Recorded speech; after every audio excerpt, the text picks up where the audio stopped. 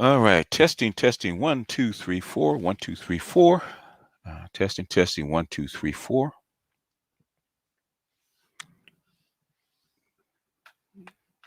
And it says we're live, so let's go ahead and greet everybody.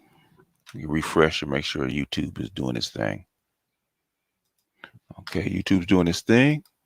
Beleri, what up, man? Tell us where you at, Beleri. Marvin, what's up? Oh, really? I feel sorry for you, man. That ain't no joke. Man, McRib been gone for like 3 4 months, man. Ain't no McRib. Chicken, maybe. What up, Charles? I thought you were doing a stream, Charles. Tanga Alpha, what's going on? Jazzy, what's going on? Gold Professor, what's up? Alonzo, what's up? Corey, what's up? Oh, okay.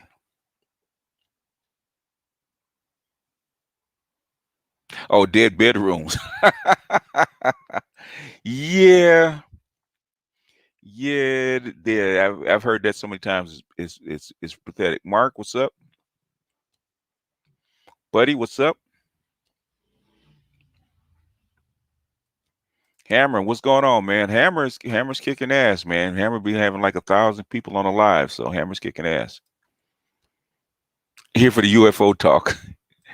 You know what? I haven't kept up with the UFOs. What's up, AB?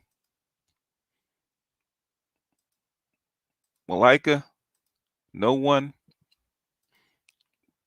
Cannon? Lavaris? McRib is back. No, it's not back. Not where I am. Archer, ain't shit. What's up, Jack? Stack or starve? What's that? I ain't gonna even ask. I want. McRib might make a comeback during the summertime. You never know. After Memorial Day, it might. Set in the West, Lavaris, Double C, what up? Truth be told, Kill Deuce, what up? DJ Cuda in the house, John, Nathan, DJ B, DJ B side, what's up? JBA, what's going on? And Kwame, what's up? Martin Luther Samuels, yeah, y'all ain't shit, okay? Martin Luther Samuels, y'all some fools.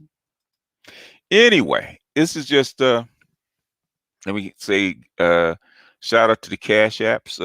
Dardar, appreciate you. John, appreciate you. And Damon, appreciate you. Appreciate you for the Cash App. So I don't really have a lot on the plate. I know I put out some things that may be controversial. Some things I don't think are controversial. I know I put out the thing about the Flint. Thank you, appreciate you.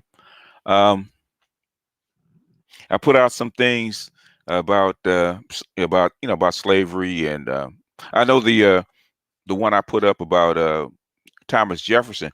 I had done that a year ago, and it was for my Patreon, and I just since I saw it, I just released it, and I didn't think I didn't think it would be that big a deal, but I thought most people knew about it because I've talked about it. Daughters of the Trade and American Slave Coast about this very thing, but a really good book. I mean, not a good book. It's an okay book because she's a feminist.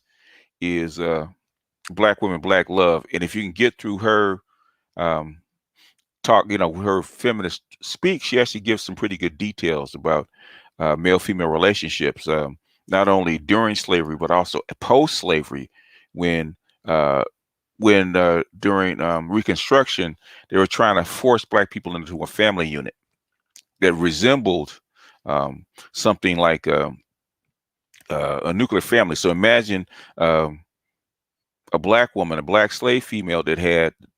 Thank you, Jeffrey, for the Cash App. Um, a black slave female that has like 9 kids, 9 or 10 kids by 5 different men, and she's got to pick one of the baby's daddies to actually make a family with.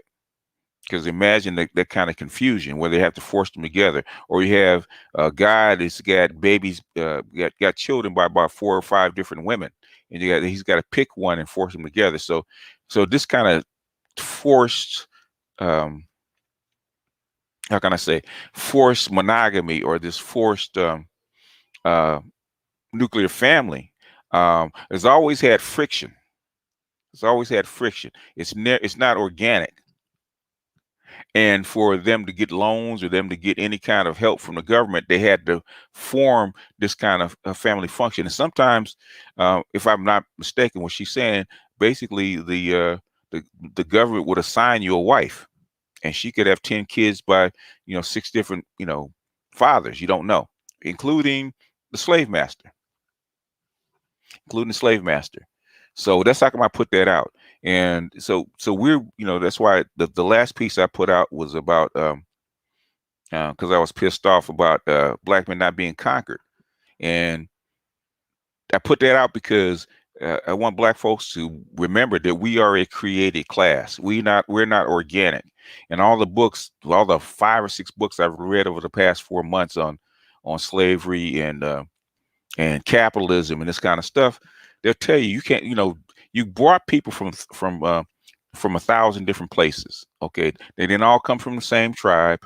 Okay, uh, even the slave master's kids, descendants were part of the slave culture, part of the Negro culture. And you mix all these people together, and with hundreds of different languages, they had to learn how to speak to each other on some plantations. They had to learn how to speak to each other because some of that speech had been passed down from different places.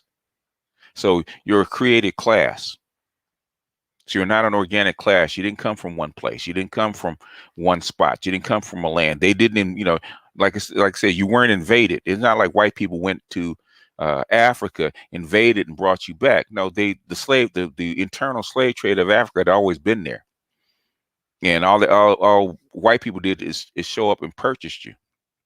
In fact, um, I'm trying to remember the name of the book. It might have been the half that's never been told. She's actually saying that for whatever kind of crop that you um, had, whether it's sugar, whether it's tobacco, whether it's cotton, you could actually, they would actually request certain slaves, certain people from certain regions to be, you know, uh, kidnapped or whatever on the continent, and then sold. That this person knows how to grow cotton because they didn't know how to grow cotton. This person now knows how to grow rice. Was a rice farmer. But when we picked him up, this person was knew how to grow sugar, whatever, right? And they would pick him up sometimes by skill. That's how detailed it had gotten. They can actually put orders to the to the folks on the continent, and they know exactly what part of the what part of the what part of the country they need to go, what part of the continent they need to go get that particular person and bring him back or trade for. You could do it. You could do it. I mean, anybody can do it. I just did my spin on it. Geek Surgeon, what up, man? Ain't seen you in a while. I just wanted to put that out there because I got tired of female trolls throwing it in our face that we're conquered because we don't run nothing. If you really want to see conquered people, look at the Native Americans. They were conquered. They were invaded by white folks, and they fought. I had to give them credit. They fought the white folks for a good 300 years. But disease and weapons and influx of technology actually wiped them out. In fact, like I said, Cortez wiped out I think they estimate like 30 million Aztecs or indigenous folks in Mesoamerica. They wiped out. They wiped out like 29 of them, 29 million of them, and the Catholic Church had to call it off. Yeah, germs, guns, and steel. Yep. No, the women did not sell them out. In fact, in fact, if you listen to Native Americans, if you listen to Even people in other places where the English came in, or they came in and actually took over, their women don't badmouth their men. It is what it is. If you lost, you lost. Because the culture loses together. But the thing is, our women were not organically ours. We're actually pushed together. So, and that's where the rift comes in, because we're brought up to believe that we're all came over from the same places at the same time, and all came over as pairs. We did not. We came over as separate human beings, and with separate functions. The females was there to actually reproduce and make more slaves, and men were actually there to work and work do the heavy lifting. In fact, I think it was slavery's capitalism, when they could actually gave prices of how much they would pay for a prime buck versus a female. Females were always half price, and what the female's worth is how many children she could actually spit out. In fact, when a woman like Sojourner Truth could actually win her freedom by having enough children. Appreciate that gold, Professor. Appreciate the Nicole for the Cash App.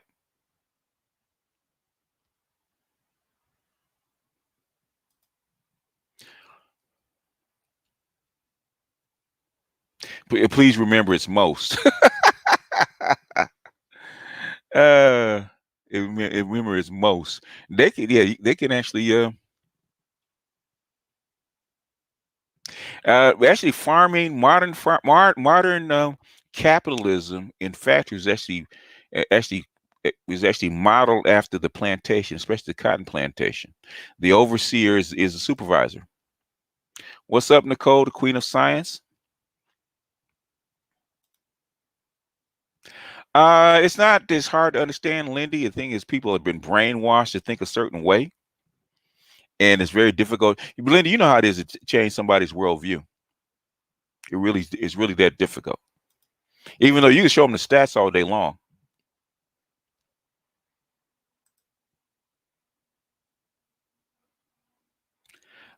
They weren't okay. Were they were they economically subjected? Yeah, because the thing is that I was having this debate with this guy about Haiti. He said that black people can't take credit for the ADOS can't take credit for the Haitian Revolution, even though those are basically the same people dropped off in the same places. Okay, from the same, well, almost from the same places. Okay, and I didn't want to get into it with him is because most of the work that Haiti uh, against the French was not by arms. It's actually by disease. Um, White people cannot. The reason that they had to have mulattoes, once the mulattoes turned on the French, basically Santo Domingo or Haiti was done, right? Because white people cannot survive in that environment. That's like if you look at, say, the King Leopold or Nambia, right? 90%, 90%, 99% of the soldiers that actually took over these countries were actually black. All they did was arm them. So they find an opposing group and they would give them arms, and the opposing group would take over the country for them. White people have never been able to fight in that climate. Not in Latin America, not in sub-Saharan Africa. They cannot survive for very long in the sub-Saharan area. In fact, uh, it kind of peeped at, but Daughters of the Trade, she actually talked about it, that when they married a woman, they could only stay there 2 years without dying. I think they've gotten better because they've got better medication and way to filter water, but back then they couldn't survive. They couldn't survive. That's like they could not go into the continent and get anybody out. It's impossible. Nope, we're not going 8 hours tonight. We're not going 8 hours tonight. But I know everybody hasn't talked in a while. If you guys got questions, go ahead and fire them up before I actually open it up, while I still have time.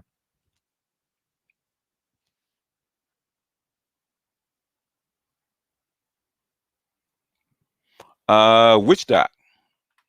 Which doc are we talking about?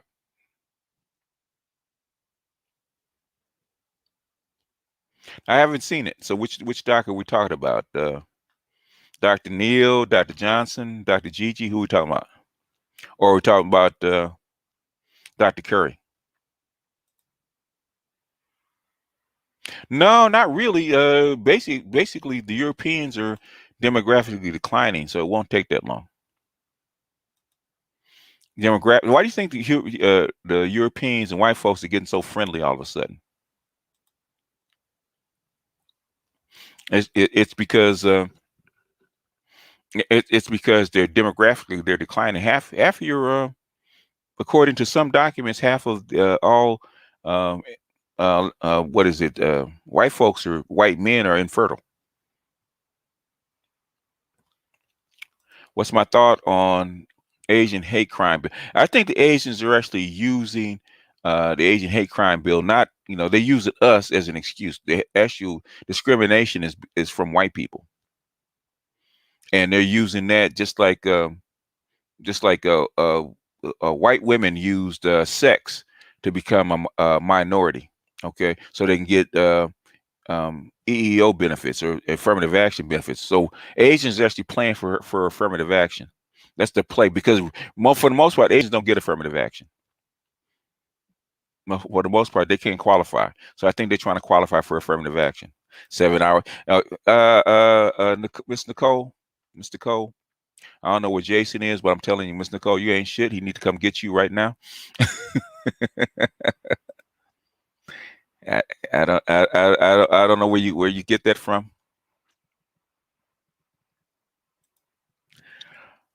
It could be. It could be global warming is killing them because they are trying to cool it down, but we don't know. I did not watch the judge in Kwame. Uh, uh, I did not watch the judge in Kwame Brown. I didn't watch that one yet. Oh, basically, they need to save their race or save what power they can actually retain. Um, so basically, that's like them. They're being nice. They need to cut a deal.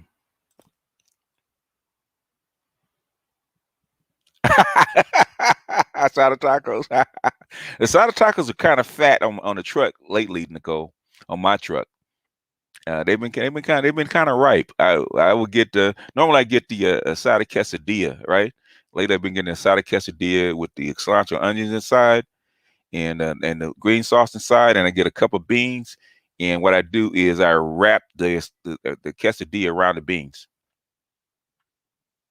And the thing is, it'll get real fat off of that stuff. You keep doing it, so I kind of had to cool out. Uh, appreciate you, Bill Munger. With Texas pass, unlike I think they've already passed it, if I'm not mistaken. Unlicensed carry, I do believe somebody told me they passed it. I think it was somebody from Texas said they passed it. See, CBS break down and check while playing the Law and Order game music. uh, what does it more mean? I get that all the time. It more means introspective uh, black men of reform. That's what it means.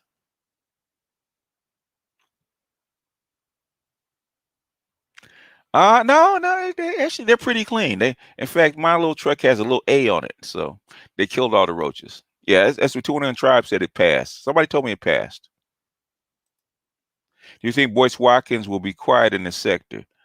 I hope so, man, because I like Boyce, man. Boyce need to stay out of the sector, man. I don't know why all of a sudden they want to pick on this sector and get drugged down. Um, that's one good thing about what Kwame Brown is doing, man, is basically he's teaching people that don't belong in this sector to keep their nose out of it because he's trashing them. They don't want to come in this, but you have to have some elbows. You're gonna have to have some fists and some elbows and some kicks if you want to come in here, man, because it's vicious in here. So, do you agree that most ADOs don't understand white supremacy, what it is, how it works? Yeah, because they've been socialized not to. The white supremacy is not like it was. It's a kind of gentler, more undercover form of white supremacy. It's more structural than it is in your face. So it's really, even most people don't understand white supremacy is not just here. Basically, if you want to see people to understand white supremacy, go to Palestine.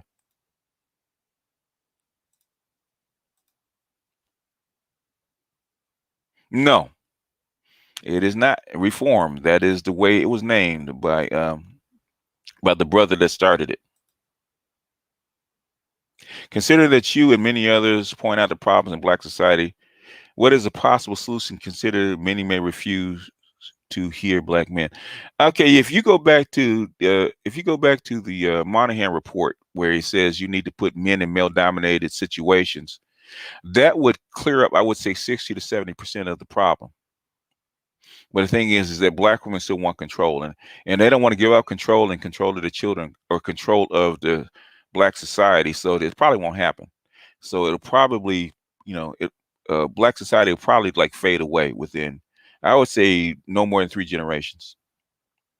Voice is our favorite pinata. Yep.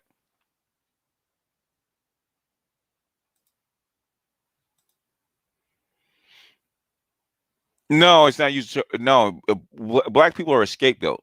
It's going to be used so that um, Asians can get affirmative action because white people are using anti-affirmative action or to actually affirmative action to keep Asians out of certain schools.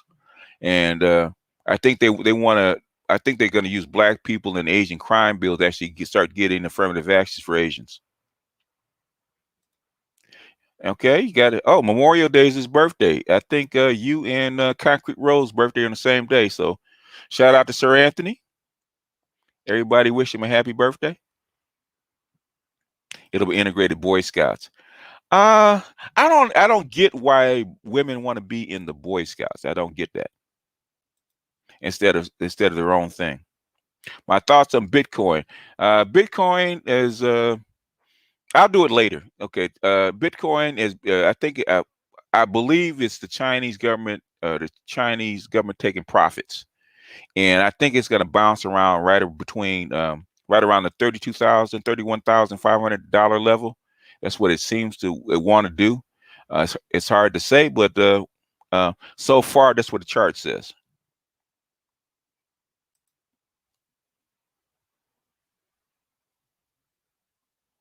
Well, yeah, well, the thing is that that's what we see. Okay, if the women, that's why I asked Sister George, what are black women willing to do to save the black community? And she said nothing. If they're not willing to help save the black community, it doesn't look too good. There's all the happy birthday shout outs for Answer Anthony. You have the expert. You know what? The virus been made in the lab. You know who told me that? She's in the chat. She's the first one, the very first one to tell me that it's probably lab born, and that was Nicole. Nicole told me that of January of last year, before anybody, before the news even any came out. So it was her, it was um, it was her, it was Dr. Dunbar, and it was Don Calypso because they all work in the field. All of them told me it was basically somebody screwed up and with a sample and carried it to the outside instead of following safety protocols. And since then, everything that they have said about this virus and what it is and where it came from, all the stuff was way ahead of time. So if you listen to them, you're like a year ahead of the time because they said it immediately. They said it was lab created. They said even Nicole told me it was basically empty. It was more like a carrier. So shout out to Nicole because she's the one that told me it wasn't me. And I said Nicole gonna need a bunker. But it was a hunch. But the thing is, it's an educated guess, baby. You knew. Don't be humble. But Nicole, if but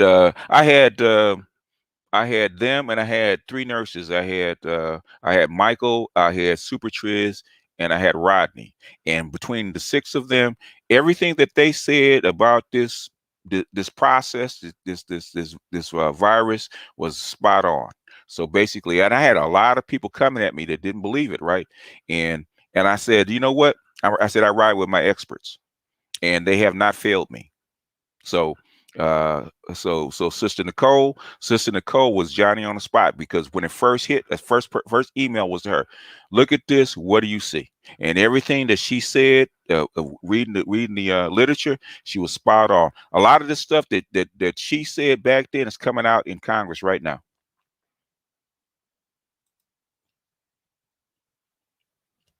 So I can't take credit for that. It was Nicole, that was Don Calypso, and that was Dr. Dunbar, and they were way ahead of the curve, right? All the stuff that I heard came later.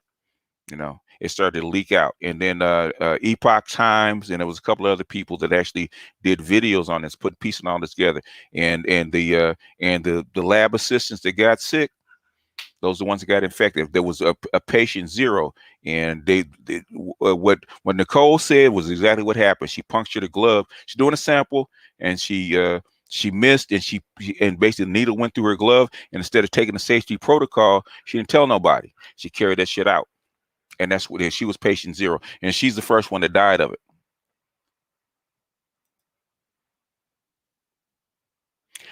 Sean Ado's women. Well, that's a black man probably not going to do that. Tavistock Institute controlling everyone's brain. Tavistock Institute doesn't do it that way. Okay, go back and read it. I wish I could find my old magazines about the Tavistock Institute, because I was reading about the Tavistock Institute back in the mid '80s. But Tavistock Institute is more about mind control through the not through drugs, but actually through the school system and through media. But the Tavistock Institute is out of Great Britain. It's not out of here. Where he thought the economy would crash again? Probably so. And, they're out of money.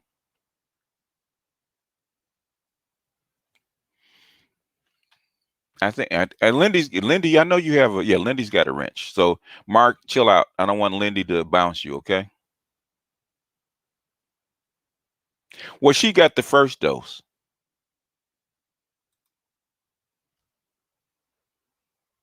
She got the first dose. So anything as far as vaccines and anything about this kind of stuff, those are three people I go to. So anything that you hear me say on this air, 9 times out of 10, it probably will come from one of those three people, because if I hear about it, I'll run it through them. And if they say it's money, to me, it's money.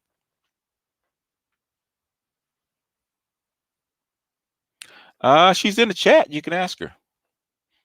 But the first thing they said, wait and see, because it's most of these vaccines are untested. So you wait and see.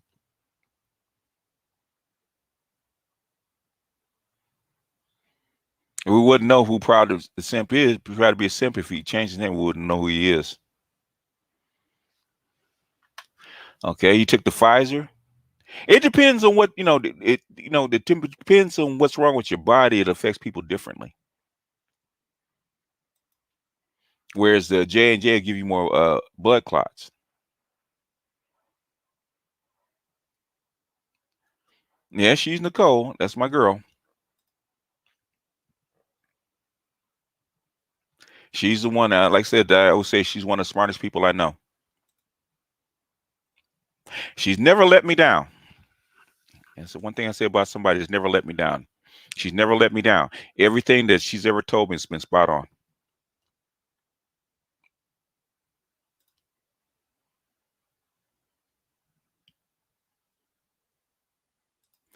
Um, basically it's there. It's not even just the alphabet boys. It's all the state governments and everybody else is encouraging you to take the vaccine for a very good reason. They need to put you back to work. A marriage eclipse. You know what? I don't mind Boyce doing his thing. If he believes in stepfathers, and he believes in marriage and all that kind of stuff, which I have no problem with. If you do it, you need to do it with caution. But he's what is Boyce Watkins, like 53, 54, and his wife is not too far from that. They've already had kids. At this stage, he's got nothing to lose. So he's not like he's 24 and he's 24 and he's just building his money. He's got nothing to lose, and basically they both signed prenups. He's got nothing to lose.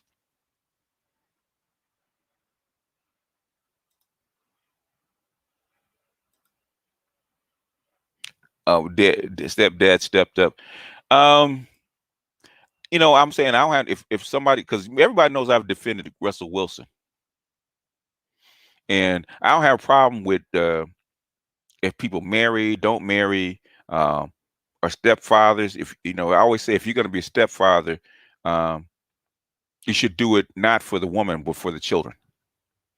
Okay, if you love the children, then it's hard to go wrong as a stepfather. So no matter what the woman does, you're still gonna love those kids, right? If you love the kids enough, then go ahead and do it. If you're doing it for the woman to get that woman, you're doing it for the wrong reason, in my opinion. If you love the kids, you love that kid, then that's different. Then being a stepfather is, is it. I would say I would recommend it. If you're just doing it because you like the woman, I wouldn't recommend it, man, because that stuff can go south real quick.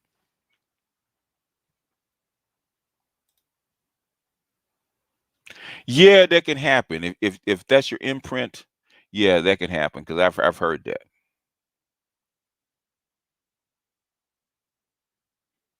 Okay, Nicole, put your cash app in. If they want to ask you a question, they want to cash app you, go ahead. I have no problem with it. Put your cash app in, babe.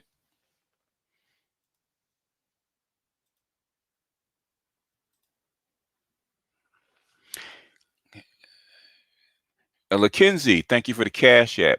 Kareem, thank you for the cash app. Brandon, thank you for the cash app. And Rod, thank you for the cash app. Also, Sherwin, thank you for the cash app. Appreciate you guys.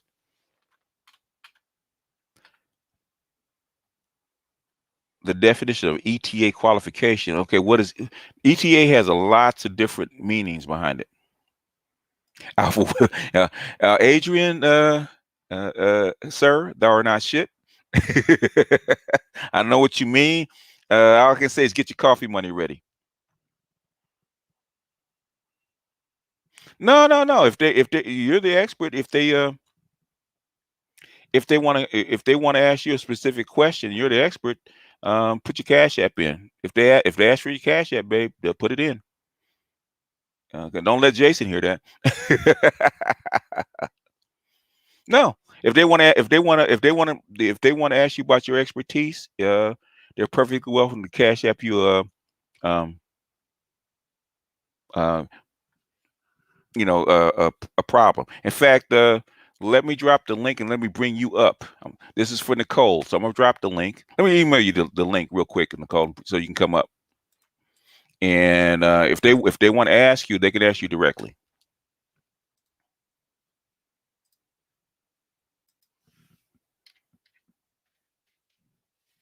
And I know a lot of people curious about this, and if you're here, it's best that they ask you. And she's not she is a doctor, but she's not a medical doctor. Jeremiah, appreciate you. So I emailed you the link, Nicole. So when you're ready, you can come up. Chicken wing money. You know what? Be generous, man. Don't do chicken wing money, man. Give them the coffee money.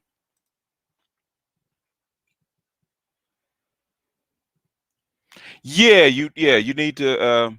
If you're gonna, because if you marry into a family, and you need to know if you really want to know who that woman is, you got to see her mother. I've always said that. So if you're going to marry into a family, especially with kids already, yeah, it's best to proceed with caution. And so I don't. So what I wasn't saying that Boyce wasn't wrong about helping out kids, and it's best to have some kind of male presence in these kids' lives. But the thing is that um, with the how the women act and the contract that the code that we don't have anymore, I can't suggest it for any man. There she is. There's my girl. uh, Hello, how you she's doing? basically $40 is kind of high right now, Hammer, especially after especially after they lift the rental moratorium. It's gonna be kind of high. What's up? How we doing? When I say we, I'm doing all right. Yeah, okay, I'm doing okay. okay. Just Is she still doing waiting on. backflips? Uh, yeah. Thanks. I'm like, I don't know. Yeah, it's funny. She, I saw the 4D, the 4A, the I guess HD picture of her and the other day, and I was like, oh wow, I can see it's very clear, but she looks like my sister. I was like, what the heck? I was like, how does this? She has little fat cheeks. She's sitting there, sucking her oh, thumb, oh, and she got little oh, hands oh, blocking the yeah. light and stuff. She's probably doing DNA samples as we speak. I don't know what she's doing in there. She's throwing up the peace sign, no joke. Like she really is. Like I was like, what is she doing in there? Like So, she's because of the light, the light oh, with the probe and everything. So she's oh, trying to block the light she's from space. so she's a ham, huh? She's posing, huh? Yeah, I think the because when you have any kind of light Uh huh. now, they know that it's there. They try to cover. She tries to cover her face. She's like, oh, no pictures. But yeah, it's I'm I, coming I, along. I do have a question before I do have a question for you, okay? Mhm, Because you're the right person, okay? mhm. Um, what do you think about the heartbeat bills? What do you think about them?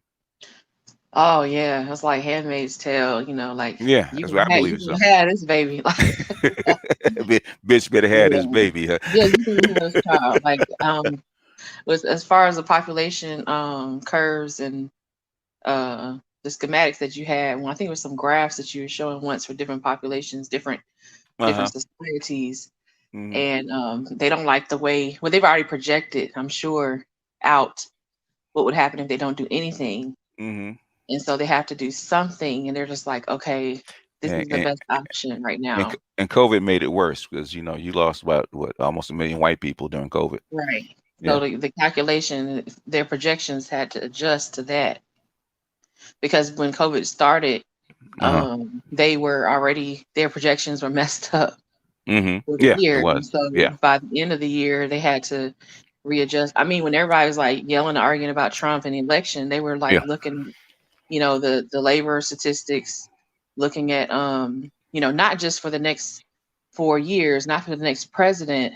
Hmm. They don't really care about people that do those studies and put out the numbers. They don't care who the president is. They're worried about like the next 20, 30 years, 40 years when it comes to labor, when it comes to the workforce, Hmm. population expansion, and the population culling of the population. So they don't really care. Biden can drop dead tomorrow. It's like we still need to know what's going to happen with, who's going to be working, Yeah. who's going to Yeah. take all these dead people's places, and are they going to be ready to do that? Are the women going to be healthy enough to and young enough Hmm. to carry these children? That's another thing, that I'm sure they looked at. But yeah, the Yeah. heart. I think that it was a good decision if you're because and Black people have to stop thinking that that they're doing all these adjustments through the laws for us. They don't really care about us, what's going on No, they with us. don't. We're so small. They're doing it for themselves, and you're gonna see. I think you're gonna see a repeat of that bill in other countries if you haven't already. So Yeah. Yeah. Well, yeah, you're gonna have a massive increase in the black population because by yeah, percentage wise, black women get more abortions than anybody. So if they cut right. that out, you're gonna have a massive bump in the black population. I think Mhm. out of all pregnancies, I think the last thing I saw, I think it was 2018, 40% of black pregnancies get aborted. So Yeah, if yeah, yeah, so if you cut that out, you can see a massive bump in fertility rates for black women.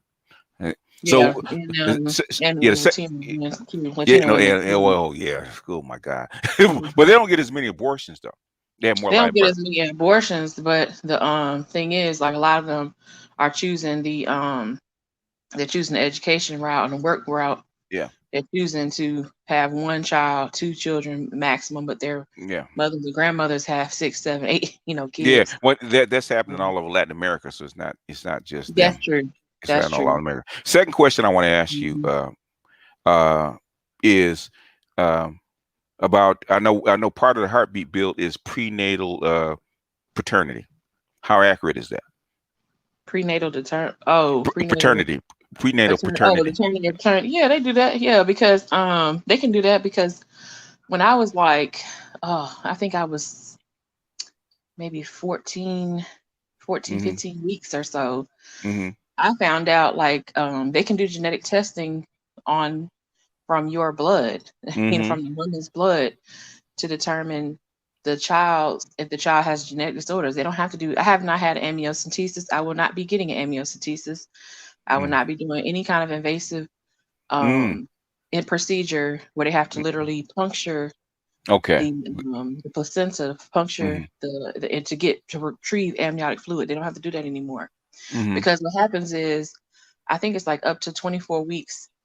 Um, the woman has a very high level, well, the fetus has a high level of DNA that's pumped out into the circulatory system, into Okay. my circulatory system.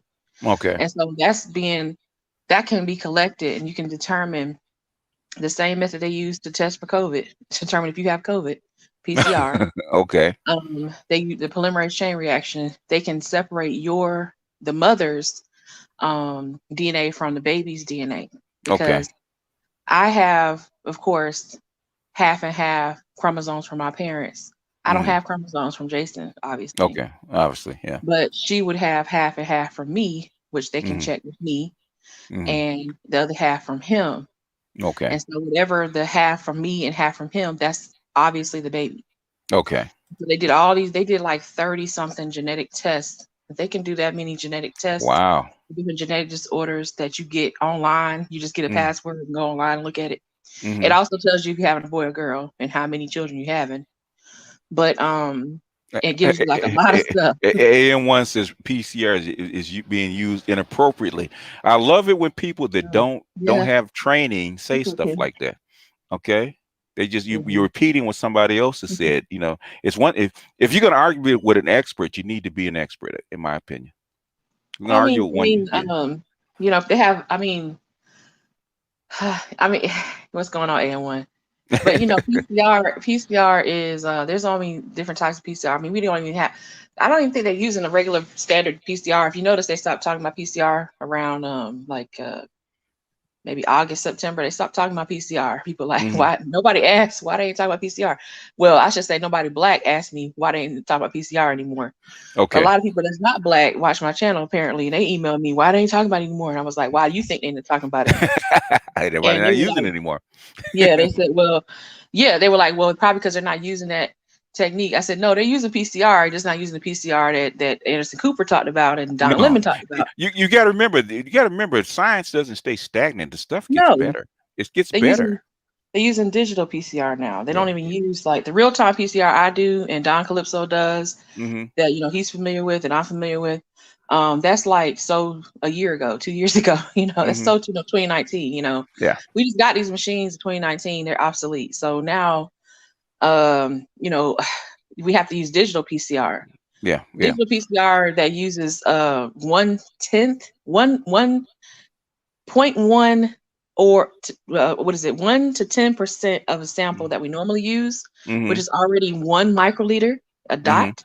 Hmm. You can use a tenth or you can use 10% or 1% of that dot Yeah. to do your experiment and run it like 30 times, 50 times, whatever Hmm. you want to do. It just amplifies a very small amount of sample, which means you Hmm. don't have to take much blood, which Hmm. means you don't have to do a lot of invasive collection from the patients, which means you can do a lot of collections from one patient. Oh, so So all you that don't have to money. use the same techniques. So all that money that what Elizabeth's home actually collected for these kind of Mhm. uh this kind of technology didn't all go to waste, huh? It ain't all go to waste. No, Yeah. somebody took it and ran with it. Somebody basically, yeah, she's going to, she probably will go to jail. But the thing is that um, I think it was like this internet company that went bust, where it took everybody's money, right? But they Hmm. actually laid all the fiber lines. So it was like 4 fiber lines they laid, and the company went bust, and people lost their money. But those fiber lines were still there, and Mm. the transatlantic fiber lines they laid were still there. So basically, they took the money, but the thing is, the equipment is still there. So the technology did get developed, just didn't get used uh, in time enough for her. Hmm. Uh, Yeah, he said cycle thresholds all over the place. Okay, so that's the CT value. Cycle threshold is a CT value Yeah. that you get. It's all it's telling. The higher the number, um, the more cycles it took to get a reading off of the sample, the template. Mm. The template is Mhm. the cDNA or Mhm. DNA. So the lower the number, if you get a number between like 8 to like 15, then that Mhm. means you have very high. Once you do the calculation and the fold change, the delta delta CT and the 2 to the negative delta delta CT value, once you Mhm. get that fold change value, you have very high expression level. But once you get above 25, between like 20, I would say like 20 to 25, that's like median expression. When you get above 25 into like the 30s, the max is 40. Mhm. The machine's not gonna run anything past any cycles past 40. It'll burn up. Mhm. Mhm. So once it gets to like, if you have readings that say 36, 37, 31, you ain't got nothing. Yeah. That really is nothing, or very, very, very low expression. So that's why Yeah. you run everything in triplicate. 24 tribes is telling me that the company is called Global Crossing. Exactly. Yeah, I remember Oh, when it went okay. out of bus. But a lot of that technology, Oh, yeah. they take people's money. People lose money. But the thing is, a lot of that technology they still use. So. Technology doesn't go anywhere because they probably already have it. At that point, they're Mhm. either in the process of patenting it Mhm. Or or they've already patented it. they distribute it out to somebody else, and somebody else Yeah, buys they've it up on given it to pennies. somebody else. Yeah. They've Yeah. licensed it. If they license it out, then they can go bust all they want. They can just Mhm. they can consult. They can be a consultant on a new firm, and even though they have no power in the Global Crossing, they might have a Mhm. new company. The people from Global Crossing can literally go consult, aka Mhm. work for under the Mhm. table, work for the new Mhm. company with the same product they just produced that went Mhm. bust. Like Yep. that's what they do. It ain't hard. Like they do that all the time. Yep. Yep. And Anybody else? so Go I ahead. didn't. Yeah, I don't know. No. No. No. Go ahead. He was saying like that's not. I didn't explain how it renders false positives. Go ahead. I was explaining how the cycle threshold works when you have there's different ranges of cycle. I mean yeah, different ranges. Like you have high expression, low numbers, Mhm. medium expression, medium numbers, low expression, high Mhm. numbers. Like it's Mhm. reversed because if it takes you if it takes me, 3 times to run around the track to get some results, Mhm.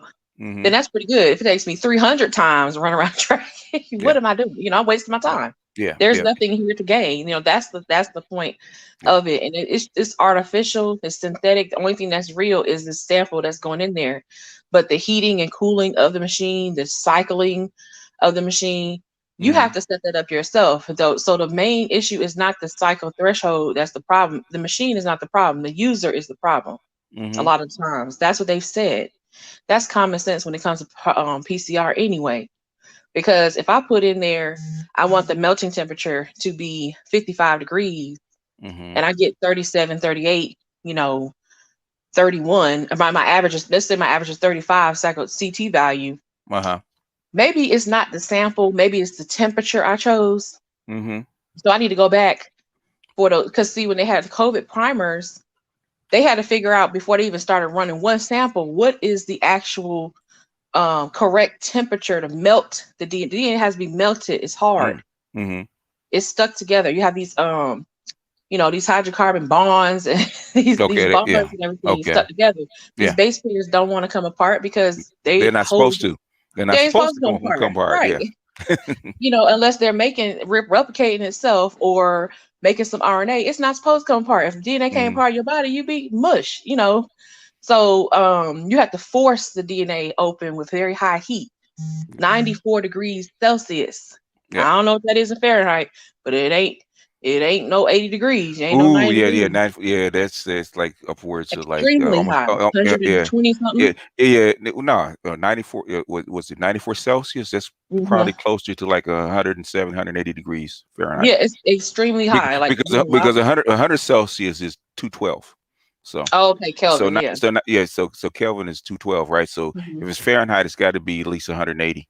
Just Yeah, just off the top of my head, probably higher than yeah, that, probably closer to 200. that's crazy. Yeah, Like yeah. looking at that. So, and that runs for Hmm. uh uh if you have 40 cycles, 30 seconds Hmm. times 40. It runs and runs and runs and runs and runs over and over and over. You have a heating cycle, 30 seconds, then you have a cooling cycle. It drops to like Hmm. um it might drop to like, what is it, like 72 or something. Then it goes back again and it Mm-hmm. heats again. Then it cools again. So that Mm-hmm. shocks the DNA. It makes it open, replicate, close, open, Mm-hmm. replicate, close. So every time that happens, that's a Mm-hmm. cycle. The machine can count that because it's fluorescent. Mm-hmm. Well, the difference between that's old school. Okay. From like 2010 or something, 2008 up until now. Like now, digital, you don't have to do all that opening and Mm-hmm. closing of the DNA. You copy DNA first, a very small amount, and it just counts. It counts how many of the gene is there. Judge, let Jack knock let Jack rock out. He's all right. So I'm gonna unhide Yeah, him. I mean the The Jack is okay. He's not saying anything crazy. And I'm gonna open it up in a little bit. Um, I'm gonna let start here. Ian one up because he keeps asking questions. The thing is that um, Kerry Mullis actually invented this back in the 1980s, right? That's 40 Mhm, years ago. The mhm. technology is going to get better. Okay. Yeah, that's and good. and the thing is one thing if we're reading it's one thing if we're reading literature that we really don't understand because we haven't been trained for it. We'll listen to what people say. It's another thing when you have somebody that's an expert that does this on a daily basis. Okay, Yeah. that's the difference. Mhm. Why do you think I listen to her? Why do you think I bring her on? Because I don't know what everybody else's job is, right? I can't go to a plumber and tell him about his job. He's been doing it for 20 years. Okay. I I can't. would never He do does it that. every day. How am I going to tell him what to do? Mhm. Same thing with Nicole. Nicole can tell you. Nicole has showed me something like the little thing where they actually a little machine. It was actually a little thing for actually reproducing rats, right? Uh, Yeah, yeah. Nicole broke Mhm. that stuff down so close. It's like she invented the doggone thing. That's how good she is. Nicole can tell you, I don't mess around with people that don't know what they're doing. Okay, Yeah, that I've noticed that. Yeah, I don't. I just try to I make try things not to. simple. Like Yeah, I but try to make things simple in my life, and I try to make when I try to present something that yeah. because a lot of stuff you be sending me, and I be like, man, I gotta make this simple. How can I? I have What to I know you. The thing is, simplify but it. thing is, you understand it. The thing is, most people don't even understand it. And True, Nicole's true. humble. Nicole just got 2 grants for doing stuff like this. Okay, the Yeah, federal government just don't hand out grants for people that don't know anything. Stop trying no, to grill her. Stop trying to talk to her like she's a layman. She's not. She's an expert. If she tells you something, unless you have the similar expertise, stop trying to right. grill her. Stop trying to use Well, somebody it's like else's we have, words.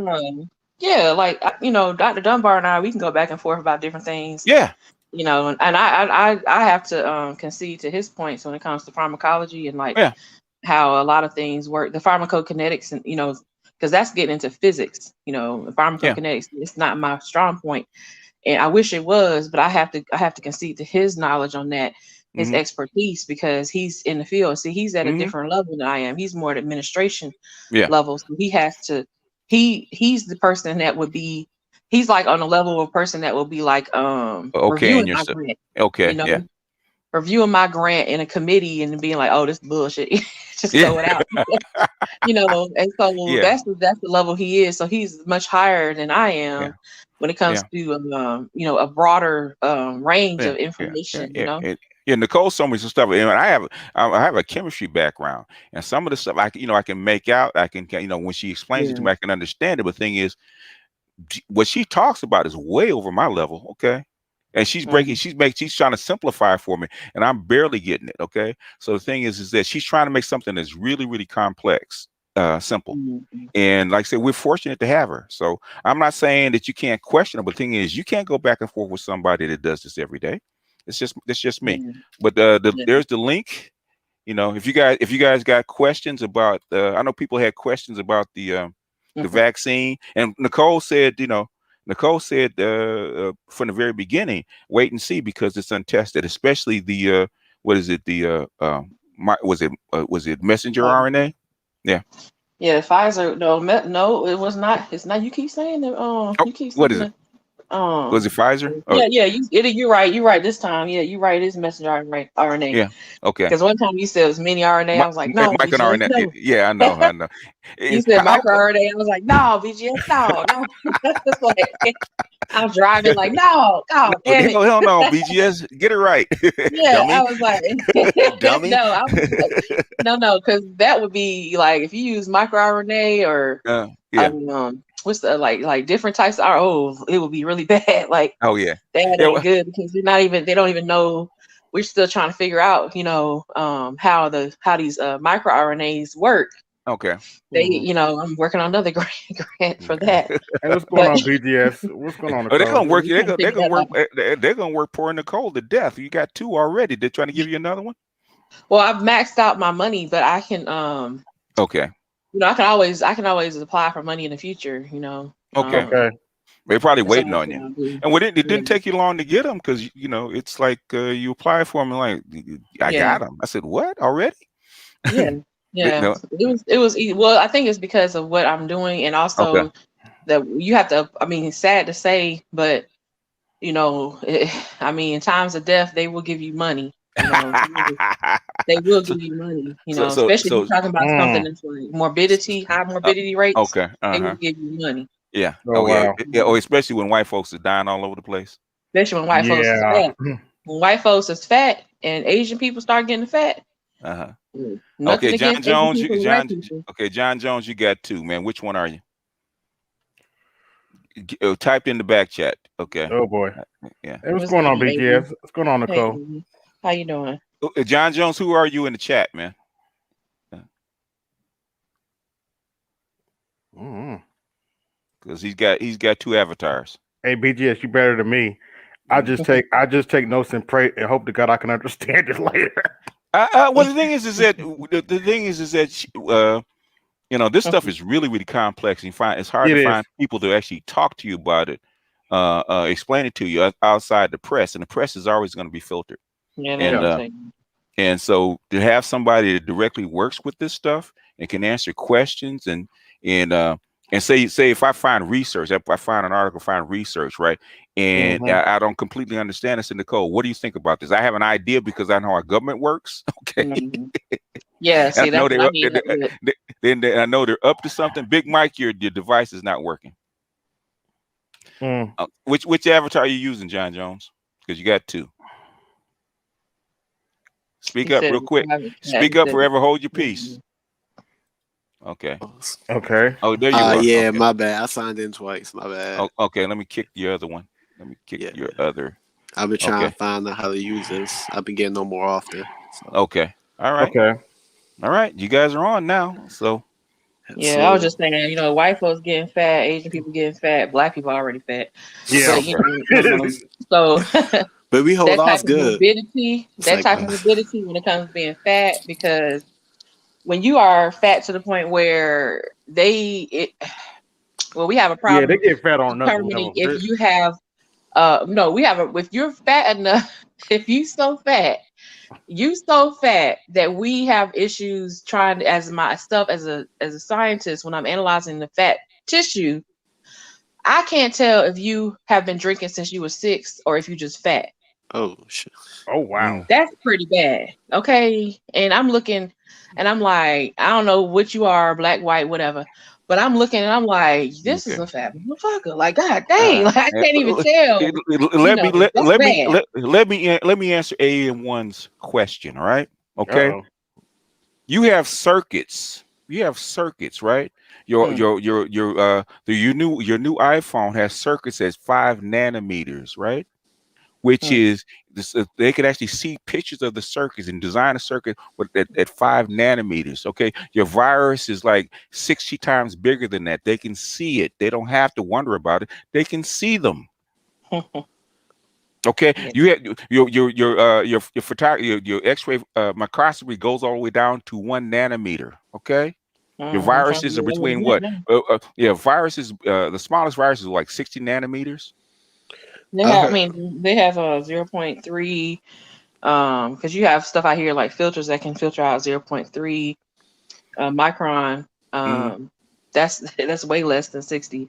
Well, 60 nanometers is like way less, but yeah, Yeah, 60 micron or micrometer, that's extremely small. So yes, extremely small. 0.3 is Mm, way okay. smaller, Yeah. you know. In other words, a nanometer, they can see a circuit like your Yeah, new 1 nanometer. Yeah. you basically your new M1 laptops, your new M1 basically mini Mac minis are 5 nanometer circuits, right? Okay, your old stuff is 14 nanometers. They can see the virus. They don't have to wonder about it. All you have to do is take a sample and look at it. You know it's there. Okay, Yeah. so all that And if you you don't have to. already, and you Go ahead. don't even have to use that because a lot of labs they don't like to pay all that money to use the transmission electron microscopy and the scanning I electron don't microscopy. AM1. I don't have to read a paper. They can see it. Okay, they don't have. They don't have to do a test. They can They They're see the it. have the expert on. technology. Well, he just Yeah. get the link. He can get the link if he wants. Yeah, he. I don't know why. I don't know. Yeah, he can. He can come on us like everybody else. They can see it. It's just simple logic. Unless you're a scientist, you can't understand. It's one thing if you have to do tests and hypothesize, right? There may be there, it may not be there. But once you can, it's like a planet, right? Once you go there and you land there, you don't have to wonder whether it's there or not. You can see it. DNA Okay. is 2.5 nanometers, so if they have something like can see 2.5 nanometers, how come they can't see anything that's 1 nanometer? Yeah.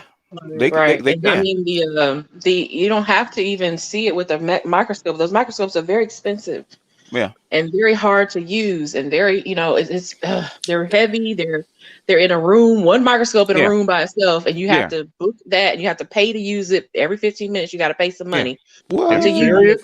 Yeah. Yeah, it's like Yeah. you have to sign up and It, pay for that. Those it, microscopes are Wow. not cheap. it, It might be it, like it's $30 every 15 yeah, minutes. yeah, Well, that's not that bad, they're but very good expensive. lord. But the thing is, That's expensive. IBM in 1988, they called it the atom picker, right? They were designing little bitty circuits out of atoms. Okay, Hmm. they can see it. Hmm. Nothing is smaller than there's no cell or biological entity that's smaller than an atom. They can see an atom. They Hmm. can see a virus. How come the They don't, Yeah. picture's so blurry? hmm? How come the pictures be blurry when it comes to atoms? Is because they're awfully number one atoms vibrate, right? They're not Yes, still. They emotion. vibrate. Oh, They okay. vibrate. Mhm. They Yeah. got they got a electronic shell, and basically there's a lot of interference around it. Oh, Okay, okay. Mhm. and you're shooting electrons, which nobody really knows what an electron is. You're shooting electrons through the atom and catching it on the other Now side to get a picture. I'm googling right now. Atom is a picometer, and a picometer is smaller than a Negative, nanometer. Yeah, negative 18. So yeah. that means if a picometer, they could definitely, man, they could look this virus The damn near in the picometer is face. 1 times 10 to the negative 18. A It nanometer is 1 times 10 to the negative 9. okay. Micrometer, 1 times 10 to the negative In 6. AM1, you're not a scientist, sir. Okay, Well, I mean, if we can have you a discussion, but you can have a discussion. The thing is that your thing is that it's theoretical if you can't see it. Okay, true, true. if you can say it's theoretical about a virus existing or not, if you can't see it, once you can see it, it's no longer theoretical. You can see the little buggers. Hey, True. I have a question. So, Hmm. it's more so more of a discussion question more than a question because the person who I got this information from, he's a reliable resource. His name is Kamani Tate, and he was talking about how these masks are pretty Mm-hmm. much useless and they're just like decoration because it's like trying to stop Okay, a we're virus from going masking. through a mask is like Depends on the mask. yeah Yeah. okay. They He have many articles and research on the masks and Mm-hmm. I mean, I think CNN has done some articles on which mask to use. Science Alert has done, I'm pretty sure. Zero Hedge probably has done. Okay. Even the companies that make the mask probably have references at the bottom. Like if you're going to go order the mask, you go at the bottom of the page.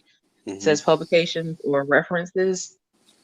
They have Okay. studies they've done on different masks, like what to get, what not to get. I've been doubling up the mask since last March, so I don't know what they talking about. Like this year, double up your mask, nigga. I've been doing They that. What they you they talking about? they they have plenty of masks because once the production ramps up, that now you have overproduction of masks. Now Overproduction, right? some are more if you want a medical quality, they're more expensive, but you can buy them. Hmm. Yeah, you can So get is the like the little blue like surgical mask or whatever people be wearing is effective or is more so a standard N95? Hmm. I would go. I mean, I still wear the I use two surgical masks that I wear every day. I work only 6 hours every other day physically, like at my job. The other 2 days I'm at home. So those 3 days that I'm there, I change my mask probably once or twice during the day. The outer mask definitely. When I get home, they go in the trash. AM1, if you When want to come up and argue the points, you can. But otherwise, if you said you're done with it, stop talking about it. Okay, We're so not should arguing from the we? chat. So Go ahead. we shouldn't rewear our masks. Like, should we like rewear our masks? No, I'm not. I don't rewear the mask and throw them things away every day. Every day I throw Ah, it away. When I had the N95 mask, first of all, it wasn't fitted properly, so I had to wear a mask under it, which was like ridiculous. So I was like, okay, I need to get fitted for the N95. N95 after well, they were telling us after 1 week you need to throw that away. One Wow. week. mm, So I mean, and you can see on the outside, like, okay, it was fitted properly and everything. But I had this line going around my whole face. okay. But besides that, I didn't care. I was like, let me go ahead and wear this. And after 1 week, no, that's gone. Okay. So I knew if that's the case for N95 or KN95, Mm, that I needed to daily throw away the other mask that I have, which is what I mm, do. If it's a cloth mask, mm. if it's any kind of mask. First of all, it's hot as hell out here, and as soon as I get in the car, I don't know Oh yeah, about y'all, y'all I in take that thing California. off. Yeah, I take that thing off and throw it in the trash. Like I'm like, nope, I cannot do it. So when I get off, I'm throwing it away. If I have appointments, if I go out for an hour, when I come home, I'm throwing it away. There's pollen on the outside of the mask too. true. You can see all that. The particulates on the outside. I'm like, no, I'm okay. I throw it away. When I come back in the house, I can't risk that because I don't know if I get infected, knock on wood, if I was to get infected, my child is affected, immediately. Uh-huh. Mm-hmm. But I don't know if she has symptoms. I wouldn't know that. You don't want to have a child in utero that has pneumonia. Yeah. That's crazy. Yeah. I have another question. Go ahead. Aren't there long term effects after catching COVID? Like, don't people get like real like Long beaten up haulers. by it? Yeah. Yeah. Yeah. It depends how much damage is done Yeah. And it depends on your to the health before organs. you got Yeah. infected Yeah. too. So Yeah. what are the long term consequences? It could be depending on how bad you get it, damage to your liver, damage to your Kidneys, kidneys, damage to your heart, yeah, damage to lungs. Mhm. your lungs. I know there's Mhm. one lady, she had to have a double lung replacement because they damaged her Oh lungs so wow. bad. Brain, Oh uh, yeah. it could actually blind you in certain terms because it actually causes blood clots in your eyes. So You uh, have amputation. The one guy had his yeah, leg amputated when he was in a yeah. coma and then eventually died. Mm. So it can cause amputation. It can cause like almost even diabetic or stroke-like symptoms after Mm. you've Yeah. been infected and you've quote Yeah. unquote recovered. People keep saying it's recovery rate. I'm like, okay, where, how, Slay? But Yeah. they keep saying this recovery rate. I'm like, just because you can walk around Hmm. and you in your 40s, but you walking like you're in your 80s, that don't mean you recovered. Yeah. You Yeah. know, that don't mean you I still recovered. go Like out and wear a mask. I don't care what these knuckleheads say. I don't care. Uh, And I hear they talking about some June 15th. I was like, and that's another day to me. the, They're like, well, June 15th, we can the take our thing mask off. Nope. the thing one is political, right? Political and economic. In other words, they need to Mm-hmm. get people back into the economic process and get it back to normal because they Mm. can't. They spent the low estimate is they spent $10 trillion last year. Yeah, Okay, tell these Damn. companies start paying more. That's that's one the of the reasons. that's the low estimate. Okay, Mhm, in other words, mhm. and so if they can't afford to spend another $10 trillion, That's true. so Oh that's yeah, I so they wanted to say so something else. You know so, what? so they're gonna When tell you you whatever they dealing need to with tell you. Go ahead, Nicole. oh, sorry about that, but when you're dealing with the like actually wanting to see the virus, like there's ways like I already showed on my channel. I think anyone you was there, but when they want to show you um you don't have to nowhere in that paper that you myself you BGS A1 and myself went through with that paper. Nowhere in there did they have any kind of microscopy. Everything they had, somebody eating chips or something. What's going No, on I in think there? it's somebody's Good. mic. Oh. But there are no microscopy pictures or anything. Why do you think that is? Because when you're dealing with the sequence, they already know the sequence of the Uh huh. COVID, as far Okay. as the mRNA level. Uh If you huh. know the mRNA sequence, you can figure out what the DNA sequence is. Just reverse transcribe the sequence, right? You can Hmm. a third grader can do that on a computer. They got a computer program to do that online. It's like 2 seconds. You can figure it out. So Okay. you can like reverse transcribe from it'll say what is the mirror image, what's the mirror sequence of this RNA sequence. It'll say, oh, this DNA sequence is blah blah blah. Mm-hmm. It'll give it to you right there. You copy and paste that into NCBI, blast the sequence. It'll tell you COVID-19. Oh, You really? know, Wow. it'll just Okay. tell you now. It'll tell you that stuff. But they took that and they said, like, the same way you can take the RNA sequence and figure out what the DNA sequence is, you can take the RNA sequence and figure out what the protein sequence is. So that's why in that paper, a lot of stuff they had was protein. They were Mm-hmm. sorting the cells from those rats Mm-hmm. for protein. The protein in the tissue, when they did the staining, was specifically for COVID-19 Mm-hmm. because you could make an they were doing a lot of shit when nobody was looking. Okay. They Wow. was making antibodies and all kinds of stuff when nobody was really looking. And for that Okay. one paper, just one paper. Mm-hmm. But if you got one paper that did it, that was 30 some pages. It was one They paper was had like like almost probably 35 50 other pages people long. doing it. You What? They got just exactly they tens just of the first thousands of people other that they labs got. doing it. But this is not. I'm not explaining how they develop COVID because I Yeah. want Black folks. I need y'all to listen. Mm-hmm. It's Good not. luck I'm on not that one, explaining how but they go ahead. develop COVID. I'm explaining how they were able to study COVID Okay. after the pandemic started. Well, Mm. epidemic. After the Right. epidemic started, this is how they were Mm-hmm. able to explain it. Mice don't express that protein on the surface of their cells. They do not express it at all. So how did they study it in the mice or the rats? The whole Mm-hmm. paper showed you how they studied in the rats. I went through that. It was like what 3 hours or something. We were It talking was. usually, It was. Hmm. you know, and how they did that. How they put a human sequence of a gene into a rat, and then okay, if that one lab did it, other labs done did it. Yeah. We've done that before. We put human sequences. I did the other day. Put a human sequence for a gene into a rat, and well, it was a mouse into a mouse. So hopefully by Tuesday, because I ain't going tomorrow. But on Tuesday, on Tuesday, hopefully, today I checked them. They're alive. They good. But Tuesday, hopefully them suckers still alive. And they Uh, got, when I go shine the black light or the little, fluorescent light over them, hopefully they got the gene. What do you mean in I'll human sequence? Like that's when y'all like put ears and noses no, on the we don't do. rats and the There's, crow? there's no function to that. There's no function to that. I need to know if this particular gene has made it to the liver. So what I want to do Oh, is I did a cross where I know the gene is going to be in the liver because it's going to be in the liver and the eyes.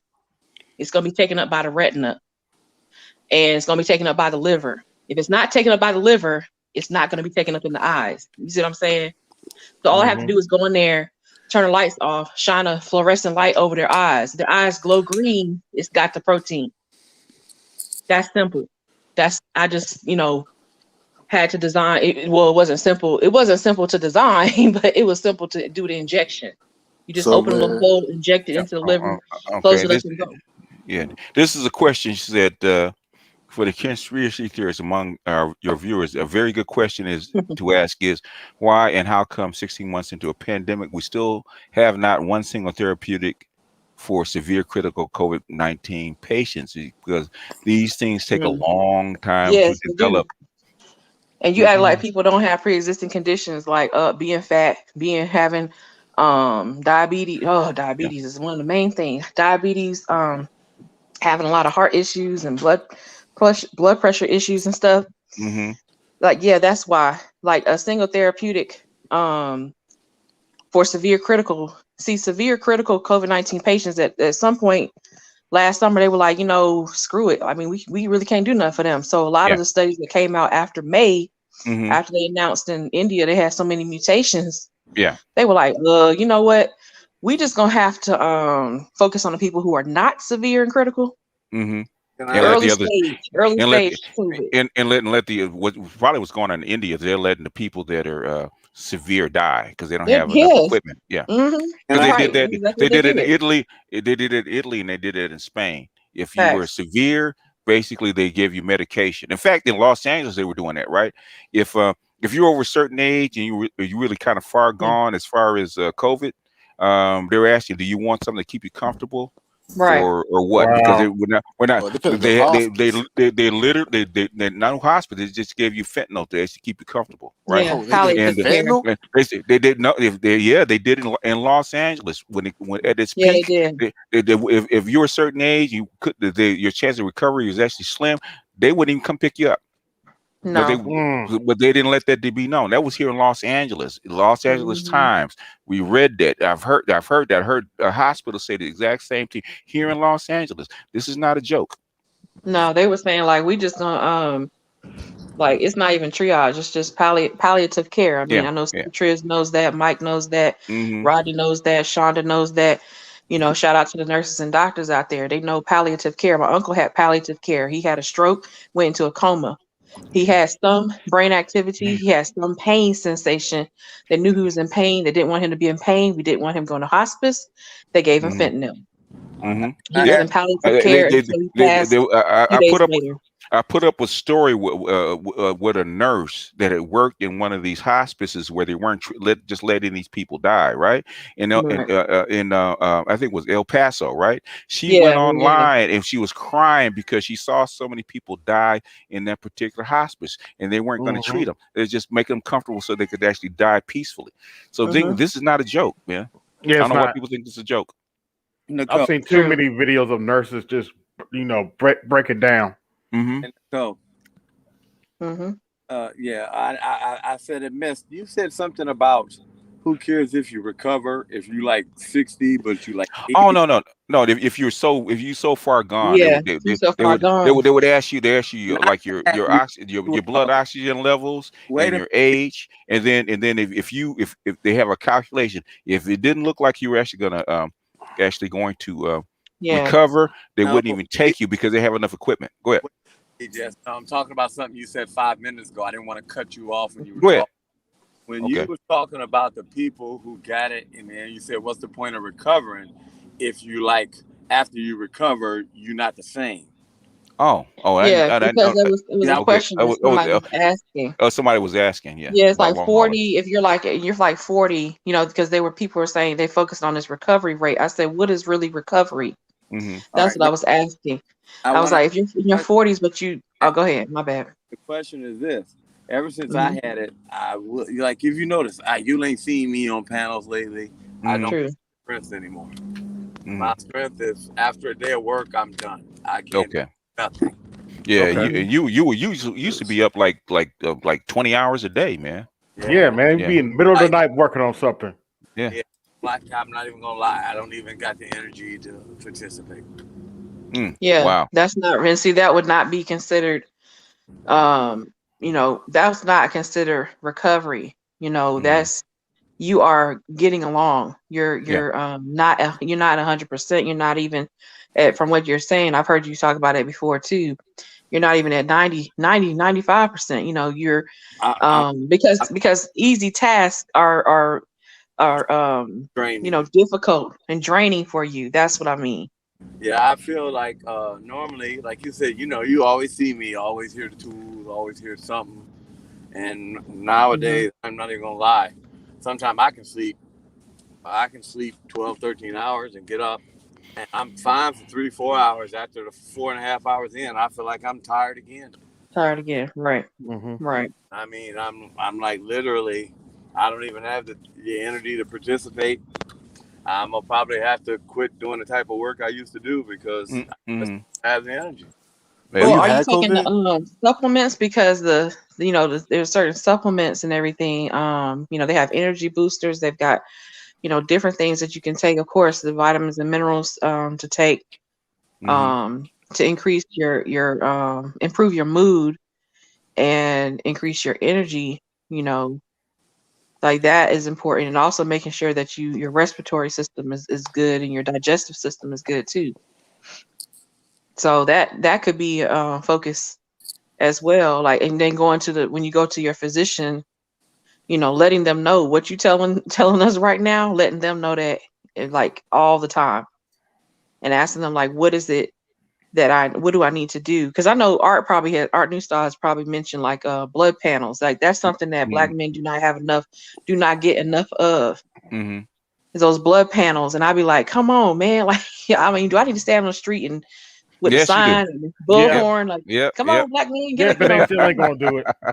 Yep. because it's lacking. The statistics are lacking. Like, I'm tired of reading these reports in meetings, and it's like for black men, everybody else got numbers. Black women got numbers. Asian women, everybody, white men, white women, Middle Eastern, every person you could think of, every group on this planet got numbers, and then come to black men, and even actually some out Southeast Asian men, Indian men, they're low too in the numbers. But when it comes to black men, sometimes it's like not reported. What?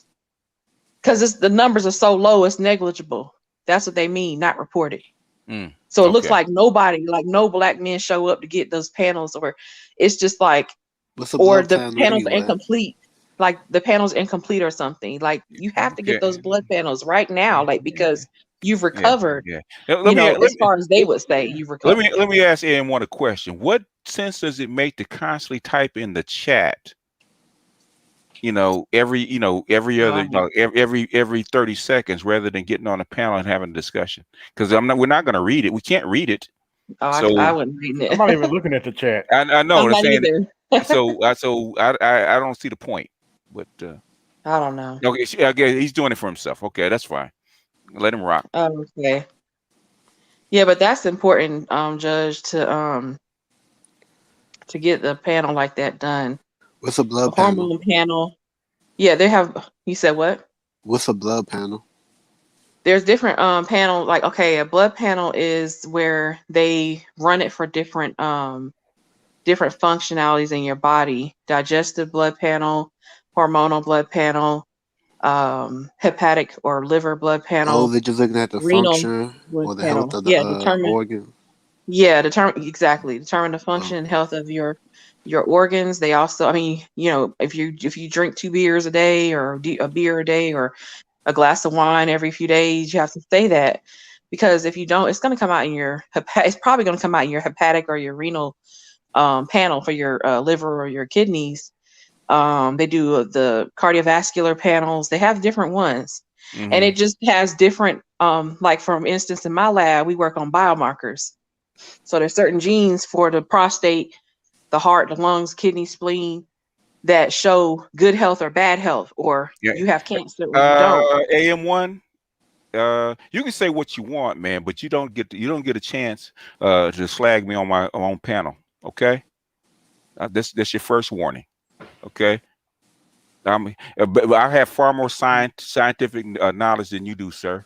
Okay, you're not a STEM major. I am. Okay, I'm a chemist. If you can see atoms, you can see anything. You don't have to separate nothing. All right. Anyway.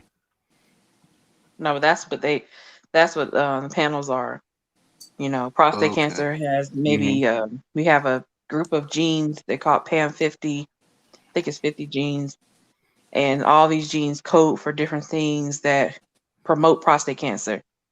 If you have 25 out of the 50 genes higher than a certain level, more than likely you got prostate cancer. So then that's non-invasive way, because they usually just give you a biopsy, which is painful, but just draw blood and they can see, okay, this is what you have. Draw blood? It's a blood panel. Oh, that goes. So they take a certain amount of blood, they analyze the plasma. They use ELISAs to analyze the plasma. They use different metabolic assays, activity assays, to do these panels as well. Excuse me, one question. One question. Is what she's describing right now, isn't that called a PSA, if I'm not mistaken? Well, PSA is not the only thing. That's one out of hundreds. Prostate specific antigen. I mean, yeah, specifically for prostate. Yeah, isn't that called a PSA exam? It's not a PSA exam anymore. PSA is almost debunked now. PSA is almost debunked. If you have high PSA, it doesn't mean you have prostate cancer. Okay. It doesn't mean that immediately. They used to say that, and they were misdiagnosing men, especially black men. So they don't use that. I don't even use PSA because it moves around too much. Okay. We realize. Thank you for giving me the heads up. I appreciate that. This was an important answer. I appreciate that. Thank you for explaining that for me. Because I've been arguing with my GP to get tested, because he's a little reluctant to screen me for it because I'm still in my 30s. Get another physician. Thank you. I plan to do that, actually. That's what I would do. Legally, I can change. I can change physicians twice a year where I'm at. Yeah. Yeah. was already So you're doing. not held to any physician. You can No, what's get up, another Charles? physician. That's what I say. Second, third, fourth Oh, opinion. What's oh, going on? sorry. I forgot to Name say of good Mr. evening, Nicole. Master Teacher. Hey, Sorry, I what's going forgot. on? Good No, evening, go I ahead and Master ask forgot your to be. Teacher. I didn't mean to be disrespectful, sir. Oh, Sorry. Good evening, it's Master okay. Teacher. And good evening, Scientist Supreme. Good evening, Charles. How you doing? Yeah, Oh, we don't get her there very often, so I try to take advantage of her. oh Yeah. yes, you gotta give her her own greeting. Bad Oh yeah. soundbite. Bad soundbite. Oh yeah. We go. I don't know. What is it? Is there a female Dexter's Lab? Yeah, Dee Dee. Well, we should If- call her Dee Dee. Get out of my laboratory, Dee Dee. Get out of my laboratory. Get out of my Yeah, laboratory. that was a funny show. That was funny. That was It funny. was a classic. His little lab coat on. yeah. Oh my With the goodness. Eastern European accent. You probably have a Right. ponytail when you're in the lab too, right? Right, Nicole? Yeah. Usually, well, I mean, usually I just bun or something because I can't be dealing with the back All and that forth like the hair on my face. with all I the can't hair. do it. Okay. Yeah. I That's my can't do it. favorite. I just give me She's your my bun. favorite scientist. It's Bruce Banner, man. I love it. Yeah. Oh, that's funny. Just don't make her angry. I don't want to see this woman get angry. True. I do not want to see what this woman's like when she's angry. True. Oh, I just throw man. everything and then run out. Mm. Nicole, Get God, Smash angry. everything and run. Nikki angry. She Dr. went from Oddly Nicole went to crazy Nikki. again. Mm-hmm. Yeah, but I mean, a lot of the again. those PSA is not, PSA is, I mean, I've noticed it myself with cells that are, these are immortalized tissues, immortalized cell lines from tissues. Mm-hmm. Like we take them from patients, straight from a patient that has just died, and collect the prostate, cut up the tissues, start growing on a plate, and then immortalize it later on with some kind of transfection. But we can make those cell lines and then test for PSA, how much PSA is being secreted, how much PSA is being translated, for in protein level in the cell. Mm-hmm. We can do all that. But when you give them different stimulants, give them more testosterone, take away testosterone, mimic certain things in the media, the PSA goes up and down, up and down. It just goes all over the place. I mean, we know we can manipulate PSA by just changing the amount of serum in the media, So we can manipulate changing the pH of the media. We can manipulate the PSA level. So if you can do it with the cell on a petri dish, on plastic, then that it's probably faster in a patient. So that's why they don't really focus on PSA as much. It's there because it was one of the first markers, but it's not the only marker by any means at all. Because usually it's the digital exam they do. And when I mean digital, I don't mean computer. I mean digits in the fingers.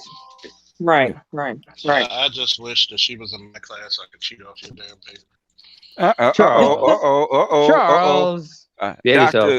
Doctor, ladies and gentlemen, Dr. Anwar Y. Goodbar is in the house. Hey, PhD, motherfuckers. Goodbar, who smokes the cigars. With his niggas. With his niggas. Don't forget that absolute great nigga. So, how much trouble did you get the good Dr. Goodbar in last time? No, we were paid. Oh shit! Oh, here we go. When we last left our heroes. Wait, BJ, you said it wrong. Excuse me. Go ahead. Hold on, Charles. BJ, you said it wrong. It's like previously on the dock and the cop, we left our heroes at the cigar shop. At the smoke site, the cigar lounge, where they were enjoying copious amount of cigars and copious amounts of cognac. Or wait a minute, excuse me, Dr. Dunbar, what's your choice? What's your drink of choice? Well, it's a cognac when we're doing the doc and the cop. Yep. Okay. The doc and the cop. Say cognac. I gotta get the script right because I gotta blame this on the writers. They gave me the wrong script here, motherfuckers. Anything less will be civilized. Next time we gotta send them a bottle of a 50-year-old Glenlivet, man. Shit. I'm gonna tell you a story. What happened to me one time? I remember and I will say, if my dad, if he ever listens to this, Dad, you have every right to snap me and my younger brother's necks for this, because I remember we were invited to a house party, and we were supposed to bring our own liquors, and this is in our trash. So my dad had like a bottle of Hennessy in the cabinet, right? And my brother decided to take that with us. I was like, "What the hell are you doing?" This is cool. Dad won't find out. So we went there. When we took it to the party, they drank that motherfucker. Because not that many people drink Hennessy. Most of them drink, cognac. But I'm just glad nobody put their hands on the absolute, which is Swedish vodka. Don't bring Hennessy to the hood. I'm gonna tell you, it won't last long. I'm true. I believe that. I believe that already. Don't bring Hennessy to my house because all you see is red cups. If you see bring Hennessy to the hood, man. Oh Lord. That's why I don't. This is why I don't drink. I see everybody's your friend when you got the bottles. Everybody's your friend when you got the bottles. Oh, by the way, before we get back on topic, before we get back on topic, I just want to say real quick, and because you want to get the doc in.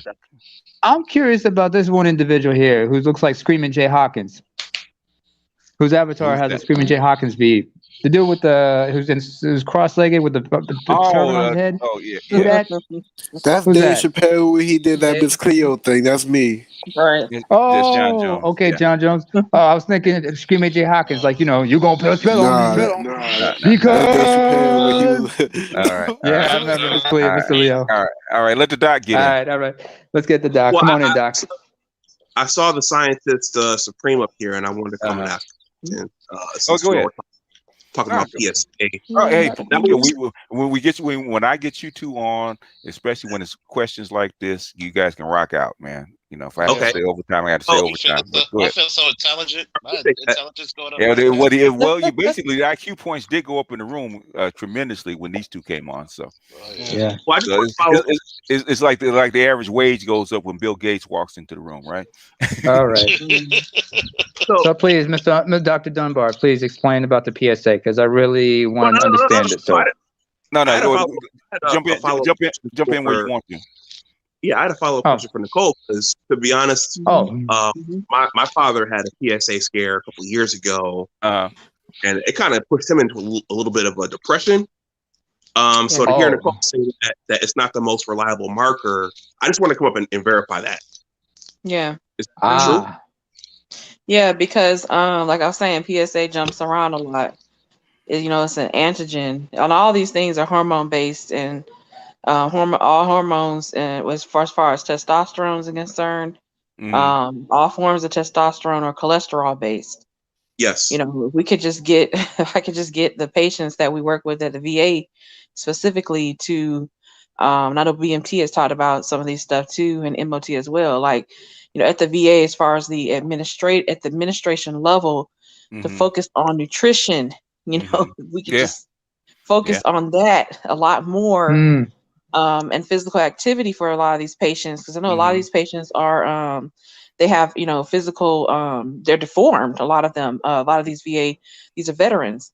A lot of them have amputees, so they're like my father. He's a double amputee of the legs. Really?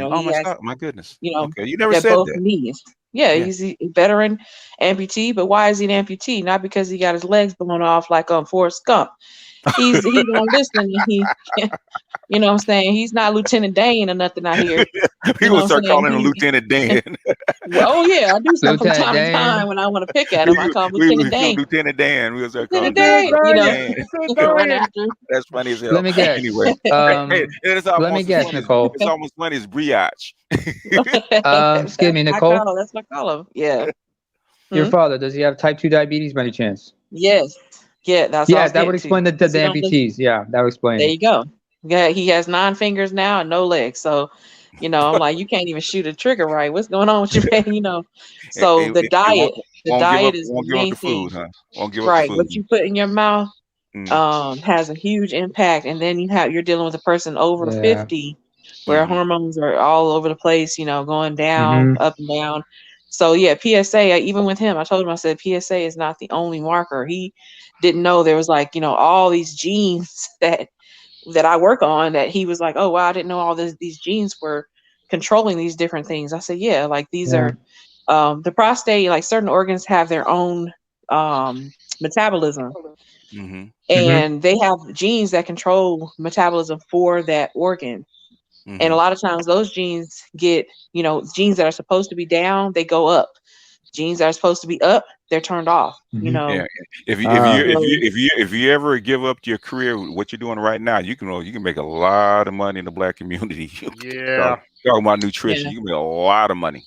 Yeah, the nutrition is like, I wish that was more focused on, but I think like Dr. Dunbar, that would have been one thing I would have, told your dad is, for your physician to focus on nutrition. Now, the thing is, if you go in a doctor's office as an older man or just as a Black man, and you say, hey, I need to focus on nutrition. One thing, don't be surprised, no matter what color the doctor is, they look at you crazy. Like, wait a minute. You want to know about nutrition? You want to get healthy?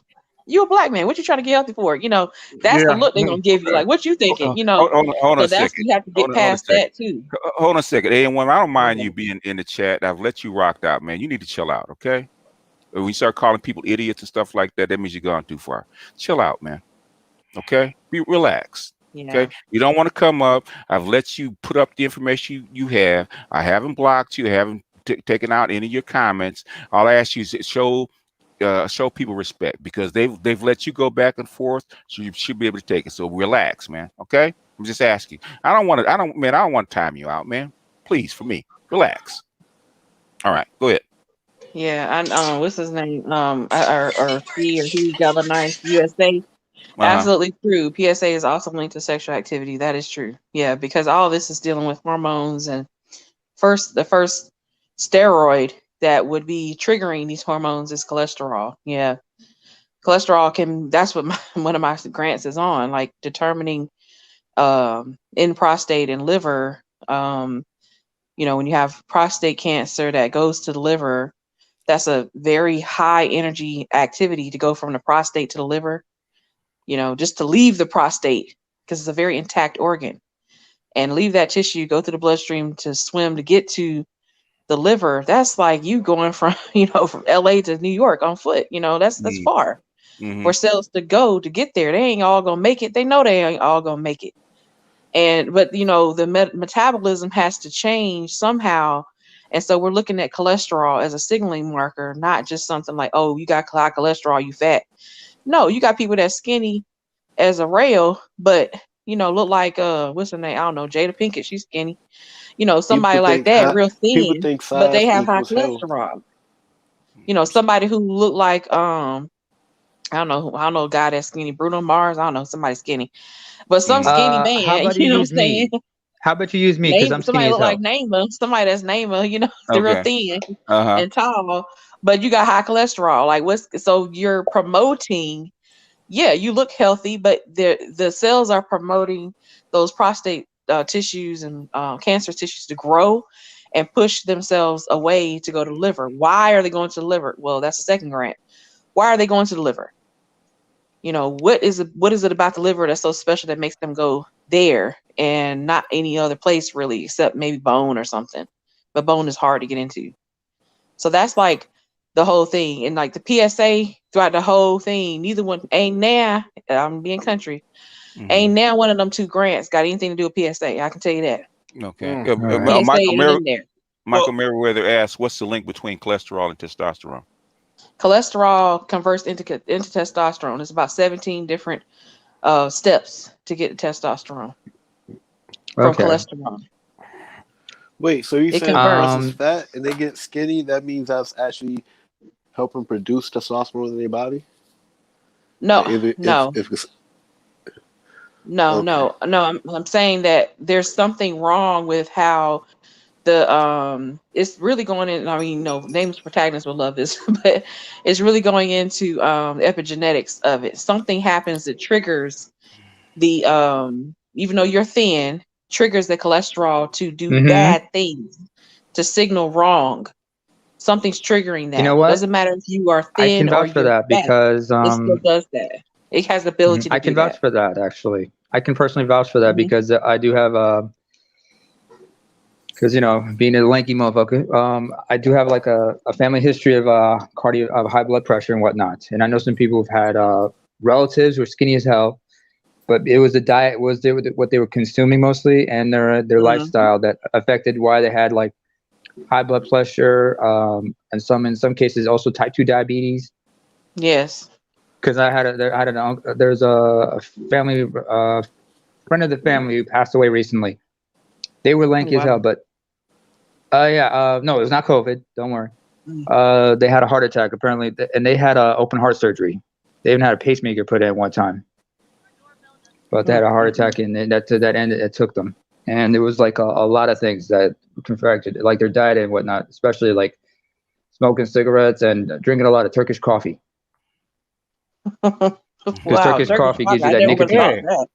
That gives you the nicotine. Oh, well, they're in the middle. This was in the Middle East. Okay.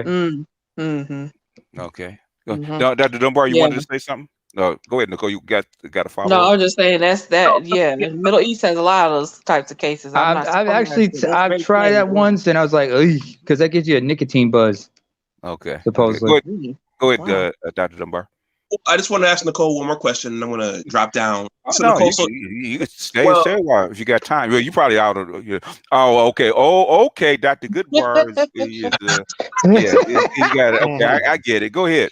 Down the street, watching ladies, nobody watching you. Laid back. Hello, ladies. My name is Dr. Anwar Dunbar, but my close friends call me Dr. Goodbar. If you want to find out how good I am, call me. Anwar. And I'm told, he's so smooth. He doesn't use words. He uses facial expressions. You ain't shit, Charles. Go ahead, Dr. Dunbar. So, Nicole, if the PSA is not very reliable, is there another biomarker for the prostate cancer, or are there others? Oh, let me count the ways. Oh, wow. Yeah. There's different sets of biomarkers. There's neuroendocrine class of biomarkers. There's the metabolic class of biomarkers. There's the oxidative phosphorylation biomarkers. There's the glycolysis biomarkers, glucose degradation, epigenetics, methylation, hypomethylation, demethylation. Wow. I mean, you can just let me count the ways. I mean, I'm studying this right now, and I've had to use different programs to classify the different clusters, these different clusters of genes, so that I can stay straight when I'm trying to explain these heat maps. These heat maps are ridiculous. Like, if you've seen any heat maps, there's like 100 rows across and 10 rows down. That it gets like your eyes start crossing after a while. So you have to start classifying these genes. Even like some of the main ones that are interesting probably for a pharmacologist or toxicologist would be the ones dealing with prostate differentiation and development, because you want to be able to catch prostate cancer early, because it's 100% preventable if detected early. And you can easily drug prostate cancer when it's early, when it's just a benign lesion, like a person has BPH, benign prostatic hyperplasia, where it's almost a tumor, it's getting to be a tumor, but if you don't do nothing, 2 months later you got cancer, you might be dead, that type of thing. Wow. Shit. So that's why, there are tons of like classifications. They're coming up with more all the time. And they're doing the trials, even though they have COVID trials going on, you got COVID. I mean, you have trials for every other thing too going on at the same time. Our trial was, I mean, I think Michael has said this before. He said these trials, you only have to be like 25% success rate. And to pass, that's a problem. But that low? That's what it is. Yeah, 25%. Some of them like 30%. But usually it's like you don't really have to have like a very high success rate. You have to basically show you didn't kill anybody. Wow. And that's the first phase. And our well, let me just finish one more thing. Like our trial we did, where our biomarkers are pretty good. It was like 45% success. So we did pretty good. We had responsive patients. We didn't kill anybody. we did a pretty good job with the markers that we're looking at. And I had to try to recapitulate that data from the patients. I couldn't read that freaking data. I'm gonna be honest. I was like, I don't know what this shit says. And so I went and I tried to, use the genes they had that they said this is the genes we got from the patients. I said, okay, from sequencing their blood and stuff. I was like, okay, I'm gonna see if these genes do something in my cells. And I, did the same treatment they did in the patients with the same drugs, same times, all that stuff. Mm-hmm. And I was like, well, this is what I got. And I showed them what I got, the data. They were like, oh shit, it's the same pattern. So the genes that I looked at in the cells follow the same pattern as the patients.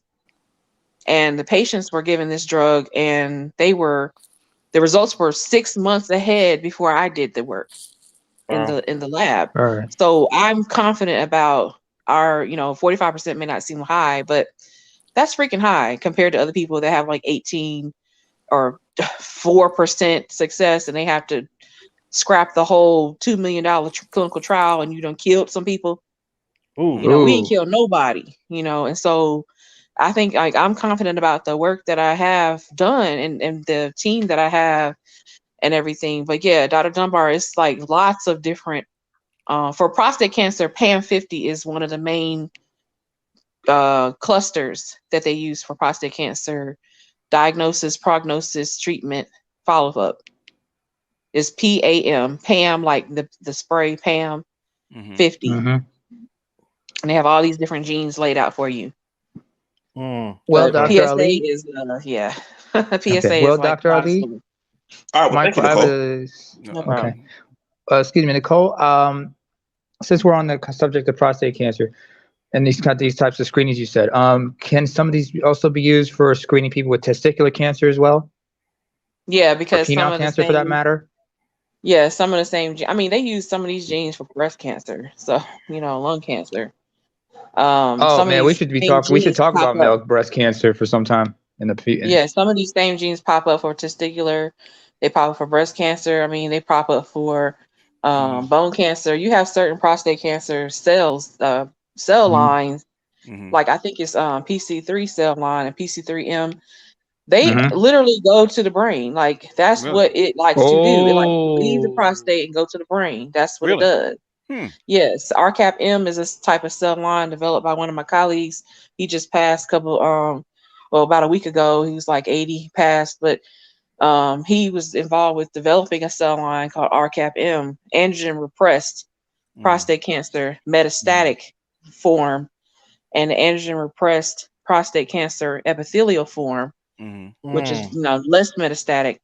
And RCAP-M goes straight to the bone. They leave from the prostate, go to the bone. Every time they test them in mice, they're in their hips and their legs. Yeah. It happened to my father. Oh, by the way, folks, when she says metastatic, oh, sorry, go ahead, BJ. No, I was going to say you're going to say Vanessa Wells asked about ovarian cancer. Go ahead and finish your question, Nema.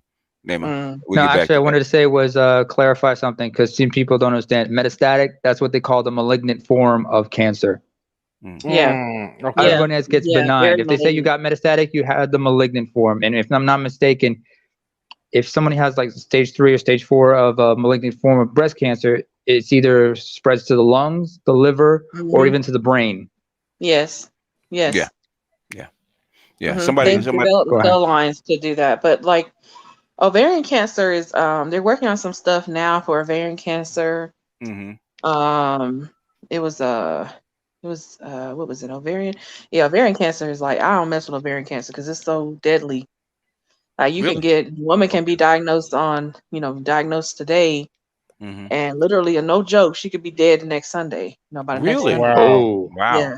Why is it like very fast growing? Okay, why is it so hard for them to detect?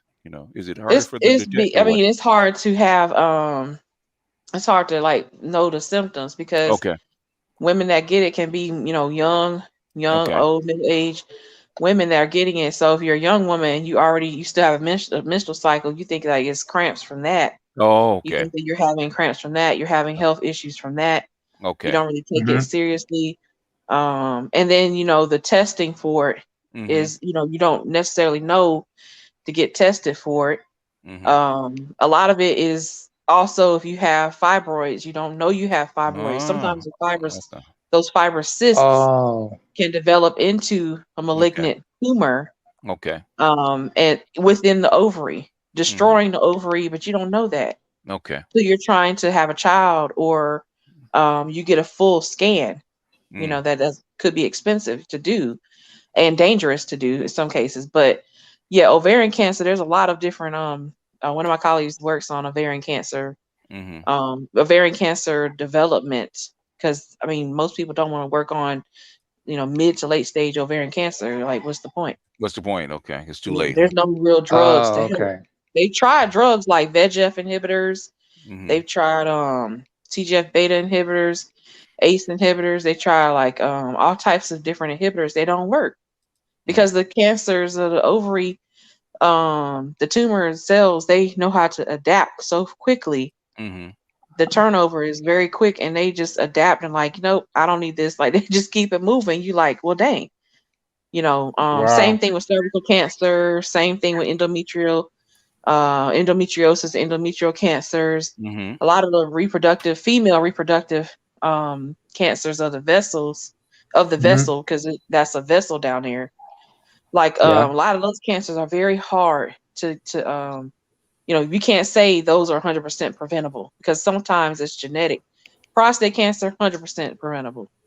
You know, and or treatable. What's going on, gentlemen? Going Mad Doctor, the best doctor. What's going on, Mike?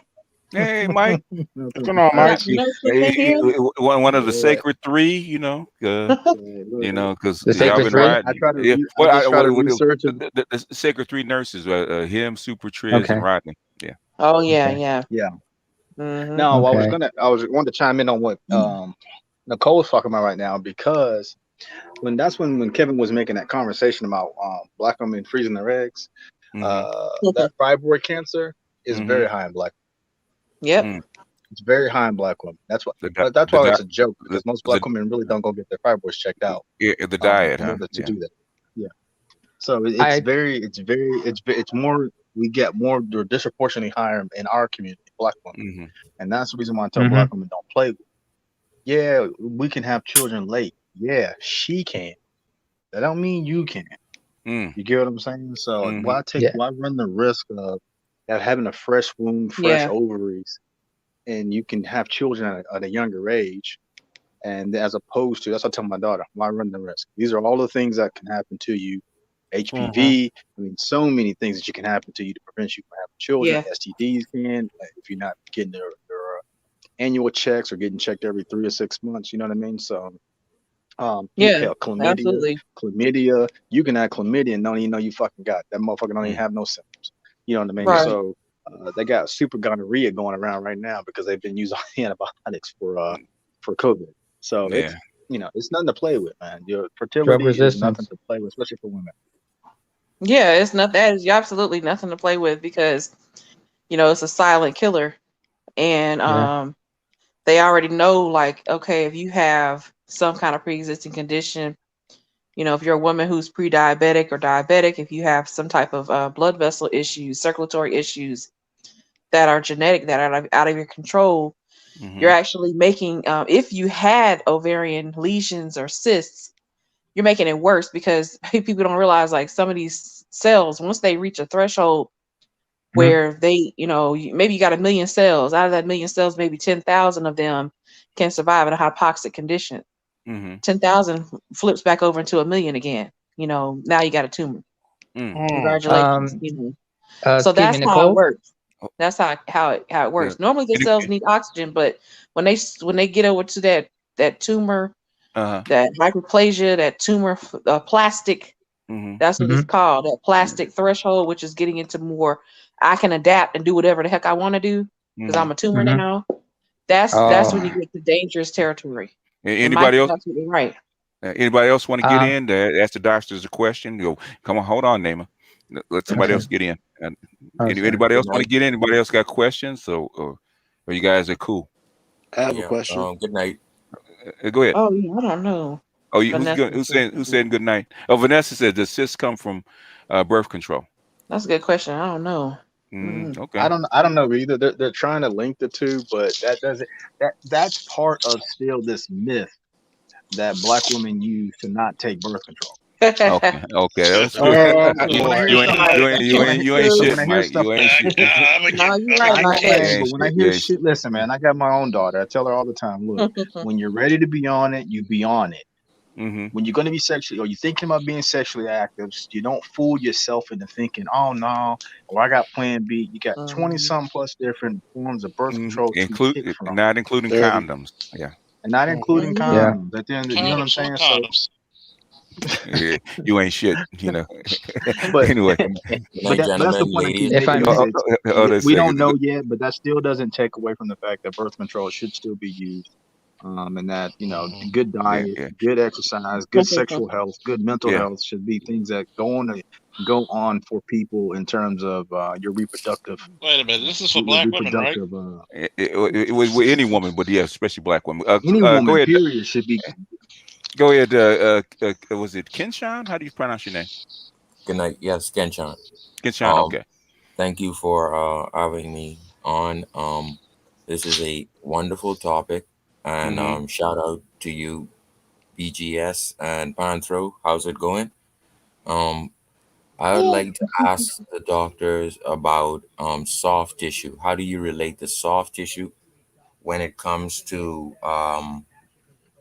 the issues that we're talking about tonight with the Talking about, women?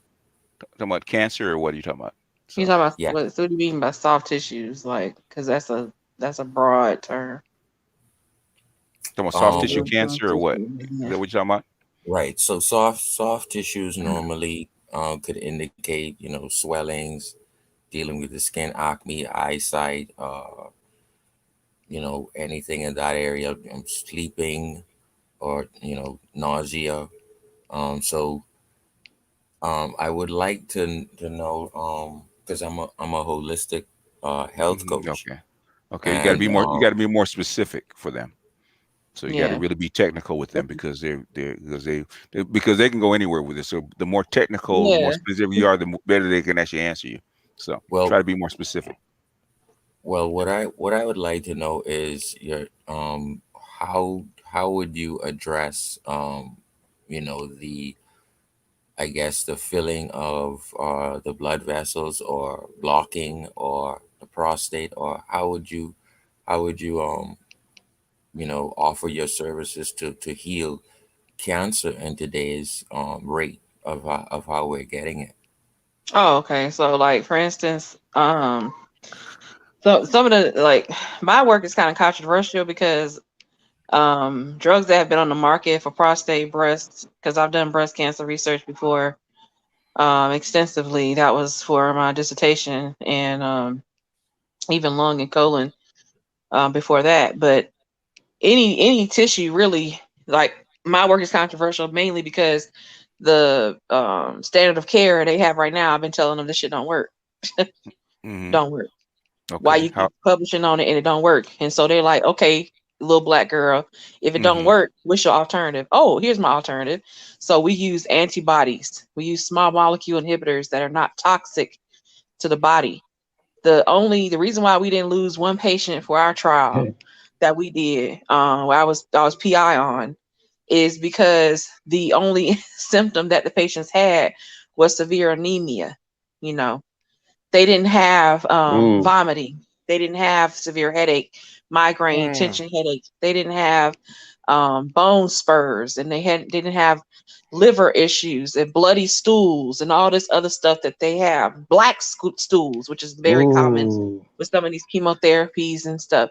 Hmm. Vomiting to the point where you there's nothing left to vomit. Hmm. You know, and that's happening oh, 200 dry days out of heaving. the week. Ouch. Dry heaving, bile starts Yeah. coming out, that type of stuff. They didn't have any of those things. Hmm. So that's one thing that I've done. One solution that I've come up with, and I have a lot of chemists that I have to thank for that. You Hmm. know, developing these drugs and me going back and forth, and we, getting angry and mad at each other, cuss each other out, and this drug ain't working. Back and forth, and I'm arguing about the structure they're showing me of the chemical, and I'm like, well, just change this, change that. That's what has helped a lot. with the projects that I've worked on myself and the projects I'm working on now. Small molecule inhibitors that don't have any major, deleterious symptoms for the patients, improving the quality of life, improving the length of time that they're still here, and also catching these diseases early, as early as possible, as young as possible, because our diets and stuff are adjusting, and our biological bodies are not able to catch up. We're just not built for the types of things that that our environment is putting on us. That's what I've done myself. I have a follow-up question. Go ahead. So, as a holistic health coach, in my university, I was only trained to use plant-derived minerals. So, what would you say to that patient or those patients if they were to add selenium to their diet? The nutritionists and dietitians usually tell them like all the things. One main thing that they have to add, selenium, yeah, that's a given. Selenium, calcium, what's another one? Magnesium, because a lot of them need help going to sleep. They have insomnia sometimes, not because of the drugs that we're giving them, but because of the anxiety they have over not knowing they're gonna wake up the next morning, things like that. More psychosocial type stuff, so even some psychosomatic issues that they may have, because some of these men are alone, their wife may have passed and things like that, so they're alone. They need someone to talk to. But yeah, of course, the nutritionist would do follow up with that. And another thing we do is keep the patients honest, because we test that blood like every 2 weeks, honey. Man, Nicole, I we was just test about to that say blood that. to make sure you taking what you said you're supposed to be taking. Yeah. We That's don't what I just tell let most the people. patient go off willy-nilly. Mike knows, and Yep. I'm sure Rodney and Sutriz know too, if they listening or whatever. Like, they know you got to keep the patients honest too. Thank you for that answer. Because they'll lie on certain things. Like when I started doing my supplement challenge, like not challenge, but when I started adding supplements to my diet, you gotta get that blood work done, man. I mean, it doesn't matter.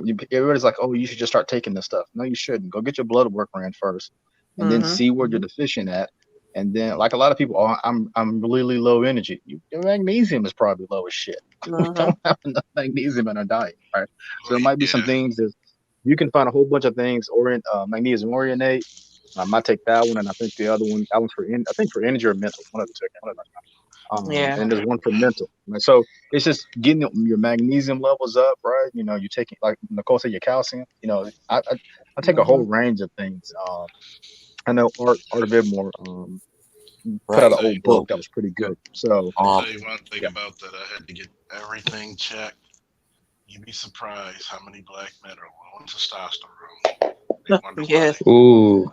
Yes. You'd be surprised. Like a lot of people talk about, well, we don't have to lift weights. Austin Faulkner says, yes, the fuck you do. Yes, you do. You need some type of resistance training, especially for black men and black women. Women suffer from lighter bone density and lighter muscles, so you're going to get osteoporosis and other diseases like a motherfucker. Men, you're going to have to lift weights because, hey, unless you want to get flabby and female-like, which happens when you have low T, you're going to have to do some type of resistance training to build that muscle up there. I've told people this since I've been coaching. The easier you do it while you're in your years, the better you off when you're older. Keep doing it. It becomes a tradition. There's so many resistance bands, so many weights you can get for sale nowadays. The Tara 200, which is really, really cheap. It connects to your door. And you can just do about 30 to 45 minutes. I've heard the excuses training people. I don't have the time. You work 8-9 hours a day. You can't devote 45 minutes to prolonging your life? Bullshit. Go ahead. I'm not the expert. I'm not an expert at this shit. So y'all talk. Yeah, that's true. At the end of the day, you should do at least 15 to 20 minutes of cardio a day, and at least, like Charles saying, 45 minutes of weightlifting. So at the end of the day, you're supposed to pick up some heavy shit and go put it down, and go pick it up again and put it down. That's why previous generations with that manual labor were healthier, but they had other stuff that was messing with them. Can you say that again for the Negroes in the back who didn't hear you? I'm just saying the the stuff testosterone was higher then than now. Yeah, because actually they were was. picking up Sperm heavy count was shit. Yeah, too. that's Hey, what is that's what walking they're Count afraid. was. That's considered why they're part of telling y'all? you. One time. That's Who's what they're first? that's what they're afraid of. They're afraid of that the fact that when we talk about the Great Faulkner Initiative, most young black kids are active, right? But we're probably one of the most healthiest groups. Our younger men are, right? But we still are fat and overweight as a group for men. 60% of black men are overweight, right? So as we get older, we tend to be like, oh, I'm black. I'm black and melanin, nigga. I got that. This time, like, no, you don't. Your testosterone's probably low, and you also can tell that if as you get older, if men have the man boobs, right? So the larger your man boobs, that means your testosterone is actually getting converted probably over into estrogen. Estrogen. So Right. yeah, Ooh. so either you're getting converted over into estrogen or you're getting controlled over into hair. So that's why most men get Yeah, you facial start hair as they get having older. Yeah, Yeah. the because you gotta baldness So, and things yep. you like gotta that happen, and yeah, that's because It's it's it's not getting. a joke, man. Like Charles was saying, pick something up. Squats. You should be doing Mhm, legs twice a week. yep. Legs should be twice a week. Picking mhm. something up, squatting something heavy. Arms, biceps. If Biceps and triceps. You ain't got to worry about that. But if you're hitting them Ah, chest, you're doing some you're doing some like active and some power dynamic shoulder lifting, back, all these things, and getting that if you core can't in shape. if you're about 25 to 30 years old and you can't do 5 to 10 pull-ups, yeah, mm. you need to check. I will start videos on Yeah. my channel to motivate you into working out. Matter of fact, a Please, couple of my please, workout videos we had. please do, and especially the heavyweight. The big weight. That was The heavy, big man. weights. That was heavy. All 20 pounds, huh? It was Okay. 15, Yeah, that's nigga. what Get he it right. said. 15, nigga. Introvert Charles. Ryan, and he said, where introvert Ryan said, what can I? Because I'm on my phone right now, not the computer. But he said, what can I do for insomnia? Put the phone down. That's what you can do. You ain't What, shit. You what know, are Put the the best phone things for down insomnia? at I least got the something to hour say before about you that go to stuff. bed. Put the phone down. Turn that blue light Mhm. off of your phone. Listen to some music. Get a Yeah, humidifier. yeah, yeah. I take Uh, Unisom every other day to help me Uh, get to play, sleep and stay asleep. Also, one last play thing rain for the sound. sleeping. Play rain sounds. The rain or the ocean. Also, Yeah. one last Uh-huh. thing is the weighted blankets. You, 5 or 10 pound weighted blanket. That helps a lot. you know what always helps me if ooh, I no, can't go don't to give that sleep? to me. Hey, Nicole. You know what helps Mhm. me? A good old gospel sermon, man. Puts me to sleep in 10 minutes. See me, BGS. You know what? I You ain't thought you were shit, gonna sir. say some. I See me, thought you were gonna BGS. say some World War back and II some yak. documentary. Okay. No. That fires me up. But a good old gospel sermon is 5 minutes. I'm out. Oh And Lord! Welcome to donate. So God's you Yeah, go to I want to house. answer wait. this You question so real you quick. go to sleep when they talk about when he's like, and Jesus, Yep, fire and yep, brimstone now. yep, You be yep. like, I'll I'm be done. knocked out. That's Wait, funny. Nicole. Me and my niece. Nicole. Yes. Nicole. You better Mhm. cut a check to Eddie Griffin for that, because you were doing Eddie Griffin right now. Yes, But and the Lord. Yeah, That's Eddie Griffin right there. yeah. that's funny. You've been to the church of don't give a fuck, and we straight up not keeping our money over on Yeah. Griffin and Edward down in KC, Missouri. That's Oh where you've yeah. been. And for the But I next have a and the Hey, next question I have two and questions. I've got two Go ahead. I want to questions. answer. Go, I want to answer this question right quick. go ahead. I want Go ahead. just let me get All some right. clarification. Okay. Okay. The guy was asking in terms of do the beards are from low T. No, the beards aren't Oh, from low okay. T. What I'm saying is when you start making testosterone and you don't do anything with it, your body has to do something with it. It just doesn't just sit there. it So converts. either it's going to convert it into estrogen, which is why you see more men with man boobs as they get older, or it's more facial hair. It's going to do something with it. Testosterone Okay. must be used. It just can't just sit in the body. Can't. Yeah, Okay. Right. this is also a reason why a lot of Yeah. women who take on masculine roles, such as like the military, police, or fire. It's a funny story, right? When Mm-hmm. it was one chick, she told me, and she was joking with me. Do you have a profile for that beard? I said, do you have a profile for yours? And I pulled the chin from the hair from off her chin, and she went right. Ooh. Yep. I got I'm a, trying to figure out this question right here. I don't yeah. know. Okay. On 24 tribes that know, can you answer my question on customized, Hmm. unique assays used in wider PCR testing for cancer and viruses? That's not really, I don't understand the question because it's like, okay, customized unique assay. Like, what does that mean? Okay.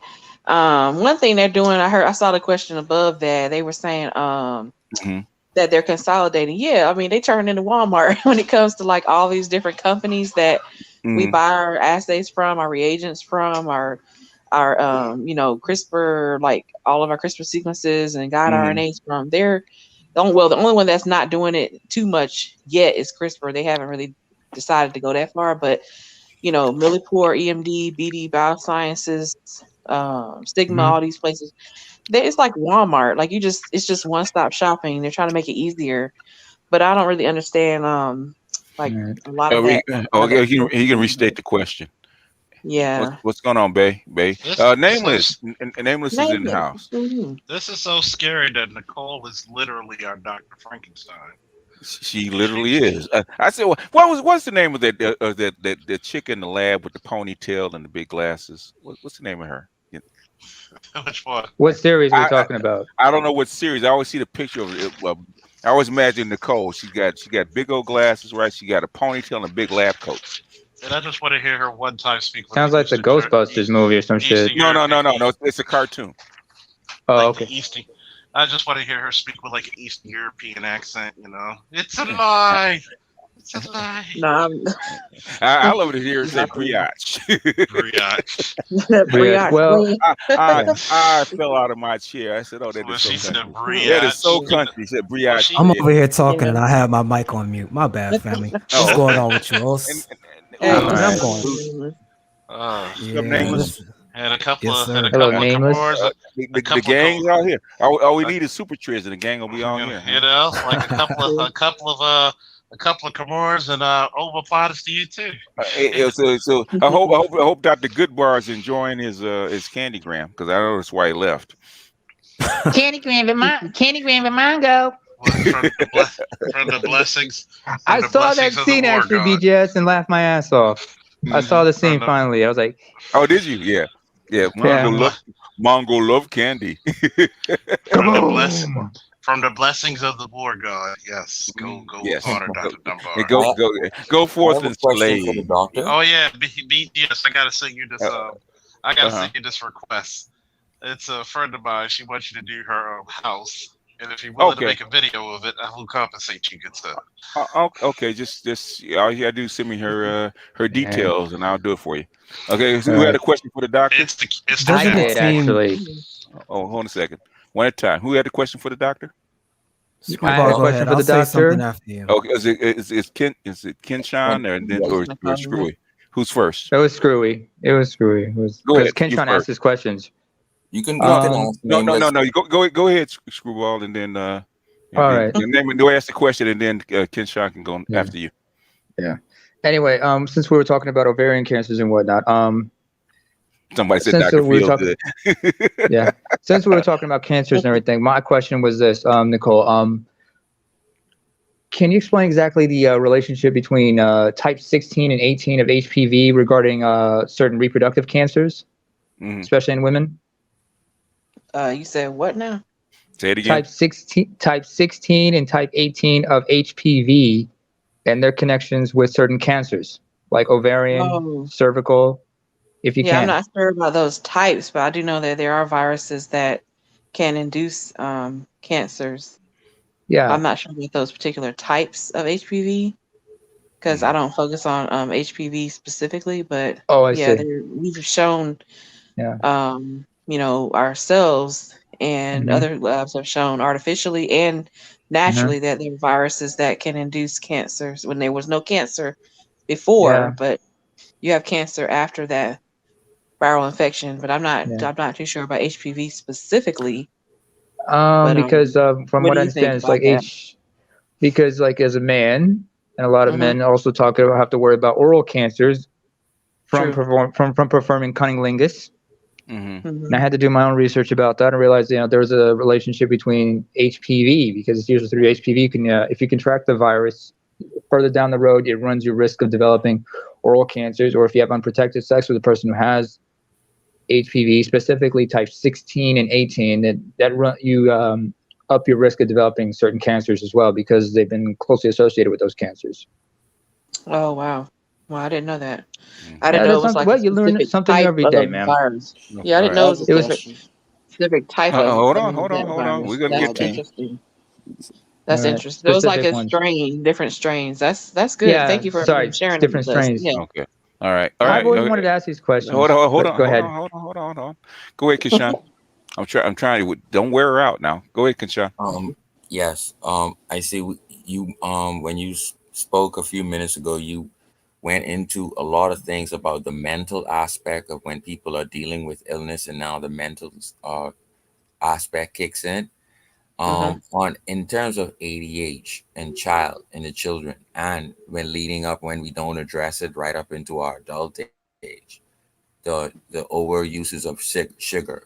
The average person takes over 100 pounds of sugar in their diet every year. That is Mm-hmm. not only damaging to Mm-hmm. the mental and the fight or flight, but the emotional, the over emotional drive when we're supposed to be more masculine. And a gentleman just spoke about how the women's supposed to be more feminine, but then the sugar actually works against you. Okay. Mm-hmm. Is People there a realize, question? Is there a question in there? um, Yeah, yes, I Are can you? see what Are you? he's You're welcome to make a statement, but saying. you said you had a question. But you, if you I can have, see if what he's saying. I mean, sugar's a drug, so yeah. yeah, because you talked about Mhm. sugars as far as aging and cancers and stuff like that. Yeah. Because I remember you talking Oh about it. yeah. You talk about it all the time. Go ahead and expound upon that.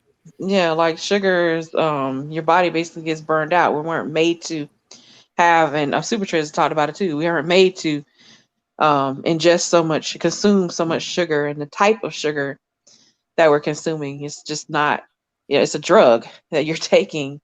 I think Nameless, you might have mentioned it a few times as well. Yeah. But you There also have is to a you also have to you also have to remember biofeedback that loop that occurs where sorry, you have a lot of epigenetic changes that occur with high sugar, high fructose corn syrup, Mm-hmm. high cholesterol. You put sugar and cholesterol together. Someone mentioned earlier in the stream that Negroes love something Yes, that's we do. cheap and cheap And and fat, sugary and fatty. yeah, fatty, yep, Those things induce and salty, aging and salty. Mm. salty and crunchy or something. But you gotta have, all those things induce aging. Pork They rinds. cause your body to age. and, They start and aging the organs that are supposed to be regenerating themselves. Mm-hmm. Liver supposed to regenerate itself, skin, Mm-hmm. these things. And it causes a lot of issues, like you mentioned earlier, with the acne, skin issues and stuff. Yeah, that if it's happening on the outside, like my grandmother would say, if you have bad skin on the outside, what's on the inside? may I Maybe it's interject probably on but you that? also got worse. to remember too. You got to remember too that when you eat something, your body converts it to sugar. Yeah. So you're May I You're dumping not interject? even sugar. giving the body a You're chance dumping to Listen, get sugar on sh- converted. sugar. Let them feel you. We got Hmm. there's not a rush. There's not a clock on Yeah. it. So No, but I'm basically, just saying when you eat He's go ahead. right. something, you're converting your body to sugar, right? Mm-hmm. But what you're Hmm. doing is, let's say you eat something that is sugary, Mm-hmm. right? Your body has to do less work to convert it, and Right. it pretty much speeds everything up. Your body goes on this super like your body turns into like a freaking 3-year-old on sugar, Mm. and Someone's you're like, lazy. oh shit, and then all of a sudden you drop, and then you eat something else sugary, you go, oh, super crazy, right? Super Mm. hyper, and then you drop. Now, your body's Mm. not meant to keep going Hmm. up and down like that. It's And not also, supposed to do that. It how becomes dangerous Go, how go, desensitized. dan- go ahead and let him. Go ahead, Dr. Exactly. Kishan. how dangerous it is for the children when you're now prescribed with all sorts of medical drugs, and then you're all diagnosed as being ADH. That means now you need just capsules to function in class, for example. And we don't understand the Mm. mental damage in our own Black community when it comes to the amount of sugar and the amount of excessive GMOs and gluten and all of this foolishness that we're eating. And from I did a study from a veterinarian standpoint. Why don't we put in what we put in our animals from a farmer standpoint that we put in the humans? Because the humans don't get the 90 essential nutrients, but the animals that are costly to the farmer, they get the 90 essential nutrients and live a full animal life. But we as One humans, word. we don't. Hmm. Well, amongst other things, like chickens have, they put arsenic into chickens. There's a whole bunch of stuff they put into farm fed. They don't even talk about it. They make them get fat, but they put in hormone. They put a whole So, bunch of for stuff in them. example, our Hmm. hair gets great Hmm. because we're lacking copper, and copper is a mineral, and we need 90 essential minerals just to live. For example, Panthro works out. If Panthro doesn't reimburse himself with those 9 essential nutrients and minerals, he can burn out his telomeres wick, which is the lifespan of your life. So we got to be able to replace that just as much as we use that. You know, I'm noticing a correlation. A gallon of water every day will kick some ass. I will tell you that one. Okay, who's first? Nameless. Who's name? Go ahead, Nameless, and then Nicole. So what I was gonna say in the very onset is you're probably noticing this as well, Nicole, that all of the study that you tend to notice as far as nutrition goes seems to almost have a direct and inverse effect on aging. It's like whatever you eat that's good for preserving the telomeres ends up being beneficial for the body as a whole. And there's always some component that draws you back to your nutrition and almost exclusively to your gut biome. And I think this is an area that really gets ignored, because when I learned that a lot of the bacteria that are in the gut biome actually convert a lot of the fibrous materials that we take into vitamins, it made me really understand the synergetic relationship the body has with bacteria, even down to our own cell formation. And it's really amazing how a lot of just, because I'm doing the intermittent fasting thing now. I think you've seen some of that stuff on my IG now. Like I'm 3 months into that, and the results are kind of crazy. I'm reminded of this, about how so many of these things have a direct correlation to life extension. Motherfucker, you got an IG? That's fine. Yeah. Oh, I thought you guys knew, fam. I'm gonna follow you Post too, the link bro. and I'll follow you right now. Yeah, I got you. Oh, you got an IG? Okay. Oh, what? Yeah, Nameless got an IG? Okay. That's important to notice. I'm curious to ask a question. Oh, go ahead. I'm curious to ask a question to both Mike and Charles regarding weight training and everything. Does calisthenics count as well, or not? Yes. Yes. I Depends know on I'm not them, but yes. Depends on the calisthenics. Okay. I practice Brazilian capoeira, so would that count? You know, do you do heavy lifting, because you need to build muscle mass? Okay. I have to do handstands and everything. You do handstands. You do, yeah. Lifting the body in certain positions. Even though weights, it's kind of like CrossFit and whatnot. Even though weights get you there faster, with the bands. Yeah. All washcloths and all them towels. And if you see any dirt, put it in the machine. So I do a pan. Oh, he's talking to the family. Okay. I do a. I'm back. So who needs the Godfather heavy lifting's advice? Me, your skinny ass cousin or your skinny ass brother from a different set of parents. What do you need? I was asking, does calisthenics count as weight training or weight resistance or whatnot? It does, but if you're trying, what is your goal? First of all, I'm a hard gainer, and I have a high metabolism, and I have what's it called? What that means is you don't eat enough. Right. You don't eat more, lift you heavier. Need to eat more. Yeah, you lift heavier. Your body you have to eat like 5 or 6 days a week. Your body 5 or 6 meals a day. For what it doesn't get or does get. For example, if you wanted to gain more weight, I would double your intake. If you were with me for like 2-3 months, in between meals, your meal portion would be your meat. You make a fist, right? Oh, I don't eat meat, first of all. Huh? I'm a pescatarian, polypescatarian, and I have celiac disease, gluten intolerance, lactose intolerance. That means you eat fish, right? Yes, I do eat fish. So that means I would double the intake of your fish. You can still do beans and rice too. That makes a complete protein. You could do beans, rice, potatoes, and see the fact of it is that you could do calisthenics because I do calisthenics because calisthenics is functional, meaning just because I can lift 500 pounds, I can still do 10 to 15, maybe 20 from filling myself pull-ups. Think about it. It amazes my coworkers when we're chasing somebody, I can still hop a fence. So yeah, you still want the functionality to be like, okay, I want to squat, I want to do this. Now, to help you gain your weight,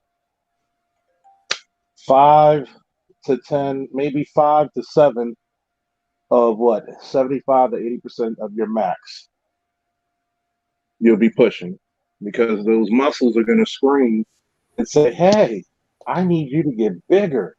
Remember the term they come out with ripped? Your muscles tear. And when they repair, they become tighter, tighter, tighter, smaller, and more dense. Mm-hmm. That's why when you feel somebody who's been working out's arms, it feels harder compared to somebody who has a lot of fatty tissue, softer. Yeah. So there's a volume difference. So in other words, I would double the intake of your fish, lift about 75, stay around 75 to 80% of your max. Cardio should be enough to keep your lungs and your heart going, but not enough to kill your gains. So usually within 25 to 35 minutes. Anything else, you probably go. Your body's going to say, I'm going through a marathon. And say, well, let's burn every goddamn thing. Right. Well, I am East African, so you know how I am. You can also consider my genetics and body type. But this is how you fight your genetics. You have to do the opposite of what you've been doing now. This is a question from the chat. He restated it. He says, Nicole, right now I'm trying to get your view on how big the market is for reagents and customized assays as PCR, qPCR. Many PCR testing becomes widely adopted for primary cancer virus research. Huge, big, small. In other words, we're trying to make some money. Oh yeah. The market is huge. It's booming right now. Like I was saying earlier, with the digital PCR that people do. I mean they focus just on PCR, but the reagents are very expensive, but the consumables, because they know people are not going to buy as much of the reagents because they're so expensive. But you have to buy those consumables. That's where they make their money. Mm-hmm. The plastic plates that we use, the soft plastic plates, last year they had a shortage of the plates, they had a shortage of the reagents. We couldn't buy reagents and everything for PCR for like 3 or 4 months. It was back ordered and couldn't order it because it was all for COVID. The kits that they used, the ones they had on the press conference out here with the governor and Governor Newsom, and they had the Qiagen RNeasy kit, the 50 pack, the 250 pack, the big red box with Qiagen all over it, a Chinese company, But that's the only company that makes those kits, and they won't. The reagent contents of the reagents are proprietary. So we trust me, we try to figure out what the contents are. They ain't telling us. So those kits are, at one point they were like maybe $400, then it went up to like $1,200, $1,300, $1,400. We were willing to pay for it. We couldn't get them for months. Now they can't keep them off the shelf. Now they just, everybody's just getting them. We've gotten maybe like 5 kits in the past few months because they were back ordered. We've gotten our consumables up, we've gotten everything up, but we're buying everything in bulk now, afraid that maybe this fall we won't have it again. But those companies are booming right now. Not only the companies that make the consumables, but the companies that you can where you can send your samples out and they analyze your samples with different forms of I wouldn't say PCR necessarily, but different forms of transcriptomics. Where they analyze the transcript of your RNA you gave them, or you could just give them you can give them RNA or DNA. It doesn't really matter. It just has to. We don't even have to tell how much you have in the tube. It looks like water anyway. You just give it to them, and they'll determine if it's RNA or DNA, and they'll tell you how much is in there, and they'll use it for whatever test you want. The PCR is just that's just one technique you can use with different flavors, but you have hundreds of different transcript and DNA techniques that we use, that are way more expensive than PCR. But, I see what they're saying. Like, the market is booming. This is why I try to tell Black people, like, get your kids in STEM. Like, I don't know how it's the Art of Ibmore was on there last night, his channel. Shout out to him. they were talking about the job market and stuff. I was like, black men and black women are not that far off when it comes to who going to college. It's about who's being employed. But if you're not putting the boys into STEM or in the right fields, even nursing or anything, pharmacology, toxicology, don't matter. And training for these fields start early, because Nicole Exactly. didn't roll out one day at 17 and decide I'm gonna go into STEM. Right? She started No, early. You got to start no, them early. little kid, little kid, younger than Mike's kids. Really young, and it was like, and it wasn't about what you want to do with your life. It's like, look here, this what you gonna do, okay? Yeah, And I there's didn't, a I didn't have a I lot just of talked to a guy. pushback, I didn't have a lot I of just talked to pushback. a guy named. This is what you gonna do. And the earlier you start, the easier it is, because the biggest thing is this: if you Yeah. try to wait till high school, try to smash all this information to a kid's head, it's gonna be hard for them. They're gonna rebel, and they're gonna think it's really hard. But if you do it slowly over time and give them this information, by the time they get in high school, they're doing calculus. If they're doing calculus by the time they're in high school, they go into college, and STEM is easy because the math is done, the physics is done. You can read, write, and do mathematics. Everything else is easy. The They math, may not like it, but they got to do it. the math is hard. All it takes is patience. If you're going to go into any kind of wet field, what called chemistry or biology, you got to sit your ass in the lab. That's the hardest. That's what I hate. Is my ass in the lab. It's I not have a fair. question. She's like fucking Dr. Bernstein making the super soldier serum and shit. The next, I do see. I think she said that the next grant she gets will be super soldier serum. So you just have to wait. Go ahead, James. I don't Jump mind in. being a test subject on that one. Go ahead, James. Jump in. Hey, what's up, family? Nicole, I had a question for you in regards to the variants. That especially the ones that are spreading out into India. Is it possible, with everything being open up, that it could affect us in the fall, or do you think we've reached herd immunity at this point, where it's just like states are like, hey, as long as you get vaccinated, we're just gonna keep rolling? The second part is mostly true, but we already have mutations there. What is the theory on herd immunity? Because it's all over the place. Some say 2/3. Some say 80%. So what is It's the hard to theory know on with this, but I'm thinking that it's better to say like 2/3 than it is to say 3/4, because you get more criticism when you go with a higher number. I mean, last time I checked, 3/4 is bigger than 2/3, so I think so.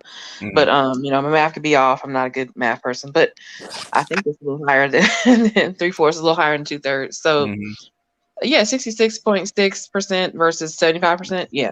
So because I was listening to Rand Paul, and he was saying that herd immunity, according to him, is 2/3. So I just wonder, 2/3. where's the science? Okay, You that's definitely herd want to immunity. say 2/3 versus 3/4, Okay. because you're dealing with a virus that you don't know a lot about. Okay. And then changing that you just mentioned mutations. Yeah, we have mutations here too, just because they have in India, people travel, and also mutations, you better hope we had the same mutations or similar mutations they have in India, which ain't gonna happen. People nasty. But it's just not gonna happen. Like, I would hope we would have the same mutations or similar mutations to India. It's easier to treat, but it's not gonna happen. People are here, and we have a different ecosystem, a different culture, and different rules and regulations from state to state, county to county. Plus, people have their own ideas of what they want to do with masks and all this stuff. So yeah, like as far as the herd immunity, that's one thing where people have to get over the fact that, okay, when somebody explains herd immunity, somebody gonna have to die. Like this people, and we already see that. We've already seen that people hopefully are not becoming too desensitized to that, seeing those numbers just go up every day, going up, up, up. And I'm like, when are they gonna call it epidemic? Like, what the hell? But herd immunity, at some point you reach a plateau. That's really from what I was taught in immunology class, is you reach this plateau where things start to level off without any kind of vaccination intervention that's occurring. It's just a natural occurrence within a population when the population is consistently around each other. Those numbers are also calculated for populations that are not wearing masks. Because in some cases, like, when's the last time we had any kind of like outbreak, we had to wear masks like this, even if you have every year we have the technically influenza outbreak every year. They call it flu season for nice, to be nice, it's a euphemism, right? But it ain't no flu season. It's an outbreak of flu because it's come from China every year. Like, let's just be honest about it. They say it to be nice to you because you watching TV, eating Doritos, chilling, drinking a Coke. But it's really an outbreak every year. Okay. They already had a vaccine for it, but we have herd immunity here with the vaccine. We also have a herd immunity in this country, just to be specific, without the vaccines. Everybody in this country don't get the vaccine, right? So it is a time where it will plateau off. Usually around February, March, it starts to plateau off a little bit, and it goes down. It goes down significantly, like April, May, it just drops. And it stays down pretty well. So that's like the nutshell of herd immunity, how it works. Like, you have this intense increase. The problem with COVID is you didn't have a slow increase where it went up like a graph should go up, where it's more linear, or even if it's a log scale, it didn't go up like that. It went straight up. You know what I think happened? Came straight down and then tried to plateau a little bit, and it didn't work. I think what ended up happening, especially now that they're talking about it in the Pentagon, well, not the Pentagon, but in Congress, they're treating what we were talking about literally last year very seriously now. And it's the out of Wuhan lab quote theory that's now fact. We were talking about that. Yeah. Okay, I didn't know if you guys were talking about that. I was looking at these. Go ahead, speak your mind. Yeah, so it's interesting because if that really is the case, then what could have been going on is that more and more people had been infected by it, and it's just that they didn't start recording its presence until it was already that high. Right. And we didn't have the mechanisms in place to fully document that the way they did. And since so many people had their hands in the cookie jar, like I didn't know about that North Carolina facility, for example. They've been ping-ponging this stuff back and forth to Wuhan for years. Yeah. And like all the way back to 2007. Yeah. They've been doing a lot of this 2006, stuff. Yeah. Can I also add something to that? Family, go ahead. Yeah. So it's funny you say that because I remember reading a report from the Justice Department in regards to the Harvard professor that was taking bribes in regards to the Wuhan. I think he was getting paid like $50,000 a pop. And that was like early November. And I sent it to one of my friends, and he was like, "Oh, don't worry about it." And that's when the virus really kicked off. They closed down, because they closed down Wuhan in early October of 2019, right? They had shut down the whole lab around the surrounding whole lab, right? They had a meeting on it. I think it's called Pandemic 201 or something like that. The meeting on it 2 weeks later with the military brass, right? So they knew that this stuff was already breaking. And what Rand Paul did say, I started to do a video on this. He actually said what Nicole and Dr. Dr. Dunbar said, and also what Charles said. They said that when Nicole looked at it, she said it's basically empty. When she looked at the DNA sequence, she said it's basically empty. It said it wasn't loaded with anything. That stuck with me. And what Rand Paul said is the virus that he talked about that we're developing 15%. was 15, not 15%, 15 times more deadly than the one that escaped. Wow. That's the one they were afraid of. That's how come they locked down China. That's how come they went into severe lockdown in the United States, because they didn't know which one of these variants had escaped. They were afraid that the worst case scenario is this bad boy. And Rand Paul said it. He said this would have been worse than the Spanish flu by 10 times if it had escaped. So they didn't know which one had escaped. Yeah. I know they were talking about something having a viral load of it having a 15%. You have to have a control. Well, it was like a 15% mortality rate is what I think he was saying. which would have been 15 times more because I think COVID here is about that 1% mark, Well, right? about one, yeah, right. We're 1 to 2, yeah. That adds up. Yeah, that's crazy. It's at 15 And times. that's like, but see, that's the average given for the first season of a virus, which is 12 months. So for a season is, we think season is summer, spring, all that. That don't mean nothing.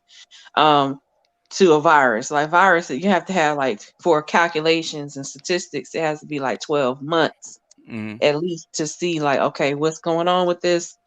And they look at like how populations move and how they don't. I mean, you're not calculating in economics and the market and economy and all that kind of stuff. That's not calculated into it. They're just looking at the number of revolution. Well, I shouldn't say revolutions, but the number of generations of the virus, the number of potential mutations of the virus, the number of potential functional aberrations of the virus, the number of potential, all these different things, splice variants of the virus, which happens randomly. Splice variants are pretty random. So that is also a thing. But my thing is, when I said that, like, okay, there's no viral load, there's no payload or anything, that's a control virus. Okay. And the other one that has, that's called an empty vector, empty plasmid vector. The one that has the high capacity, well, that's like a 1% kill rate, 1 to 3% or something. But the one that has 15% kill rate, that's the average kill rate. It could be 30, 40%. They did say that. That's your experimental vector. That's the one that you compare your control. So the one we got to me is the control vector. And so you see what a control vector can do. Yeah. Wow. Yeah, because they were saying that, I don't know how accurate he was, because I'm sure he read something or somebody passed it on to him, because if he says on the Senate floor, it's pretty accurate. He said they had one that was actually as deadly as SARS-1. I think SARS-1 is like between 30 and 60% lethal. Yeah, it's pretty bad. Yeah. So in other words, if you have airborne SARS-1, which is what they said they were trying to develop, is that would have been pretty nasty. You'd have had like 40, 50 million Americans dead in like a year or so. Right. I have another question for you, BJS and Nicole. Okay. So I listened to brother Bill Gates, right, on TED Talks, and he mentioned another possibility of another outbreak that'd be 10 times more deadlier, right? Yeah, he's talking about that one, the one that didn't get out. Okay, so if he's already putting it out there, right? Is it hard? I wouldn't say hard. Is it? If he's putting it out there, is there any way to even capitalize in the sense of just protecting us? Because it just seems like if that bad boy gets out, there is no protection for you. Sorry. If that one gets out, if the thing is, my understanding is right after this broke, right, China destroyed all the cell lines for this particular virus. They disposed of it all. Doesn't mean that there's not still stuff out there, but right after the Wuhan lab got outed, they destroyed all those cell lines. Well, I'll go with Jeff Goldblum. He said, life Nature finds a way. You ain't shit, Nicole. You ain't shit, Nicole. What? With the sequence, like I told Namus on the last stream, we can think it. We can do that. Yeah, we can do that. Yeah, when you showed me, you need the sequence. when we sat down and we looked at this thing's genome, and you started showing the cleavage sites, you started showing it was like an 80% match. It would have taken a parallel to the Immaculate Conception to say this happened on its own. After that, I was done. I mean, we're looking at the freaking genome, and you can just run it side by side, and to literally have the audacity to tell the planet that this came from bats. What do you expect them to say? I mean, it's like being in the Twilight Zone. Say what, Nicole? I said, pick a better animal, man. Come on, man. Bat. Then a bat. You should have said cats or something. Was it a pangolin or something like that? Pangolin, a pig, a cat, something, a dog. I mean, but you know, but the pangolin. Go ahead, Mike, and then James. Yeah, but the funny part is Taiwan's reaction to it. Oh yeah, Right. they closed the border. Yeah. Taiwan shut that shit down so quick. As soon as they got the first wind of that thing got out. They So you finally knew knew. that everybody. So they knew that something had been. They had been watching that facility. All military Yeah. governments have been watching that Yeah. Oh facility. Right. yeah. And there's nowhere in the world that a country that close that has so much international travel amongst itself Mm-hmm. didn't get no cases in the beginning. Nah, come Mm-hmm. on, man. Them people knew. Come on, they knew. Wow. They were like, shut that thing down Mm-hmm. now. Yeah, Mm-hmm. Not now, man. not Taiwan now, shut that right down now. Like they were like, right we now. are done. What Yeah. about the money? What about I don't care about the money. Shut it down Yeah. now. Like Yeah. we don't have Excuse me, time for this. Nicole. Exactly. China lost Nicole. trillions of They dollars. sure Uh, did. 2 months. Go ahead, excuse me, James. Nicole. I mean, go ahead, Screw, and then Yeah, James, one of because them. James actually next. Go ahead. Nicole, could you please say "shut it down" like Gordon Ramsay, please? You ain't shit. Could you please say it like What? it? Oh my Brother, God. give Anton, What? shut it down. Oh gosh, You you ain't talking got that about one. I'm still cracking up about brioche. I got to yeah. record that one. That was too funny. James, go ahead. Oh yeah, that was So funny. this is one of the questions a couple of my peers have proposed to me, and I'm trying to figure this out. With all this happening coming from China, is there a reason why the world has not attacked China militarily wise? Because there's your largest manufacturing base, and basically will kill your economy for about a good 10 years if you did that. So and plus China is is probably the second or third most powerful military nation in the world. So it's be like attacking the United States. So do it at your own peril. Yeah, they've got their hands in too many people's pockets with IOUs that even if you wanted to, they got dudes who would get at them for nothing. So, like, unless you're Russia, India, or somehow you have a United States of Africa, that's the kind of level you would need to be at to even make them give pause. And even still, that would fizzle out on the political level. Yeah. It would never manifest militarily. You have 1.5 billion people with weapons and technology. Good luck. And then you even got North Korea with the goofiness going on, combining with South Korea to form Voltron. And when that comes online, that's going to be extra goofy because China's going to be all behind that crap. Yeah, they already are. Yeah. So let me piggyback on this. Do you think countries are indirectly trying to punish China? They were going to try it because Germany and the EU really tried it because they were the one that got the most affected, and China bought them off, so that went away. So good luck. Yeah, and the United States is kind of by itself in that argument right now because at the end of the day, people are still licking their own wounds, and they just kind of really want to get back to square one. If they can browbeat China on some it happened in Wuhan, you covered it up. All right, now we know how you roll type stuff. But the thing is that the United States' hands are dirty. That's probably why they really won't go at them like that. Right. Yeah. So, with that being said, how does this economy not even adjust? What is this economy going to look like in these next couple of years? Because obviously we don't know. And nobody then knows. That's not even taken into account what BGS has been putting on the map. There's another article that came out about this today. The demographic crisis globally. Yeah, that's another question. Yeah. And it's really, really bad for the immediate future. And we're talking like the next generation coming in the next 20 years. It's looking very no bueno because in the wake of this, there's so many people that are about to retire now in the next 20 years. And after this big wealth transfer, a lot of that's about to disappear. Like once that is gone, which is probably going to happen in the next 10 years. Yeah. You know, everybody's going to be hurting. Yeah, most of the boomers will be gone. Retiring. Yeah. And all that money. Damn BGS, we ain't gonna have nobody to. Damn BGS, we ain't gonna have nobody to blame shit on. Then. That's what I was just thinking about. Again, it's y'all fault again. I told this millennial man. I said, stop trying to wish us to die early. We'll get there. No, you wrong for dying. Don't forget. You wrong for dying now. That's right. Leaving us with all this debt and problems. My kids why told you me that. die? Yeah. And you told me that. I told my ex. I said, don't you die on me. You can't leave me with these kids. Right.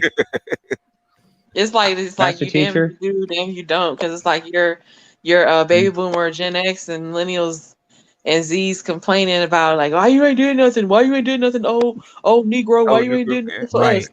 They And be then out it's there like, with the man, I'm about to die. Why you gonna die? How you gonna leave You us? can't die. You can't leave me. No, as soon as you about to die, they like, hey, can I hold something? Like, You ain't shit. You ain't shit, can I And Nicole. then hold when you something? about to die, and then even if you BGS, can I have manage your to, stereo when you're gone? right, they out there with the necromancers bringing your ass back. Like you ain't done Right. yet. Fuck you thought you this was, cuz. Bring the body back to serve Right. like a zombie, huh? Bring your ass up. Like, this is Thriller, motherfucker. Know what you got? Right. Hey, Nameless. Yes, sir. Crazy. Nameless. I remember, was it like I think it was in Full Metal Jacket. Arlie Ermy said it like this: "You die when the Marine Corps says you die," or some shit like that. I didn't give you permission to die, Marine. Oh man, yeah, get ready for that goofiness. Yeah. I think it's already Oh happened. man, I'm gonna do But it. I'm interested. I'm But gonna I'm do interested to see what they're gonna do. all Who's the damn first? Who's all the first? boomers. I'm gonna blame all the boomers in the live stream. Why you old niggas had to die on me? Why you niggas left me alone? We gonna handcuff your wealth. old timers. I haven't finished. I ain't grown up yet. You can't die. 42 years old. You talking about you ain't grown up yet. Like, you not even grown. What's this thing? What's this thing in the mail called a bill? Yeah, So yo, what's that's what this y'all were thing talking about called rent as well? What's Rent, this eviction notice in the rent, mailbox? BGS. I got BGS. I saw this guy. I saw somebody, they were arguing with this child. I said, we went and watched that The Quiet Place, right? We watched it with my girlfriend and her kids and my kids, right? And so we sitting there arguing about responsibility. Because the little boy gets snatched up at the beginning of the movie. And I said, I'm sitting there laughing through the movie because the way they talking to these children in a post-apocalyptic times, they talking to them all sweet. So my girlfriend is Spanish. So I asked her kids, I said, and my kids, I said, I bet y'all wish we talked to y'all like y'all some white folks, some white kids. So her daughter was like, yeah, I wish we would. I said, the fuck I am. I can't wait till y'all have some children and that little motherfucker look you dead in your eyes and say, do something. I can't wait, boy. You know what, Mike? I can vouch for that because I come from an African family, and my father would just look at me and he'd just look at me like, if I ever try to get out of line, he just looks at me. He raises his eyes a bit, like he's about to take my head off. He said, "Try it, try it." He doesn't have to say it. He just looked at me and said, "Try it, try it." That's how I get my son. I just look at my son. I say that. I'll say that to him, and then I look at him, and I just But then I said, then I went right before I get on him, right? Because I got like this Nerf bat. So I hit him in the back of the head with the Nerf bat when they ain't got no common sense. My dad uses his hand. My dad uses his always hands. walk. So they'll walk around with their shoulders flinching all the time. I said, use your brain, man. Damn. So then I said, but after I hit him, I say, or if I don't get him with the bat, I say, ain't worried about it. My grandchildren are gonna pay you back. Don't worry about it. You ain't lying. You ain't lying. That's why I'm They not sure having do. kids. That karma. I can't. They sure do. My daughter's going through it right now. I said, "That's you." So shut up and That's take you. it. Yeah. That's it. That's I it. see I Lily's called my up here. mom up. I didn't said, know Lily Mom. was up I here. called my mom up. I said, Ma, ain't nowhere in the world I used to be this stupid at 15. She said, Boy, you was worse. Wait. Hold on a second, Mike. Was your kid hard-headed? Were you hard-headed as a kid? Man, look here. So my issue, I was very hard-headed as a kid. However, BGS got the same problem I got. My son is like BGS grandson. He's super smart but lazy. So to convince him to do something, I gotta fucking present a presentation. But I'm a CDF student. You get what I'm saying? So trying to convince him it's okay because you should send them to my family. She probably like my father and my mother, they're too old for this shit, but they just have to they said, we're gonna send you to Eritrea, you're gonna stay with some relatives over there. Once he realized how fucked up everybody is, he's like, you know what? I'm going back. I'm going straight now. Because I can tell you this. Like, I have cousins who live overseas and whatnot. When they were younger, anytime anybody fucked up, they'd be sent back to Eritrea, or Ethiopians would send their kids over to Ethiopia for a year. And when they come back humbled. Or they'll double down. Oh yeah, They'll make you. Sorry. Wait a minute. Let me rephrase that. Like the Iron, just to put a smile on Charles's face. Like the Iron Sheik would say, "You made them humble. You're giving me flashbacks, man. That's ultimately what these one time, y'all. Wait, what time? Go ahead, Nameless, and then what flashbacks you talking about? BGS, can I go after that? Oh no, I came up in the DMV, so I mean, I'm used to being around a whole bunch of habitual folks, and they talk like that. How should? Yeah. Yeah, Mom. I remember it was like I met some cats in high school that way, and we all got to know each other. We vibed off each other because they looked at me and they realized I was like the only person they could relate to because one of the very few who were born on the outside who came back. Mm. So, yeah, where I was at, there was a lot of folks that were refugees and political prisoners that were working where I was at. So yeah, they were what year extra is this? deep. 2017. 2017. Oh yeah, that time. Yeah. This shit was like is still left over back home. So yeah. Oh, yeah. BGS. Real quick, and then Charles. To clarify what you were saying about my brethren. There's not a lot of us, but we're all over the place, sir. It is called asymmetrical warfare. We're like gorillas. I can't. We're social gorillas like that. You're a fool. You're a fool. Go ahead, Charles.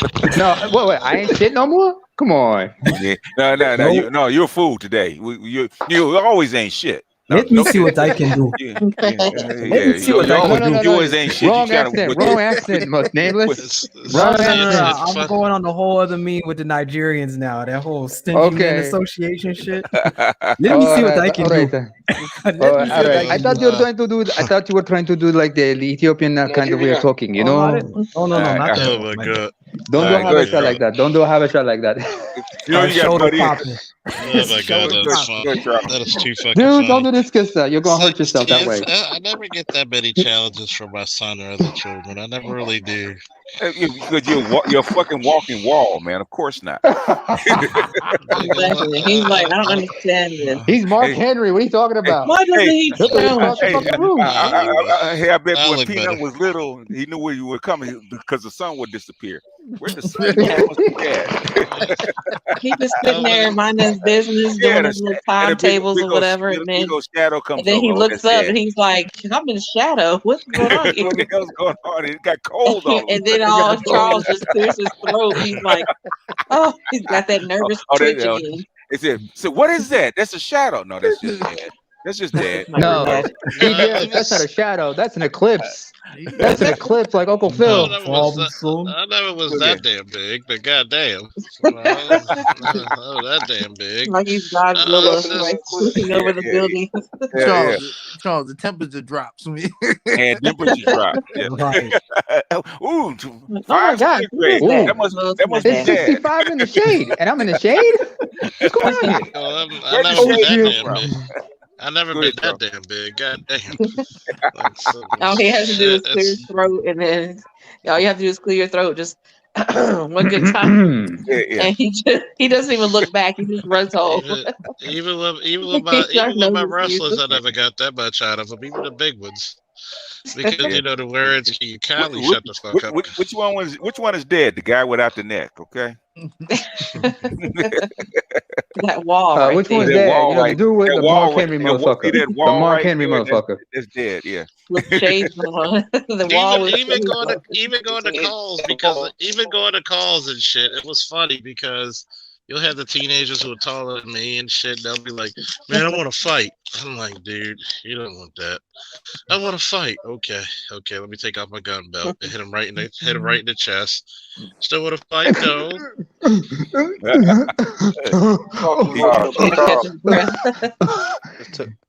That's what they sound like after you knock the wind out of them. See, number one. Charles, my son and I started going to the gym, right? So I'm in there working out. So they got a dude in there about as big as you, right? And I said, nah. I said, "Boy, you think you can fight that man right there?" I said, "You know what? I said, you know the day I stopped watching anime?" He said, "Why?" I said, "Because anime is like romance novels to women. Mm-hmm. That's how it is for young boys." I said, "Because you gonna need some superpowers. You go over there and holler and hit that man in his goddamn mouth." You get what I'm saying? I said, a dude that size, I says, man, them dudes are not. You're not beating them with no one punch.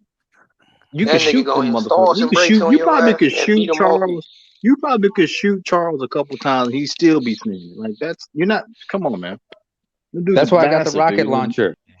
Oh man, you guys make me feel so. You guys are making me blush. You know, what Yeah, y'all nigga say? like Charles, you gotta aim for their head. Fuck out of here. DJ, I They got a play no question game. for you. Okay, go ahead, shoot. Do you think we might get hacked on Wall Street after the cyber hacks?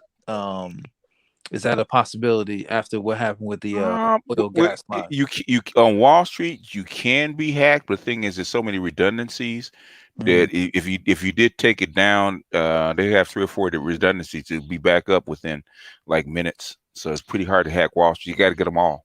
You can't get just one. Even the cable that distributes the signals from one coast to the next, right? They got like 3 of them.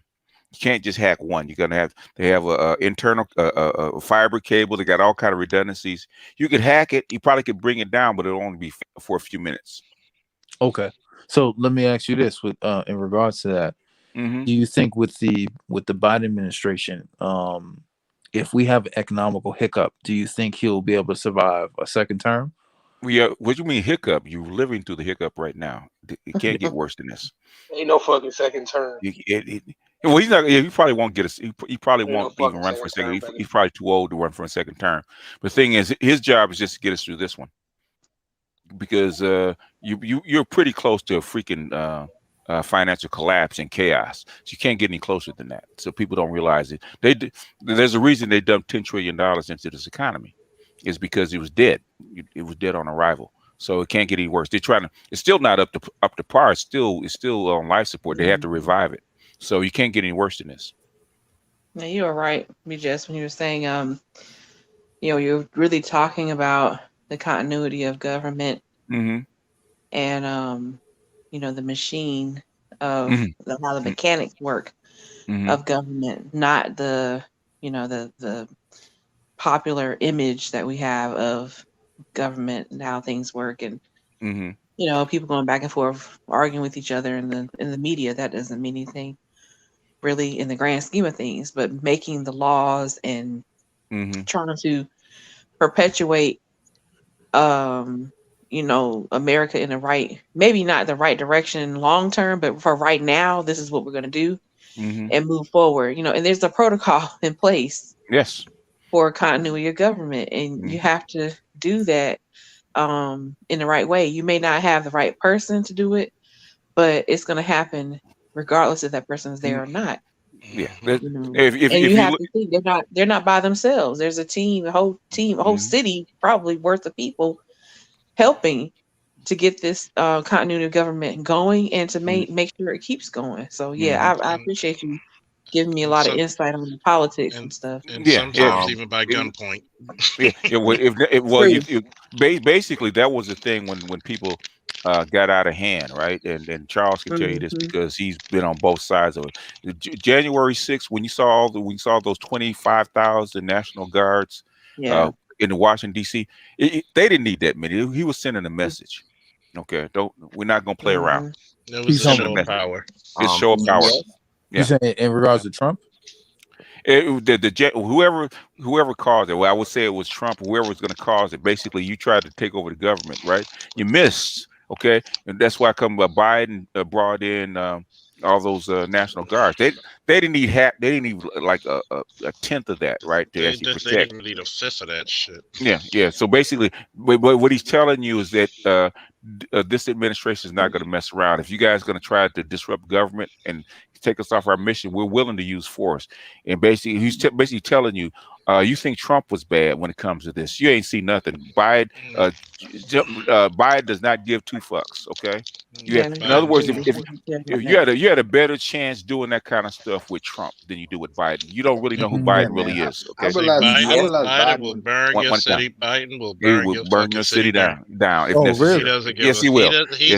He's more conservative and staunch than most of your last Republican presidents. Okay. Yes, he is. He is not the type of man you want. Put it to you this way. I put it to you this way. He's the kindly old man in pictures, but guess what? Notice you haven't seen too many countries talk shit to us right now because they know. They know who he is. In other words, fuck with this dude. In other words, he's the old Don Corleone, right? Yes. Yeah. Vito. One time. He is. Go ahead. Who's speaking? I just want to say. I was just going to say. I knew. He Hold was serious. on. I was supposed to go off to Charles, but I'll wait. Okay, go ahead, Kenshawn. I just want to say thank you, Dr. Nicole. Thank you, BGS, for having me on. It's a great talk about health tonight, and you guys take care. No problem. Oh, sir, before you go, Kenshawn, before you go, sir. Where are you from? Well, you have the accent. Where are you from? I'm from Nassau, Bahamas. Okay, Bahama Island. Oh, okay. I know. Okay, that makes sense. Okay. Yeah. Okay. Before you leave, Dr. Kenshawn, I wanted to ask you and Dr. Ali one question regarding male pattern baldness. How's that? What's the way to prevent that? I'll let Doc answer first. Go ahead. I don't have an answer for that. Because we're bringing that about beards and male pattern baldness earlier. Go ahead, Dr. Kenshawn. Go ahead. That's true. Blame your mom for that. Like, come on. Go ahead, Dr. Down by the Kenshawn. bloodline. No, it was partially, but no, you can. But go ahead, Dr. Kenshawn. He'll tell you. Well, I would say the first thing you got to work. I think Nameless said it earlier. The gut is the function of most of the entire body, 70%. So once your gut is fixed, you're detoxed, right? That means you're getting all of the supplements that you take in every day, and food is not enough. You need supplementation. So if you don't get that, then you start getting the balding, right? Because your gut is not fixed. Okay. Just shave your damn head and get over with it. Don't use minoxidil. Please don't be putting. Please don't. Men, please don't or anything. No, I don't do that. I don't mess up. Don't worry about that. Please don't put Vagisil on your head. Stop. What? What are you talking? That's what the it hell? is. That's what minoxidil is, unless I'm wrong. Vagisil or Vagisil or Vagisil? What? Vagisil. That's what it is. Minoxidil. Okay. What is that? I mean, women put it on their head because women have male pattern. There are women who have male pattern baldness as well. I know it's X-linked characteristic, but that's what I'm saying. Blame your mama. Marcus said it. Blame your mama for that. But he's right. He is right when you're looking at supplements and stuff. I was thinking of prevention. It's hard to prevent. And truth is that next after Nicole. Okay. Kenshawn was talking about. Thank you, sir. Well, I was going to answer his question real quick to give him read. Actually, look in the back chat. I'll type some things in the back chat while he's talking. Go ahead. Okay. Go ahead, Truth. Okay. Truth, you there? Yeah, but if I could speak to the, yeah, I'm here. I was just gonna say if I could speak to the male pattern, baldness thing real quick. I was just going when I turned 30. I think I was just gonna cut it all off and just if it grow back, it grow back. If it don't, it don't, kind of thing. Just like see what's just gonna happen. I'm like my shit is not gonna fall out.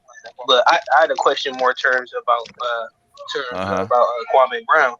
What do you think about what he's doing now? Like the people he's bringing on and stuff. Like, I'm saying he has a right to speak his mind. Because I actually looked at the video that he's upset about, and basically, I don't even know what he's upset about because Jeannie Buss was talking about the trade right now. Steven Jackson was out of line by joking, right, and basically, Matt Barnes tried to tell him to shut up. That's what he's hitting him for. He knew where he's going. He said it once. Matt Barnes hit him, told him to shut up. He said it like 3 times, right? And so Matt Barnes knew that something was going to happen. Because they know how and Gilbert too. They had Gilbert Arenas. Gilbert didn't say anything about it. He said all he told me what was true. But Gilbert, for the most part, Gilbert didn't really down Kwame Brown. Okay, he really basically he's been holding this for a long time. He lets it out. It's YouTube, it's social media. People are entertained by it. I said, let it fly, bro. Go ahead. Worse than anybody else. But the thing is, I looked at why he got upset. I said, well, you getting upset over that? They didn't dog. It's like maybe 10. Really, the whole joke lasted maybe less than 3 seconds. That's what he's upset about. They didn't really talk about I it because agree. I agree with you, but if he's been holding this for a long time, he can't be just upset over 3 seconds, man. And Matt Barnes didn't say nah, anything. yeah, because Matt Barnes was trying to tell Jack to shut up because they know how sensitive he is about this. So it is what it is. Stephen Jackson and Gilbert Arenas, they didn't really say anything now, but they have in years past in NBA exclusives. They throwing shade. Okay, I've heard that shit. basically, I've seen that's on YouTube. basically, the ball players. You're a ball player. You know who can play and who can't. Come on, man. Okay, you Yeah, know whether you measured up or you didn't. It's just obvious. You played yeah, 13 but years. I wouldn't call no nigga no bust. Like he's Okay, still hooped. You still went out there. okay. You know what? Practice like Okay, everybody else. we're not. We got time. We're not gonna derail it just for That's Kwame just me Brown, though. right? I know this. Nigga, listen to me. We're not gonna derail the whole conversation of Kwame Brown, right? We'll get to him later, okay? In fact, I was gonna do a whole presentation about who's a bust and who's not. All right, we can go there. Okay, truth. You off your suspension now, right? Ain't you? True. Huh? True. Yes. Did you get you still got your job? You got your job. You still got your job, right? Nah, I gotta figure out something else. Ah, okay. We'll talk about that. We'll talk about that later. I got a question. Wow. Yes. Okay, my bad. I mean to No, we talked about it. No, We it's good. talked about it tripping. last week. You a young dude. I want to help. If I can, if I can. My daughter did some stupid shit too. She's in her 30s. Okay. Yeah. Oh yeah, that's right. Sure is. Yeah. She would know because she's the one that did test. Mm-hmm. I'm still, there's a lot going on right now. no, not the test. If you wanted to go into different things, or try his hand at something with stuff. them, I can try to help her see what's going on with that. Yeah. But you got to put the weed down. Nicole, let me translate for you. Let me translate for you, Nicole. Nigga, take the hat. Traces. It was micro traces. Nigga, take the hat. It was. I do, but I didn't even take. I didn't take nothing to work. It was micro traces. Hey, wait a minute. You know that somebody like Nicole can tell you how much is in your system, how much you took, and how long it's been there. Yes, I know they got the follow. I know from a test, right? So it was micro traces. No, I'm talking about from the pee, from the urine. Urine test. Yeah. Yeah, I know that's what it did. It was micro traces. It doesn't matter though. They know exactly how long it had been because just like any drug, it decays, right? They know exactly how long it's been in your system. So stop with the bullshit, man. These tests are too good nowadays. It didn't matter. It didn't matter either way. It didn't matter how much was in my system. It was micro traces. It was micro traces though. I got a question. It didn't matter. It's always micro traces, sir. When it goes through your system, unless it's on your skin. Anyway. No. Anyway, damn, talk about truly I just being hope pissed that off. you figure everything out, and I want you to be successful. You're a young person, so yeah, that's what I want to see is you be successful. If you need help, anybody up here definitely can reach out to us. We definitely can help you. Whatever you want to do. You got all these people up here and in the chat and stuff, different fields. Mm-hmm. Like Judge Zilla was saying, asking what do you want to do? That is a there's big a lot I want to do, but like you better go code. It's tough. I know you got to go code, but if you read, well, BGS, if you seen my profile, I got a lot of like anger, so it's just hard. Yeah, I don't care what you do. Okay. You know what? Sleeping under a bridge for a couple of weeks. Sleeping under a bridge for a couple of weeks will break you from that goddamn habit. I can tell you that. Yeah. That I The only thing had you're You're mad my about, ignorant because the you're only ignorance thing locked you're up. mad I'm about, throwing up. One time, y'all. One time. at the end of the day, the Nothing I only can thing say you're to mad that. about is One. because you can't do what you at the end of the day you're just mad because you can't do what you want to do. Yeah, Oh, you that's thought That's you all. all could it get boils away down with to. it. At the end of the day, That's what you're gonna do. if you really wanted that to be part of your life, which I don't care if people do it or don't do it.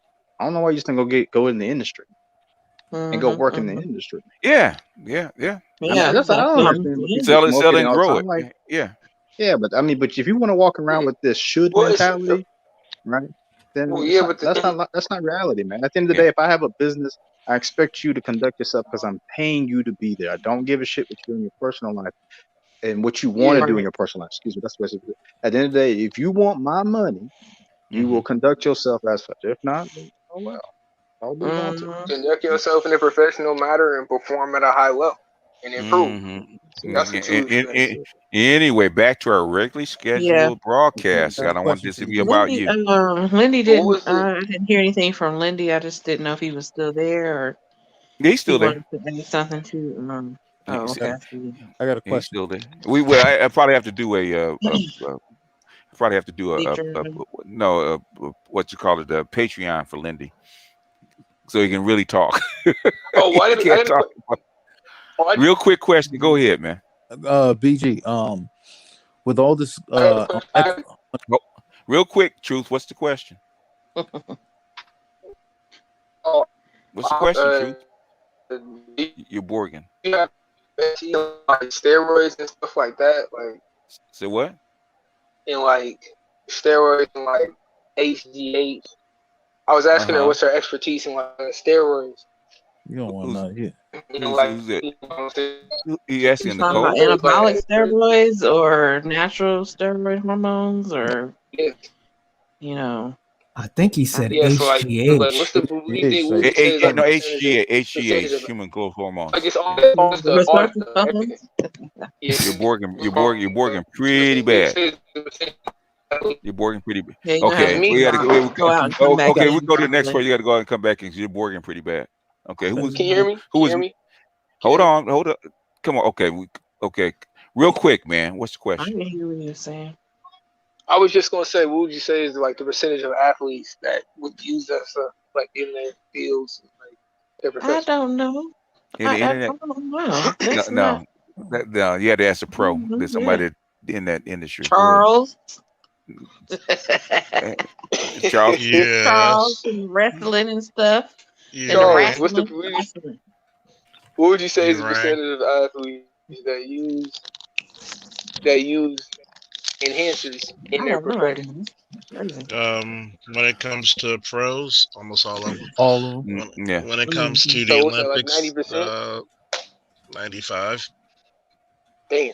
When you Shit. talk when you talk about nobody's clean in the pros when you get into it. They just find something they're not testing for. Yeah. So when you go to the Olympics, you're heavily scrutinized. I'll say that. But even though for steroids for you, like nigga, your dick gets harder than San Andreas wins. What the fuck you need steroids for? What you need to do is actually lift some goddamn. What the fuck you need to do is start lifting heavy and gain some goddamn, put on some goddamn weight. Yeah, you're young. You're 19. You don't need steroids. Yeah. No, Okay, but I will need them if I want to get to that level, or I'm gonna get destroyed. Fam, Okay. do it I'll say this naturally way. first. Holy crap! Wait, is he I'm gonna say serious? this real quick. I'm gonna say this real quick. You gotta get to that level first. Steroids is if you were at that level, you wouldn't be in junior college. Yeah. I'm gonna just tell you. I'm gonna just tell you. I'm gonna just tell you. You wouldn't. Nobody would let you unless nobody would let you. And then too, let me put it to you this way, right? The umbrella thing, the anabolic steroids and stuff, like the shit that Arnold Schwarzenegger was taking in the 70s is not the same shit you're taking now. No.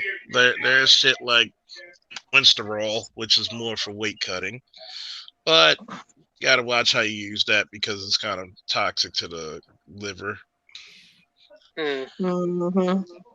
So you gotta not only have the time, you need to really already be at your genetic potential. And if you're this young, you're not even scratching the surface of your potential. You put it to you this way: Do you know when the average age of Mr. Olympia 30? No. 35. No. 30. But look at 35, Dexter Jackson. 30, yeah. 35. He got it almost what, like 40. 40s? Do you Yeah, He was some of older them in though. their He was fifties, older. man. Do you know One time. the average age of the of when you beat your strength profiles versus your speed profiles Beat your strength profiles. versus your speed? Just say no. 28. In other words, you'll probably be at your fastest now to 21. Yeah. Yeah, You'll be at your strongest. sprinters peak out. Sprinters peak out at between 27 and 30. Yeah, you're probably going to be technically at your fastest where your joints are still new and lubricated. Now you can do some shit. And basically, in your Injury strength, free. and your Your strength is strength up to is par. Yeah. your strength. You'll be at your strongest if you work out regularly and challenge yourself regularly. You'll be at your strongest physically in your early 40s. Here's how you want to look at it. Human beings are biologically predisposed for endurance. In other words, if we take 6 months worth of strength training, 6 months worth of endurance training, we're going to peak at endurance far quicker than we're going to peak at strength. And strength is a progressive dynamic, and it's gated by your type 1 muscle, which is your tendons and the connective tissue. Who fell off? Okay. All right. Oh, Go ahead, keep going. What about ligaments? He's listening. Keep going. It's coming back.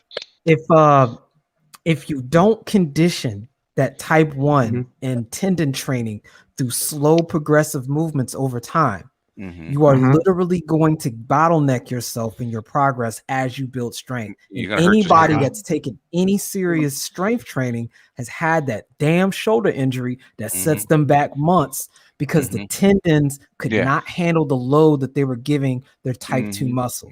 So that's why you want to start from scratch at a foundation and incrementally, and what's the progressive overload over time, and give yourself proper rest. Tendons take a long time to build. Let me put it to you this So way. basically, this is more like a gradual process. The list you see me to do, I make them look easy for a reason.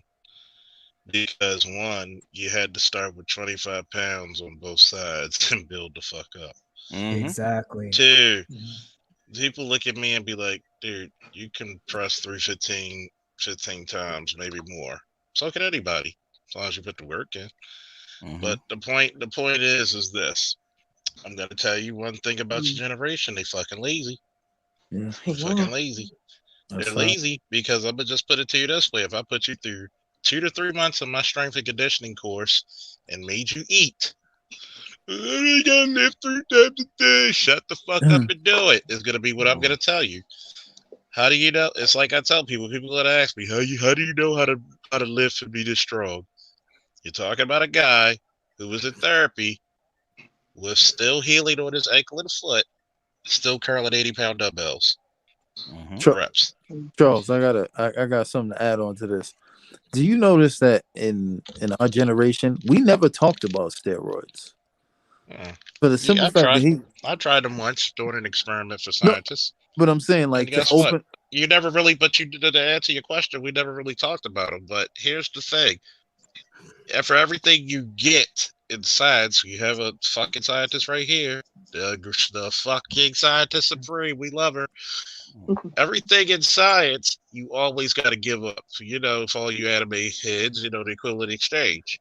There's something you're going to give up. Meaning, if you're thinking about steroids at 19, then physically you do not have what it takes. Because 1, if you want to play football at tight end, guess what you're gonna have to do? You're gonna have to build some muscle, kid. And you're too and at college level, you can't focus on just one sport. I mean, there are people who've done it, but there's very people like Steve Williams who was an anomaly because he would come on playing, the national football game, and then the next week he's in the NCAA tournament for wrestling. Bo Jackson. Bo Wait, we're talking about Dr. Death Steve Williams? Yeah, Dr. Death. Dr. Death? Oh, okay, God rest his soul. So, I mean, how good was he? he didn't wrestle too much because half the season was cut because at the time his school was going to the national football games. He mulled over people to get to the fucking finals in wrestling in the NCAA. Oklahoma Sooners. Yeah, and the only guy he lost to, well, he won an Olympic medal with heavyweight in fucking freestyle wrestling. So that's not a bad loss. So you gotta, one, say what sport am I going into? Two, how do I maximize what I need for this sport? Three, what must I do for its longevity? Because you may not be the fastest. At some point, you may not be the strongest. You got to be the most skilled. You got to have the most fortitude and the most endurance. Like Nameless Protagonist says, there is no animal on God's green earth that can outlast a human being for endurance. Hell, that's how we killed the motherfuckers. Period. There's The no Son are the even prime if examples of that. so you can, people say, how did we used to hunt them? We chased them till they died. That was the original way we killed them. You outrun them. You outrun them. So when you look at endurance shit, like some of the endurance fucking in marathons, most animals would die from exhaustion. So the other, so you got to realize something when it comes to brute force. There's a reason why God gave a lion 600 pounds of muscle and gave you about, depending on which your size, probably about 75 to 100, depending on your body weight, maybe 150. And that's just natural. We're not talking about working out. Because you had something that animals did. You had something called a fucking brain that said, you know what, I'm going to leave them motherfuckers the fuck alone. Or I'm going to create enough noise to scare them off with their kill. So, what you need to do in the long run is you need to do something that starts with a D, not your dick. It's called dedication. It's called you need to actually be dedicated in your studies. Who's playing Candy Crush? Just the animals on point. Right. I was looking. It was actually Words with Friends, but the time that was like Candy Crush. That's a new term, a Candygram. Huh? Right. BGS, oh, that reminds me. For you. Candygram for Mongo. Not today. Not today. That Dr. Dunbar's got the Candygram today. Go ahead, James. Yeah. And this is an economical question. What parts of the country you think are gonna really suffer because of the obviously we're still in the pandemic. It's the ones that are going to suffer, the ones that are already suffering, which is the Midwest, that especially poor countries, poor states like Alabama, like West Virginia, places like that is really going to suffer because you have a contraction. What about Ohio, Tennessee?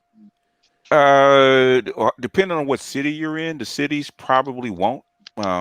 But the outside of the cities like Ohio and Tennessee, Memphis for Tennessee, Memphis and Nashville will be fine. But it's the places in between Memphis and Tennessee, the small towns and stuff like that. They're gonna really get hit hard. But go ahead. This is pick. So and I'm asking this because with housing being so expensive. Is this one of those ways where a lot of these Midwest states, because of just infrastructure, no economical strong base, does this really put a huge hindrance on the middle class? In fact, if the middle class is going to get really hit pretty hard, man, because they're talking about allocating a certain amount of money to keep the middle class alive, because middle class is going to get hit by things like automation, because most of the middle class has replaceable jobs because we're a service sector economy, and AIs and automation is going to hit the service sector, so it's going to reduce a whole bunch of jobs, and all COVID did was accelerate that. So the middle class is going to get hit pretty hard. It's going to diminish. Well, I can tell you many of women I've dated who they're trying to get physical therapy jobs again. I'm just like, yeah, they're trying to find other things that are still viable. The one thing that's going to help certain cities, is like in the South and the Midwest, if they have an infrastructure, is that remote work. There's a lot of companies that are don't want their employees back in high cost areas, high cost buildings anymore. So they're spreading out the work, so that will help. So basically, you have people who can be able to work from anywhere. Like San Francisco's losing a lot of people, Los Angeles losing a lot of people, New York's losing a lot of people because of remote work. So a lot of your tech companies are moving out of high cost areas to lower cost areas. Now the lucky cities will get it, but for the most part, that the flyover country is going to get hit pretty hard, man. So, and don't let trucking dry up. Then it really get hit pretty hard.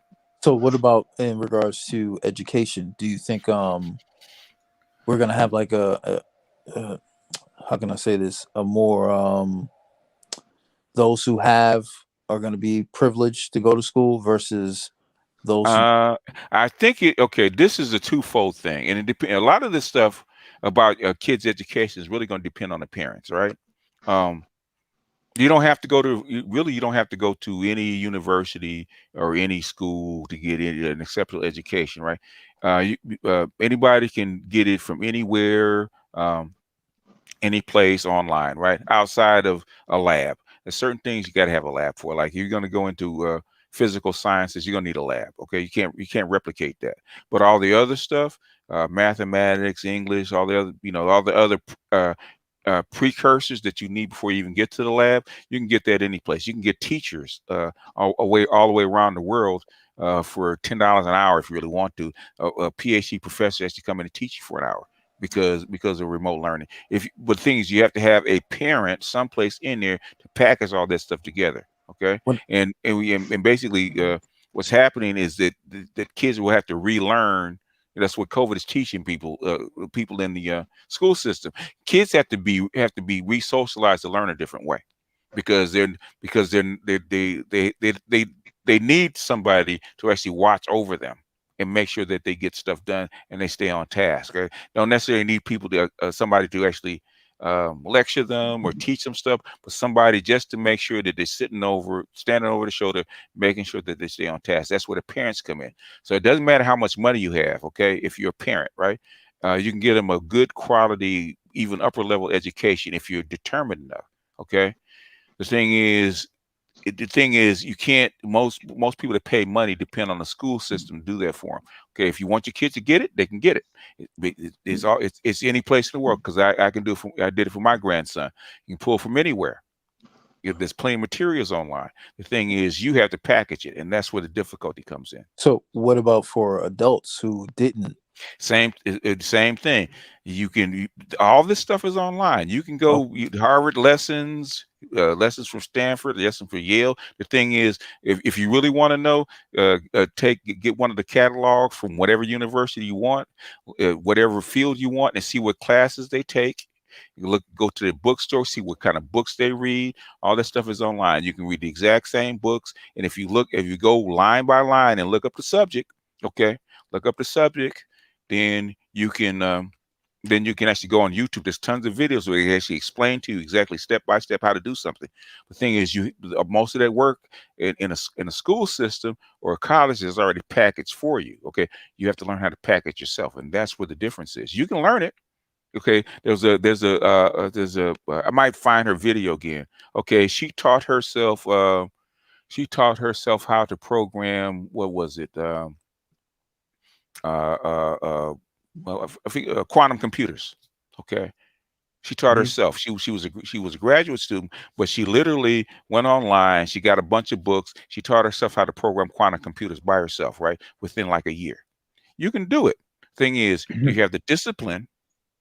Do you have can you package it yourself? Can you keep yourself on task and make sure that you do it? And you can have anybody review your work, right? You can pay anybody in the world. Like there's teachers all over the world who actually say, hey, I did this homework. Can you look at it for me? They can look at it for you. You pay them the $10, $20. They can give it back to you, okay? And tell you where you made your mistakes. Teachers are all over the world. And some of them don't have any work. You just have to find them, okay? Thing is, can you package yourself? You can learn anything you want.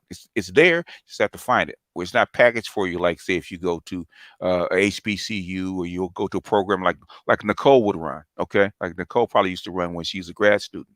Okay, that's where they package the stuff for you. where it's all laid out for you in a course. Okay, you don't have that online, but you can learn it. Okay. Excuse me, BGS. Which is Would something something like Coursera? Go ahead. Go ahead. Would something like Coursera be a viable alternative for James?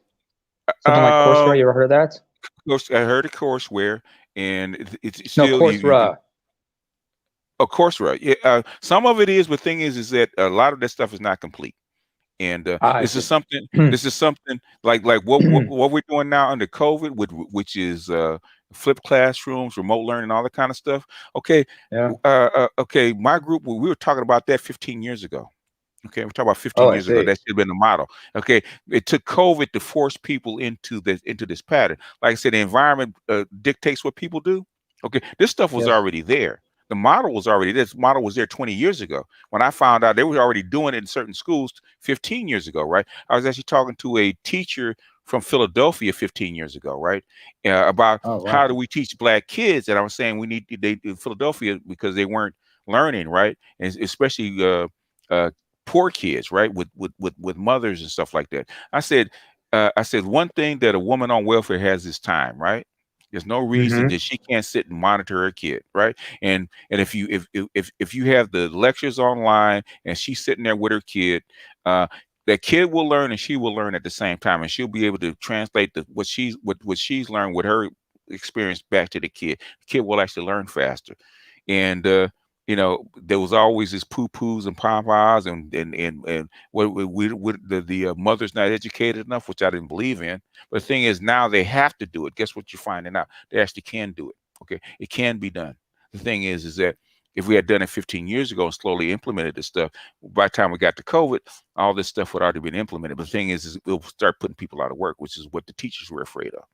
So an unwillingness to change and adapt. Unwillingness to change, unwillingness to change. And but the thing is, adapt. it's not new. Yeah, this is not new. Well, I mean, I could go chapter and verse on this stuff because it's over a very long period of time. But COVID first a lot of things to adapt. I mean, like how a lot of social services work. They have to go on. They have to become more online and streamlined online. Yeah. Okay. Read the best person. What happened to everybody? Everybody just I'm still here. Me and Lindy is still here.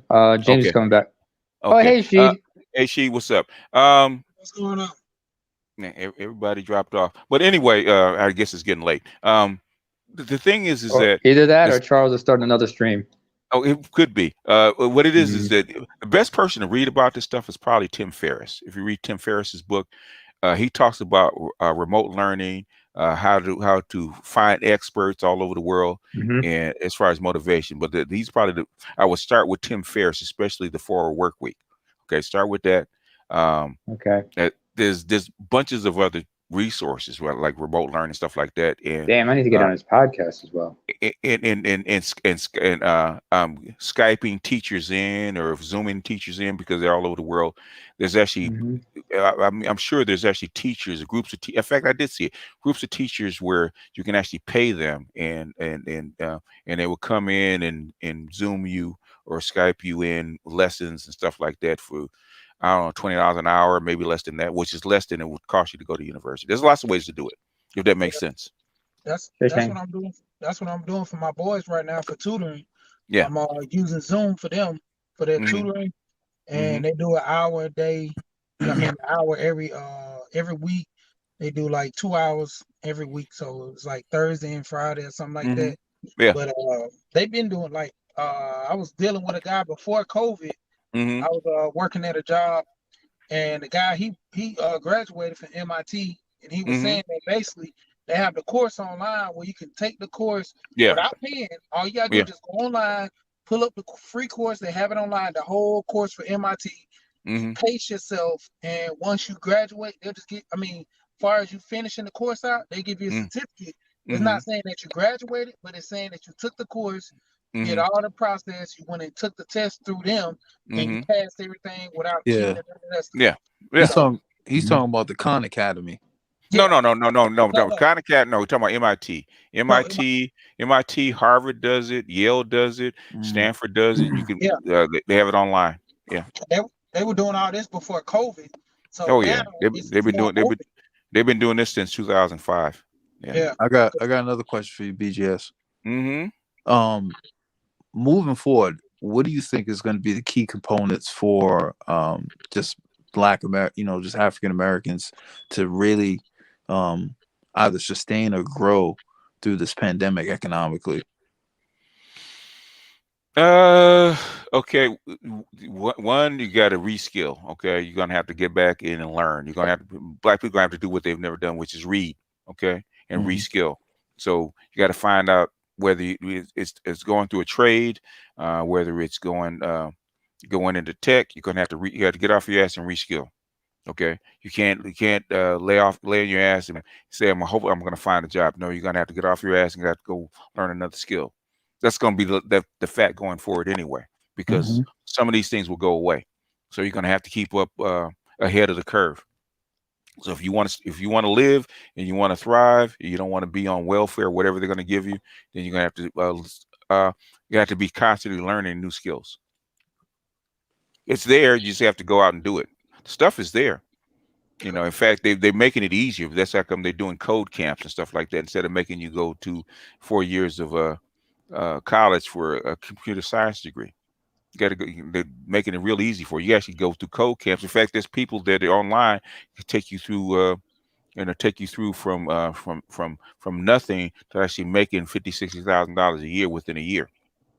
Udemy, study on Udemy. Udemy. We got two people like Zero. Zero can take you through Cisco routing within a year. And I don't know what he charges, but then he take you within a year. It may be a fraction of the cost. Do you think graduate degrees are going to be relevant as we move forward? Graduate degrees, if you're going to go higher than just the work level. No, man, but do most people have the stomach for a graduate degree? No, I don't. If you have a graduate degree, I always tell people think out of the box, right? Okay, if say you ain't got no money, right? Say you got a smart kid, ain't got no money, right? Teach him German, right? You can if the kid knows German, you can ship him to Germany for 4 years to get a degree for free. Guten Tag. Yeah, the same. Most of Europe will give you a degree for free. If you can kind of learn learn the language, and you can actually pay for your living. In fact, if you go to like Spain and Portugal, where the cost of living is really cheap, you can go there for free. That's true. I've been there. Yeah. So, but you go to Spain or Portugal. If you learn Spanish, you actually go there, live there for cheap, and basically go to school for free or almost free. There's all kinds of ways to do it. Okay. When my daughter was small, my baby daughter was small, right? I was gonna retire early, and I was gonna move with her to Cuba so she can become a doctor for free. Oh, instead wow. of paying $250,000, Cuba will actually teach any a Black kid to be a doctor for either very low cost or free. All you gotta do is live there. Yep. They had that big talking about Cuba was letting all the Black Americans come over there, free tuition. Free tuition. So basically, I think medical school in America is like $250,000. If you ain't got that kind of money, or you don't want to go, and that's not including your undergrad. Okay, that's just medical. Undergrad to go to medicine is like $80,000. So you're spending $300,000 instead of when you get 18, move to Cuba. In 6 years, you're a doctor, right, for free. Gotcha. There's ways to do it. The thing is, can you get out of your comfort zone? Can you be disciplined enough to actually work your way through it? Hey, BGS. There was a guy on Dave Ramsey. We barely hear you. Huh? Hey, you must be in the truck because we can barely hear you. All right, let me pull up my phone. Yeah, and I was saying there's a guy on Dave Ramsey.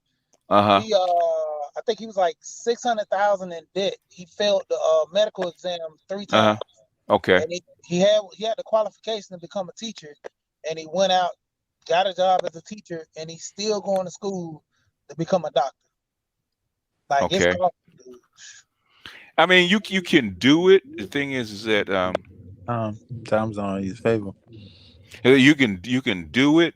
And Dr. Johnson said, I'm big on nonlinear thinking, man. My thing. My thing is get the same thing at the lowest cost. Somebody got feedback? I think the she with feedback. Mute yourself for a second, she. My thing is, okay, if I have a goal, say I want to get my kid from A to B, okay, and I said, okay, how much would it normally cost to do this, right? And you look at it, $200,000-$300,000. I ain't got that, right? Okay, what's an alternative? Okay, is it say he's in high school or he's in middle school, right? Is it worth sacrificing time to actually teach him 2 or 3 years of German, where he can actually go to Germany for free and then go to medical school after that, or go to Poland for a fraction of cost, like O'Shea did? Okay, Yeah. or go to Cuba for free. Just have to learn a little Spanish and sacrifice in third world, a second world or third world country for 6 years. Or I was India, willing to go down or the or India. Philippines. Philippines, maybe.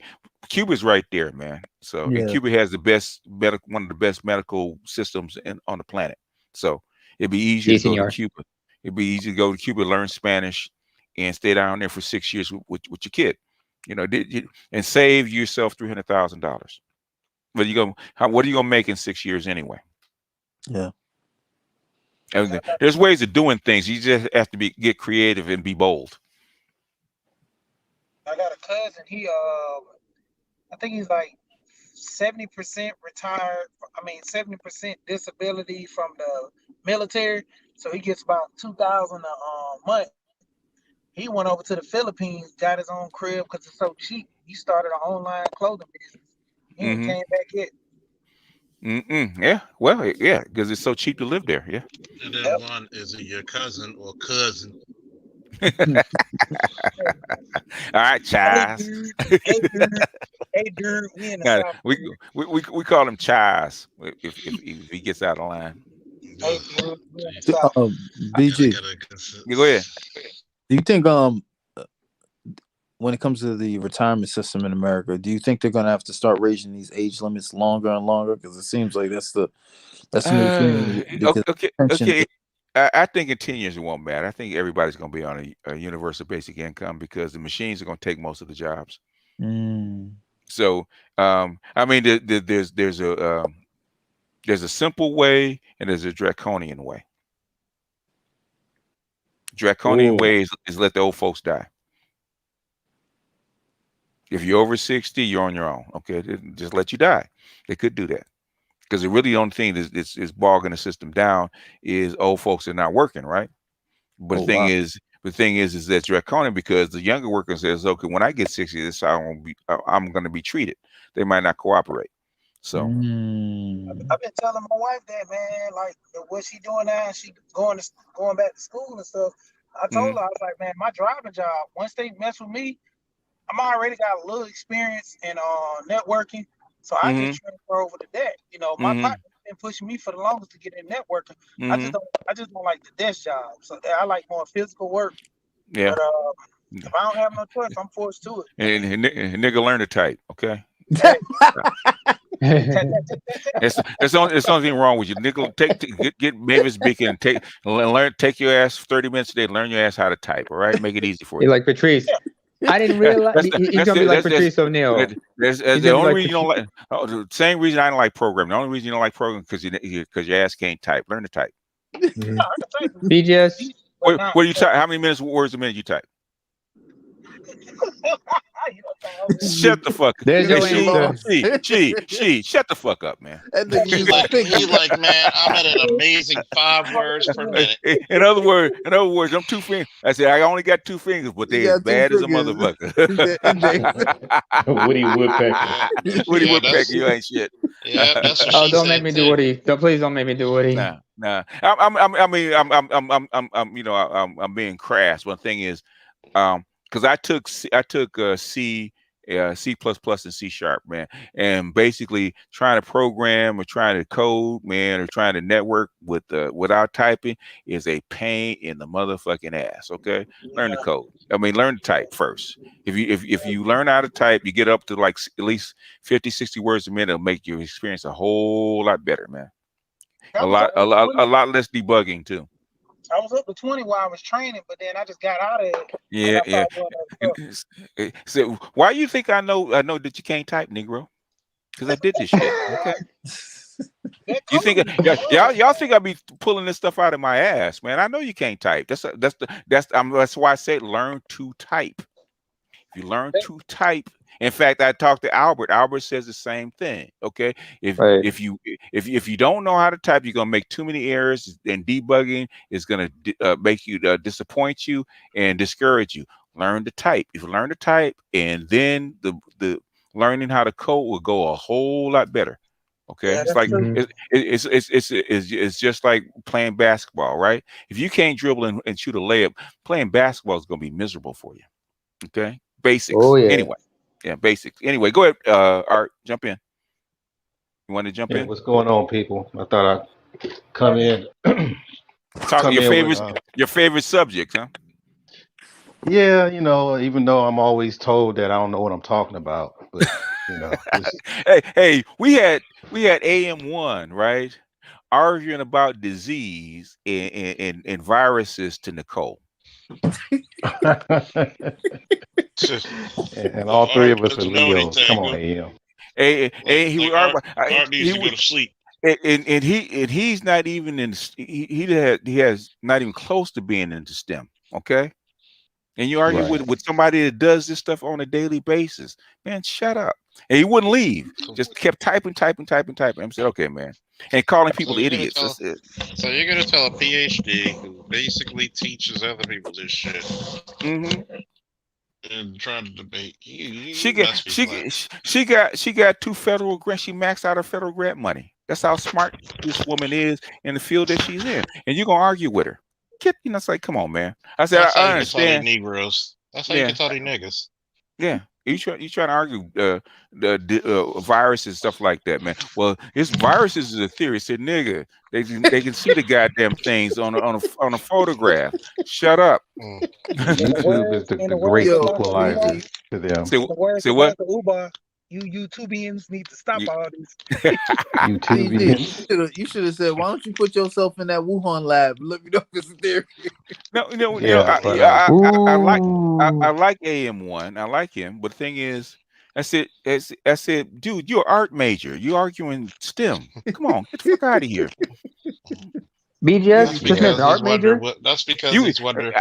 Algebra was tough for you, much less science. Get the fuck out of here. Anyway, that's because he. Are you sure it wasn't the art of trolling? No, he was serious. No, he's serious. He's serious. No. Go ahead. Go ahead. This is, and it keeps reminding me, even after last night, a lot of the young folks, it sounds like they're afraid of planning. It really, really sounds like I was hearing a lot of pushback about strategizing to get out of a hole. It was like, we're never going to get out. Only people I don't really get that from are military dudes. Yeah. Military dudes are always talking about ways to get out, even if it sounds crazy. They got a plan. But for the most part, a lot of our young, it's like, bruh. We think like our women. It's like, how are you going to shoot a ball if the hoop is not even there? I'll tell you this. Right? I had a lady on my live stream right before coming to BGS. She's 36 years old, and I'm like, "Are you black?" Yes. How old are you? 36. Where you from? North Carolina. Yeah. And I'm like, so you're a social worker, right? I work with social workers as a cop. Don't act like you don't see what the fuck's going on in these neighborhoods. Don't act like you didn't grow up black. Well, you try to blame this on the women. Well, let me put it to you this way. Every man decides who gets to be a wife. Every woman gets to decide who gets to be a father.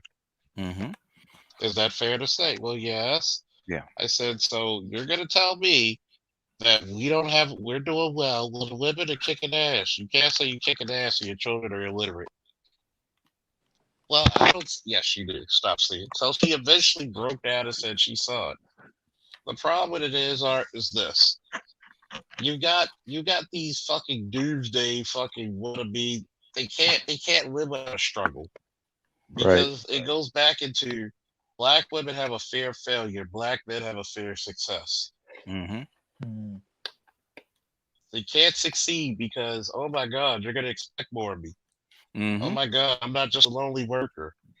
Once you put that over their head, they're gonna basically go insane because they like, why did I leave myself in this chasm for all this time? But go ahead, Art. Sorry Yeah, for cutting you yeah, and off. plus, I'm, I don't know what format I'm gonna try to deal with this, but if Mm-hmm. you look at the categories where the women are employed, you can tell they are making, the establishment rich. Mm-hmm. They're making money for them. That's why it makes sense why Sister George said what she said. Mm-hmm. As far as I mean, them not really having any kind of plan or outlook to do something for the community. Their Mm-hmm. community is somebody else's community, Mm-hmm. and it shows right in the data. So it's like, if that's the case and we got the data right in front of you, are you willing to move the numbers around and come up with a plan? This is the stuff that, I mean, we have a brain for it. We got manpower for this. We got people in different positions that are able to, like, for example, the most important piece last night, we found that it was 41, and shout out to PK, he was looking up this stuff. 41% of black people in general are unemployed. Mm-hmm. Now, obviously, if we do something about it, we could probably put a dent in it and probably bring in like 15 or something, or 20. Mm-hmm. But it takes people to put a plan together, because we keep relying on, the Biden or the Trump administration to do this, where all you got to do is make sure you encourage people to be in positions that are key that they can do. But instead, everybody wants to be a rapper, a basketball player, and then on top of that, somebody's always say, "Yeah, man, you got some skills, homie. So yeah, you might as well do." It's like, why don't you encourage more like upper STEM? Why don't you encourage more law? I mean, I think anyone that would discourage someone to go into the medical profession, they need to read. I think it's called medical apartheid. Mm-hmm. Yep. Read that and then then try to discourage someone, because not only you don't have enough black people in the medical profession, I mean, excuse Mm-hmm. me, as doctors, but a lot of us are dying like unexplained, Mm-hmm. getting sick unexplained. So it's more than just, because people keep looking at status. People are like caught in their feelings. Oh, why should he be this and why should he be blue collar and he's going to be bougie? We don't care. I don't care about your feelings. Mm-hmm. We're in a crisis. You know what I'm saying? This is nothing where you can just talk your way out of it. I got Yeah. Yeah. and on that one. Because people are comfortable in their obsolescence. People are just comfortable in their obsolescence. Yeah. They are. They Those people. are It's they're people that comfortable hate under change. their Yeah. People hate Mediocrity as change. well. Yeah. They are. Yeah, Black people are mediocrity. especially. Yeah. Mediocrity for they sure. hate That's what change they're and fighting to they're stay in there. Yeah, They hate it's growth. like a poor. Well, yeah, it's like a lot of people don't understand that they have one life. yeah. No, I was Look at saying the people blue are fighting collar. to stay poor. People Yeah. fight to stay poor. Or Like stay I comfortable. know Yeah. what Art was going to go into because he says we're kicking ass because we were on the pattern. We're kicking ass when it comes to trades, Mm. but not anybody saying like he said earlier. Where's law? Wait a minute. Who's the most incarcerated? New style. We Mm-hmm. are. Yeah. Yeah. Yeah. So you would Yeah. think we would pump out lawyers to get us the fuck out or never to get in there in the first place? Mm-hmm. Excuse me. And the ones that are unemployed, you better believe they got trades and degrees. Gesundheit. Mm-hmm. So I'm gonna say that again while Country. somebody was sneezing. The ones that 41% of unemployment, I'm quite sure is included with people that have degrees and trades. Well, they do, but also people, you got to remember there's 20% of black people also retired. So half of that are people that are retired or on some kind of Right? social So that's security. that's that's in the pie too. Yeah. So Yeah. so I'm like, we have enough intelligence. Hell, even in YouTube, we got enough intelligence to at least put some of these, you move these pieces around and then just, have a plan, at least a plan. Mm-hmm. I mean, And the thing is that, and I think that's the hurdle that we keep trying to jump over, is who has the mindset to have a goal, because they're like, okay, it's because I was talking about how artists talk when we're artists. Most of the time, if an artist explains a painting, people say, I don't understand. I still don't get it. The reason why you don't get it, because I didn't give you anything to look at. I didn't give you a picture. And most people don't have a good imagination. I'm just gonna keep it real. You got to give them some. You got to give them some, whatever it is, to at least see what it looks like, a model or something. So I think that's the part that we're relying on. We need to start making models so they can see it for themselves. I think that the silver lining of COVID was two things. One, it shows you exactly how hard it actually is to actually teach a kid and how much work it takes. And the second thing is that how important education actually is, because now the parents have to actually see it, and see the results of a kid passing or failing, and it's in their hands. So it's forcing a lot of parents to be sit in the teacher's shoes, or stand in the teacher's shoes.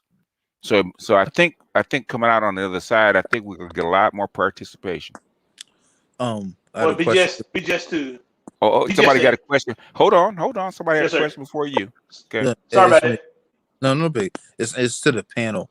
Do you think moving forward with obviously through this pandemic that the private schools and everything else is going to be reduced due to the fact of just within our communities that a lot of people have lost jobs, are not making the same, and now we're going to have to really buckle down on trying to educate, or homeschooling is going to be the new thing, I should say. Well, that depends. I mean, let's BGS. You want this first? Oh, okay. The thing is, most parents are not equipped to homeschool. One, they have to go to work. Two, they don't have. A lot of parents really don't have the patience to homeschool. Very few people can actually home or have the skills that. I'm saying not even the skills. It doesn't really matter about the skills. It's the patience that you sit there with that kid for 4 hours a day while they're going through the lessons and actually plan this stuff. It can be done. Most people don't have the patience, right? And then you have to socialize the kids to learning that way, because we've had them in the present school system since they're like 3 years old. And the problem with my grandson is that he's not used to learning a specific way. So it takes time to actually retrain his mind, retrain his habits, to actually learn a different way. It's not like the teacher's in front and there's no distraction, because you got to remember, the classroom is pretty barren, right? They actually keep it that way for a reason, so they can focus on the teacher.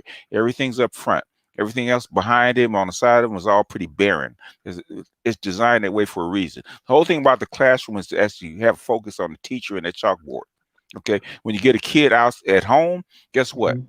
They got all these things, distractions. They got people talking. You got stuff going outside in the window. He's got his phone over there or his toys over there. He's got all these distractions. So how do you keep a kid focused?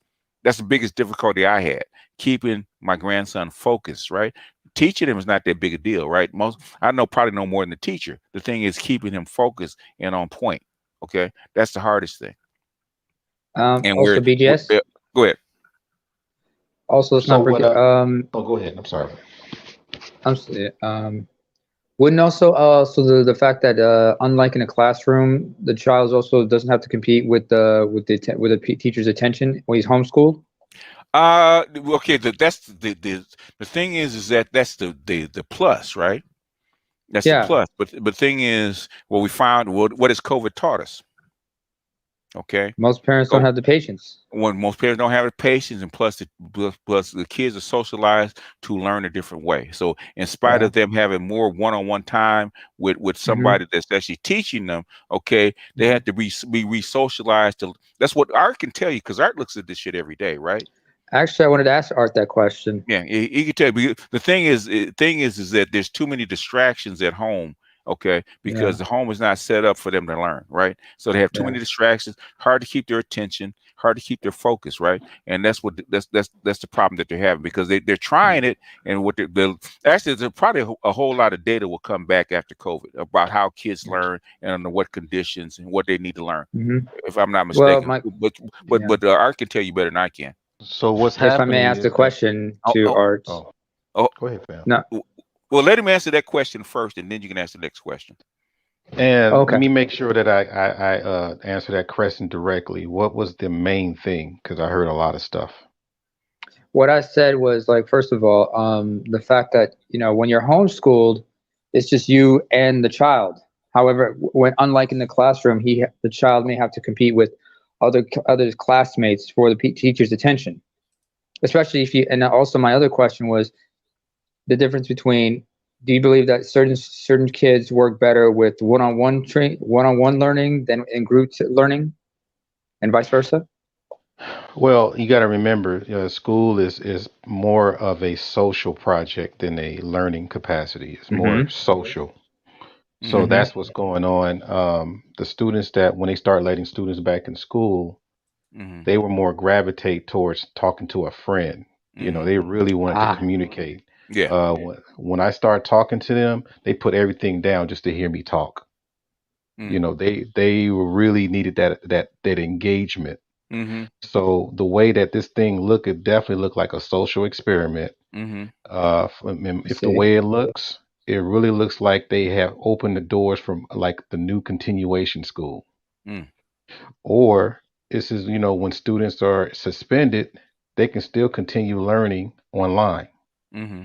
It's all kinds of things. So as far as like trying to replace the teacher or whatever, I'm not sure if it got that far because so many failures occurred during this whole pandemic during the Zoom class, and it's going to be interesting when a lot of these kids, because think about it, you have like millions and millions of students with like multiple fails as seniors. What do you do with them? Do you repeat, or do you just send them off with courtesy D's? These are decisions that they're making, and then once they get out there, forget college, that ain't gonna happen. And then on top of that, you're looking at the workforce. They're not even ready to do that. So this is what we're going to be dealing with. So I have a feeling there's going to be more law enforcement hired. There's going to be more intervention people hired. There's going to be a lot of that opening up. I don't know how long, but as far as that one-on-one thing, yes, that's always going to be a plus.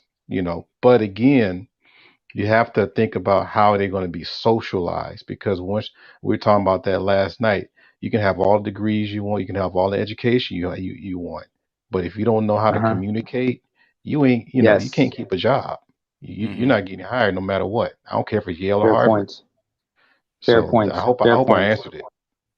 No, actually, you more than answered it. I see what you're explaining, what you elaborate everything. That's very important. I see where you're coming from on that one, especially when you talk about socialization. Yeah, you got to Especially know how those to of us who come from communicate. immigrant parents, especially those of us from immigrant parents, because we had to learn how to socialize in multiple settings. See, the problem that we're running into, I don't know, I don't think the Z's are really having it that much, again, because they ask a lot of questions a lot, is that, people try to equalize themselves to someone else's experience without them even taking the course. And that right there, that's why you have these missing things where people are complaining about what they don't have. Because when you come with that kind of energy, people don't want to deal with you. And they don't say it, but they have you come with that energy, and they writing stuff on the clipboard like, yeah, go ahead, keep going. Okay, well, we'll get back with you. All of a sudden you don't hear the phone ring. That's the kind of stuff you got to learn how to put that energy out there that, hey, I'm a sponge, I'm willing to learn. What do I need to do? People come in saying, well, I don't need to do this, I don't have to do that. I know this and I know that, I know this, I know that. It's like, okay, all right, that's good to know. We'll call, don't call us, but we'll call you. So this is where we at. The thing is that you have to start strategizing what the needs are and where you fit in.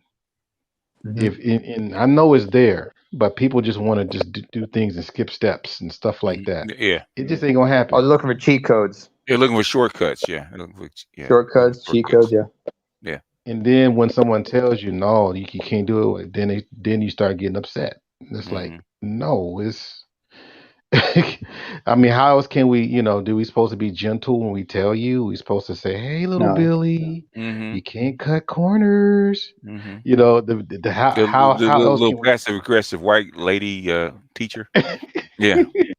Yeah, we can't. It has to be done to the way to where you get results because you ain't got much time left. You just don't have much time left.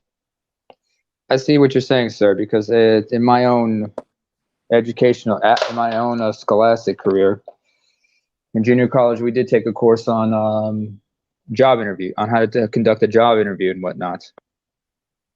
So I understand what you mean. Yeah, I mean the key thing, and I know women don't like when we say this, but you got to be a thinkers. You have to be a thinkers. You can't be like, okay, I'm gonna go ahead and lay some bricks and she think over there. No, you got to do all of that. You don't have to sit there and delegate something to where somebody's using their mind more than you. That's what you're supposed to be doing. You the thinker. But unfortunately, it got to the point to where since she's in these arenas to prove that she don't need a man, why are you in your arena? Mm-hmm. That's the one you have to answer right there. Not now, but that's something that you have to tell yourself. I mean, why are you in your arena, and who is telling you who you shouldn't need? Mm-hmm. Think about that. Mm-hmm. But I have a experience. Well, I don't know in BGS. I know you heard of Watt Skill Center. Yeah. Yeah, I'm gonna try to bring that back in the fold, but I'm gonna do it with the parents instead of children. Mm. And people will say, why should you do that? Because I'm like, what else? What other alternatives do you have?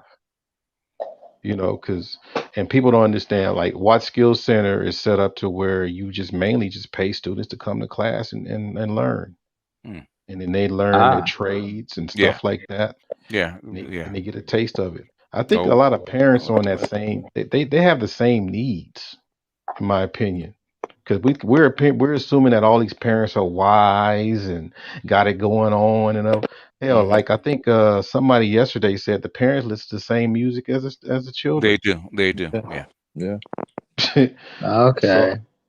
so I think we have to start, I mean, having that mindset that you're dealing with two generations of students Mm-hmm.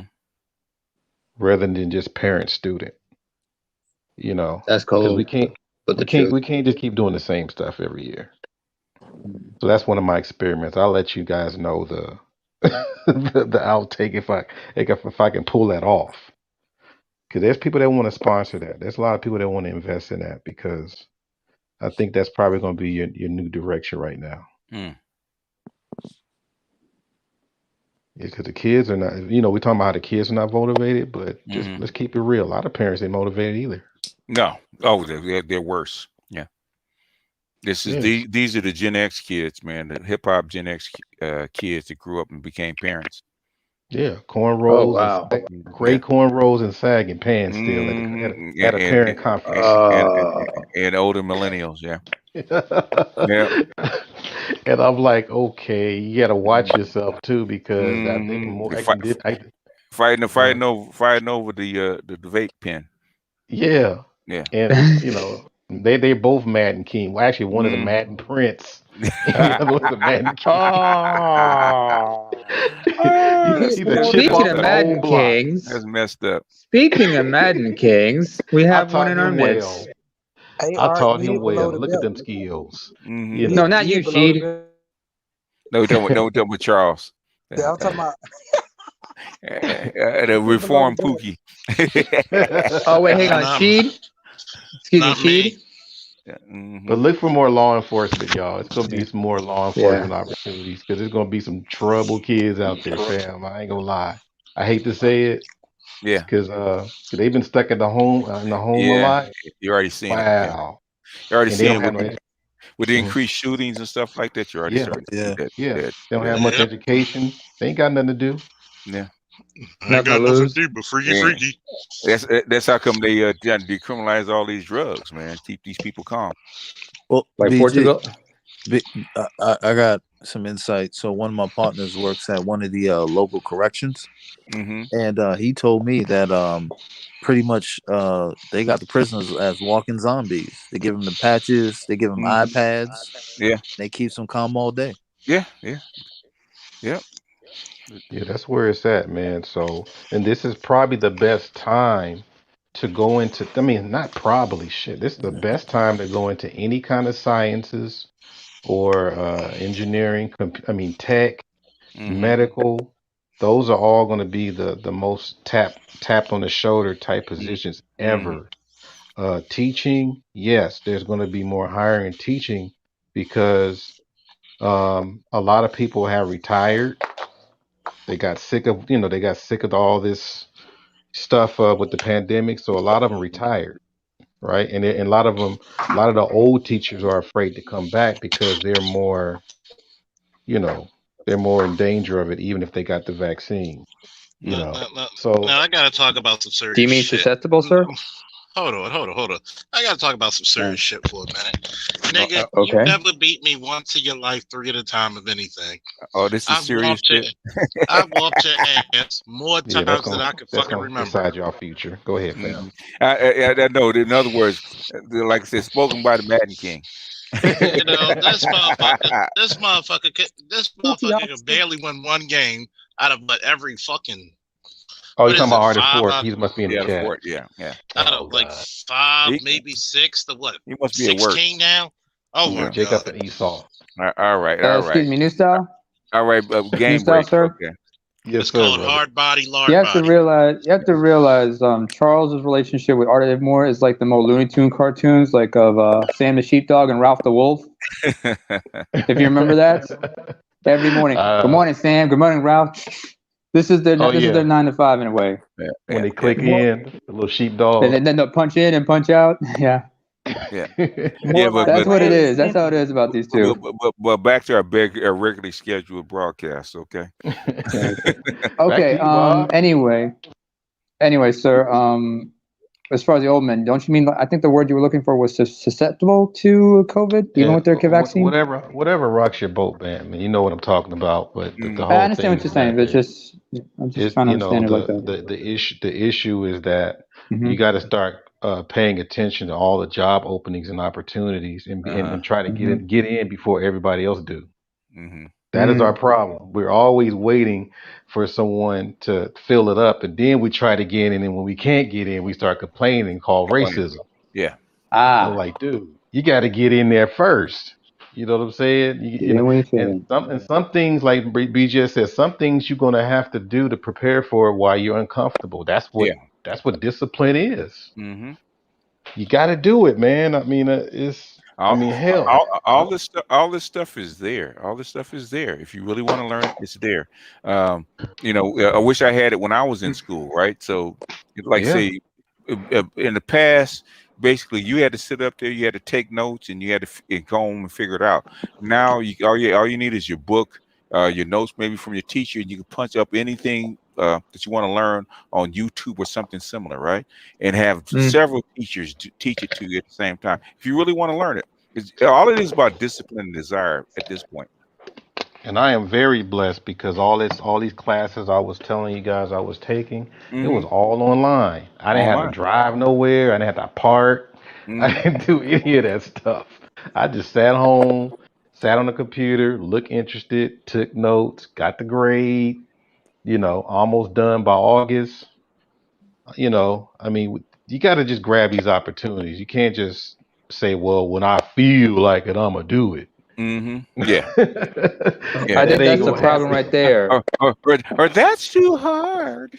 Yeah, my baby ain't ready. I think that's where it is. That's the problem right there. It's like when I feel like it instead of thinking.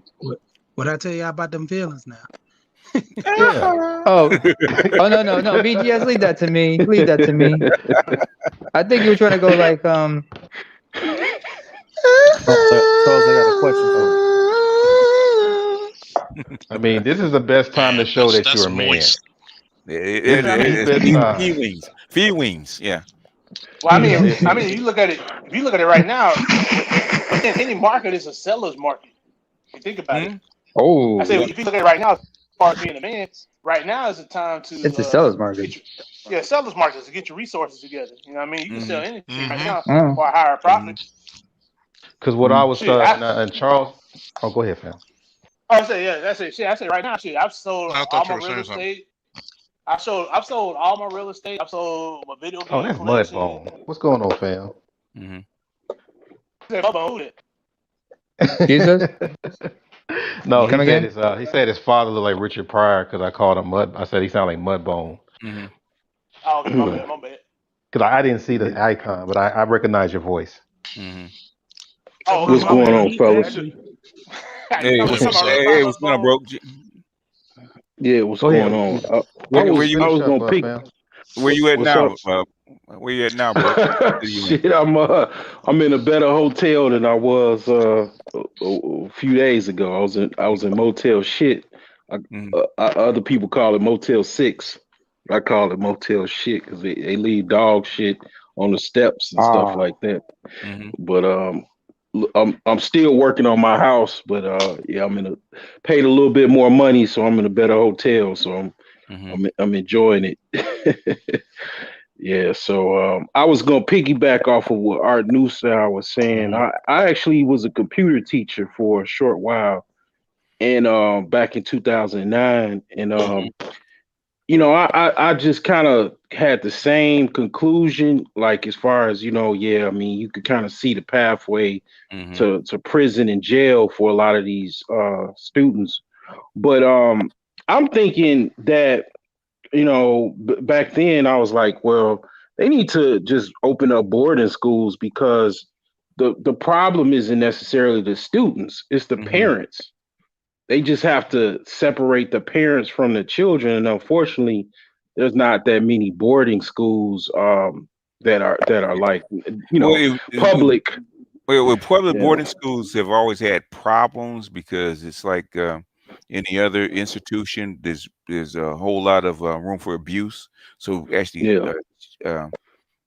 monitoring people. Now, if you pay people enough, like boarding schools are fairly safe, right? Because you're paying them way more money, and they're not going to do anything untoward to get fired. But to make it public, it's a little harder. The easiest way is single sex schools, but nobody wants to do that. It's easy, but simplest way to actually do it. But the problem is like because I had to do so many things at the school I was working at on the west side of Chicago. So I had to walk outside the school after the kids was let out to be like security to help with security. So you see the kids going home with their parents. I mean, some of the parents are crackheads, prostitutes. So it's like, yeah, if you have same sex schools, yeah, that's great. But then when the kid goes home, he's hungry. He's like some of the kids I remember, they were dependent on lunch to even just eat. For they ate mostly well at school. So they would literally come home. I mean, come home and they don't even have a decent meal. Because it's like the parents are a lot of in many cases the problem for some of these children. Okay. Yeah, that's what I was addressing. You got to, I think one of the solutions, because I know there's several. I think because you got to, I think I'm one to try to keep the family together. And the one thing that you want to do is arm the parents with some of the stuff they didn't learn as far as being parents. A lot of parents just don't know how to be parents, because of some shady stuff that happened, in their parents' life. So I think the part that may help is to really get them in the situation to where they can show how conducive they are to their child's future. So once they're in different environments to where they can say, hey, I can do this, hell, I can teach my child this too. It gets more, and then on top of that, they have, I'm proposing to have workshops and seminars to how to do their own taxes, how to do, have job fairs, because a lot of parents are unemployed too. So the whole thing is that once the parents feel empowered, I know it's not 100%, but I think it at least put a dent into that involvement, because that's the thing. A lot that sometimes, like BGS was talking about, like integrated math and things like that, it doesn't really allow that connection between the child and the parent, because that's a different system than what the parents were learning. So you have to be able to at least give the parents some tools to work with their child on the academic setting, but at the same time, make sure that they're able to at least be a parent, like providing and stuff like that. Because a lot of parents, not to make too many excuses, but we hear a lot of parents just don't have the time because they're working 2 or 3 jobs, and it's a whole bunch of stuff. So and the stuff that I'm proposing is called community partnership. So when you start doing that, that's how you fully utilize school resources. But right now, everybody's trying to make sure Latino students learn English. Okay. That's where all the money's going. Yeah. Well, because they're importing all these kids, man, to actually shore up the demographics. So you got 100,000 Latino kids, so you're gonna have to spend some money teaching them English. Yep. And special ed. That's another one. For special ed for the black boys, huh? Yep, to keep them doing all these remedial classes, but graduating high rates, but not ready, but not academically ready to go out there in the real world. Yeah. Yeah, Make that make sense. like last time I checked, it was like 1 out of every 4 kindergarten child is Hispanic. And that was years ago. So it's more now. people don't really understand how rapid this is going. This boom, this population boom with Hispanics, but primarily Mexicans, South Americans, that it's going to be exploding. Yeah.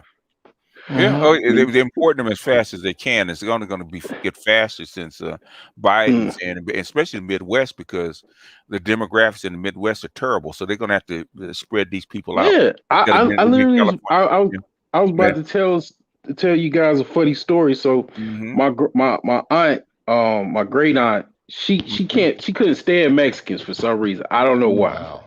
But she grew up. She lived in a town called a city called Chicago Heights, and people in Illinois and the Chicagoland area already know where I'm going with this. So she moved there late '80s, and it was mostly African American, white population. By the time she got old and got ready to go to a retirement home, whatever, pretty much a few years ago, you could call Chicago Heights Little Mexico. It's like 90%, 95% Hispanic, primarily Mexican. So it's like she couldn't stand these people so much.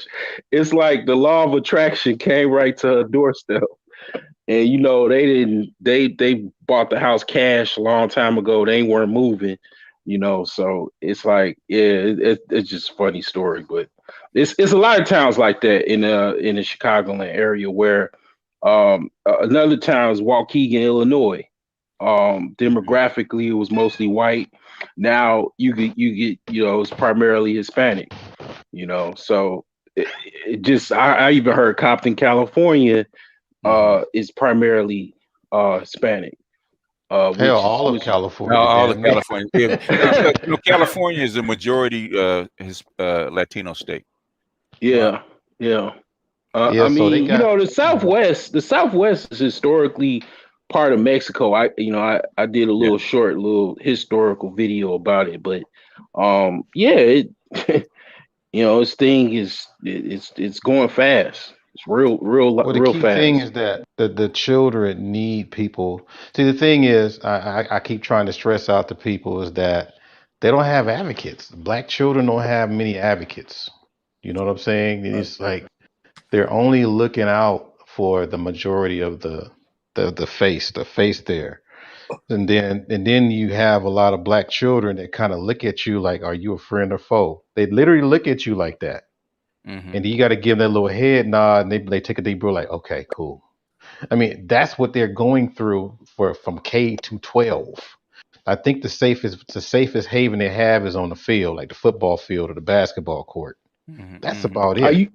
Are you talking about Hispanic children, or No, are you black just talking about children. general? Our black children. Our Are black you children. friend or foe? I don't They get have it. that mentality on campus. Mm-hmm. So that's the thing is that, because you got some black teachers there that don't get it either. You got some black teachers that are there just to teach because they're not really understanding what's happening until, I mean, a lot of sisters on these campuses, they do get it. A lot of brothers just say, hey, since he ain't talking to me, then he don't want to learn nothing. Because we Well, had this meeting before at my job, It's a and lack of empathy. so we need, that's why I'm saying our black children really needs to know that they have an advocate. They have somebody has their back on campus.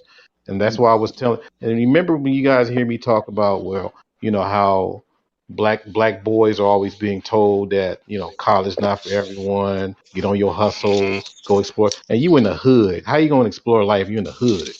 You know what I'm saying? yeah, So you getting all that from your counselor, your teacher, your parent, your friends, everybody. But when the black girl comes up, hey girl, you need to go to college so you won't need a man.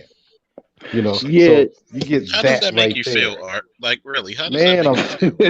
I'm And by like, the way, bruh, I always BGS, say if you could post the link in the chat, Truth's trying to get back on. But I go ahead, always Art. say this. I mean, I'm gonna answer it. When a student tell me, because sometimes students tell me, I'm like, point him out to me. Half the Mm-hmm. time is a white Starbucks going teacher with the oatmeal hoodie. Mm-hmm. He's usually the one sneaking that in there.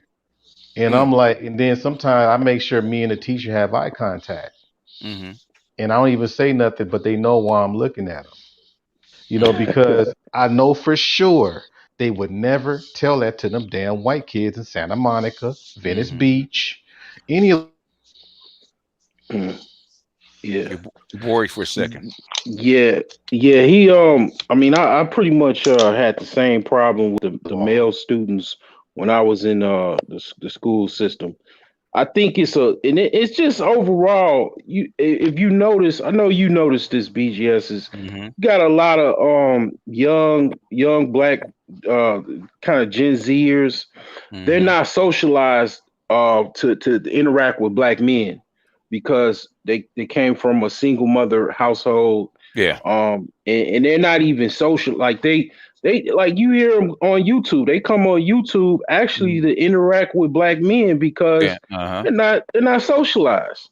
You mm-hmm. know, Yep. so I had a lot of run-ins with a lot of black male students that I could just tell that they one were not socialized to deal with black men and Mm-hmm. had a deep disdain for black men because their father, they probably had some type of daddy issues. Daddy Yep. wasn't around or whatever the case may be. And yeah, it was hard to deal with them kids, man. It was very difficult. Yep. Because you got to take them away. You gotta. I mean, you get your best. That's why we're gonna be doing more field trips.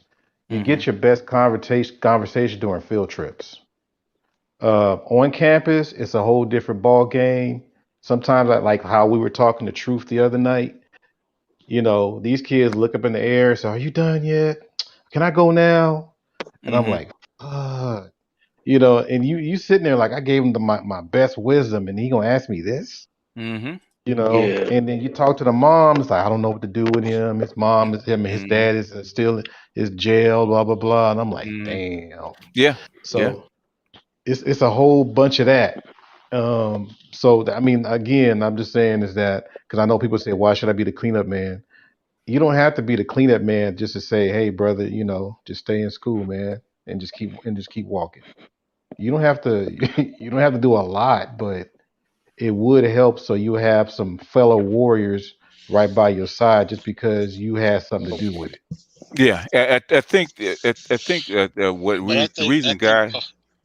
Go ahead, Charles. I was gonna say I think part of that is because they try to kill that warrior spirit out of them because everybody else is telling them to beat the hell out of them. Think about it. The average black female, I talked about this on my channel. They discipline. What's the first thing they want to do? They don't even talk to you. They just hit you. Mm-hmm. Yeah. So every time you have a reaction, how do you? I'll break it down to you even further. How would the average black young mother describe the behavior of their toddler or Oh, young they're child son? bad. They're bad. Yeah. So imagine what that says to a child. Why are they bad? Yeah, they're undisciplined. They're undisciplined. That's all it is. Are you bad because one, you don't take the time to teach the child, or two, you don't understand how boys are? They think these are single mothers mostly. Like I saw that from my nieces. They expect the baby, their little 2-year-old, to just sit down, Yeah, be and fall down. quiet. Yeah, like a Yeah, toy, like a baby doll. Yeah. yeah. It's like no, it's not. No baby does that. I mean, so yeah, it just expect Yeah. perfection from these Yeah. children. Yeah. We're coming up on 4.5 hours. We're going over like 30 more minutes, guys. Yeah, I ain't gonna be here long either, too. But Yeah. Yeah. It's like it's midnight already here. So. Yeah, but my whole thing is we still I mean we have voices, we have ways to even spread all kinds of different wisdoms and skills and knowledge. I think since we got this what do you call it, the social media and stuff like that. I mean, we even got like the father, what do you call it, the little father networks and things. I mean, I see them posting pictures of them working with their children and their son. I mean, and right now we're seeing a lot of sons and daughters in graduation outfits with next to their fathers. I mean, this stuff has to be like spread out. You know what I'm saying? I mean, you have to put that in there because, for what I've been hearing from some of these spaces, a lot of people just really sound defeatist when it comes to spreading the legacy and having a life. If you want that life though, you got to put in some work, man. you got to do the necessary steps of training to Yeah. really get to that. You Yeah, can't just say, go ahead. and stuff is boring, because we live in this modern lifestyle where you got phones and TVs and all these electronic gadgets, and the hardest thing to actually teach a, especially a young parent, to do is pay attention to the kid. Kid sitting right next to you, begging for attention. You're looking at your phone. And my grandson used to tell my daughter all the time, "Put the phone down, mommy." In other words, pay attention to me. I'm right in front of you. Yeah, they Phone hit him cannot with be. the phone because they interrupted him. They hit him with the phone. I seen that too. No, not with my child, because I would never stand for it. But PJ, I got a question for you. Go ahead. What? And it's a little sidebar, but I know you're on the West Coast. What's the big difference between San Diego and San Jose? Besides 500 miles. NorCal to SoCal, right? Well, basically, San Jose, which is very close to San Francisco, right? Yep. It's smaller. It's smaller. It's more techy. It's more More Asians. well, not more Asian, but more like New York. No, most of the Asians, believe it or not, are in LA County. No, in LA County. But they look like Fisher Price men in San Jose. I kid you not. I mean, when they said what they call them, square heads or whatever. Yeah. I was out there for a few days. I'm like, damn, everybody look the same. Yeah. It's more compact, and it's more of a, like I said, it's more of a square vibe. Like Southern California is way more relaxed, way more open, because it's bigger. It's got more people. It's more place, really more places to go. Basically, Northern California is probably closer to New York City. Wow. Than any place else. Yeah. I would take it. Isn't San Jose more expensive than San Diego? Much. Yeah. Well, it's not much. Maybe 20% more. San Diego's very expensive, believe it or not. I don't even think they have coupons. But I'm joking. Oh wow. Because really that's is it really that expensive? Yes, it is. It's more expensive It's pretty than high, man. That gas, I think it was like $4.50. Is it Something like that. Okay. I mean, you can check online. People $4.50 a gallon. You know what? I mean, the last time it got this high was just before the Chinese Olympics, when it got this high. When it got into the fours, and diesel was like $5. So it's been this high. The thing is, it's high when you look at the number. When you actually factor in inflation, it's not that much more expensive than it was. In fact, less expensive than it was like 10 years ago. Has California always been expensive, BG? Don't we have the highest not gas? Silicon Valley, man. Silicon Valley. Actually, things like this go in waves, right? At first, when I was growing up, it wasn't that. It was actually fairly inexpensive, right? Ooh, 99. I remember that. I'm talking about, I'm talking about 79, but 75, 79. Yeah, I remember when I started driving, it was 99 cents. So I was like, that's high. When I started driving. Oh, you know what? During '99 is when you had the first oil glut, right? And I think gas went from like $2 and something down to like 97 cents, 98 cents. Yeah, at its low. Because I was saying that it was 99 cents in Yeah, that was 89 when I was or 88 when I was driving. Yeah, so basically, it's most of that is inflation, but since the Midwest started to collapse and people needed some place to come to, they all come to Southern California. So basically, over the time that I've been here, man, basically the population of California has tripled. Wow. Since I've been here. So basically, it's the most popular state in the country. How far is Silicon Valley from San Francisco? It's only like an hour. 2 or 3 hours. It's only an hour drive. Not that far. Not even an hour hour? drive. No, not even that. Oh, okay. Probably like 45 minutes. pretty much Yeah, probably like 45 about minutes. 45 minutes. Yeah. It ain't that. It's like In fact, most of Silicon Valley companies are in San Francisco. And there's really not that big a difference.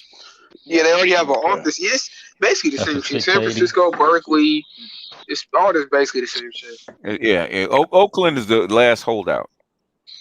Yeah, I was gonna ask how's that going? Because I know Pandora they built the headquarters in Oakland. Yeah, they kicking niggas out. That's how that's going. Gentrification. They said they kicking niggas out. Yeah, they are. Hell, Shit, my whole family still live there. So Only 2 people in my family live there. Most young people's in California actually moving to Las Vegas right now. Yep. in Texas. Makes sense. Nevada. I think I'm moving to Vegas when I retire. It's called cheap rent. That's what it's called. No state Cali taxes. jokers moving to Texas. No state taxes coming up my Got some retirement. nice homes in Vegas, but it's hot as hell. It's hot as hell, but the thing is cheap rent. They wouldn't move to Vegas unless they had to. A lot of 2-story homes. Nobody moves from Los Angeles unless they have to. Wow. So we got a lot of folks from LA here in Dallas.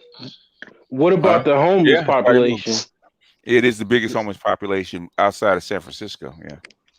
They not addressing it. They not doing. It's a standstill with that. They started building temporary homes and stuff like that because they had to. They got money for it though, because the CDC had to get these people off the street. If not, they would be right where they are. Yeah, Houston got some stuff going on. Hasn't it increased? One time, yeah. Say what, Charles? BGS has. Ooh. Hold on. What, Charles?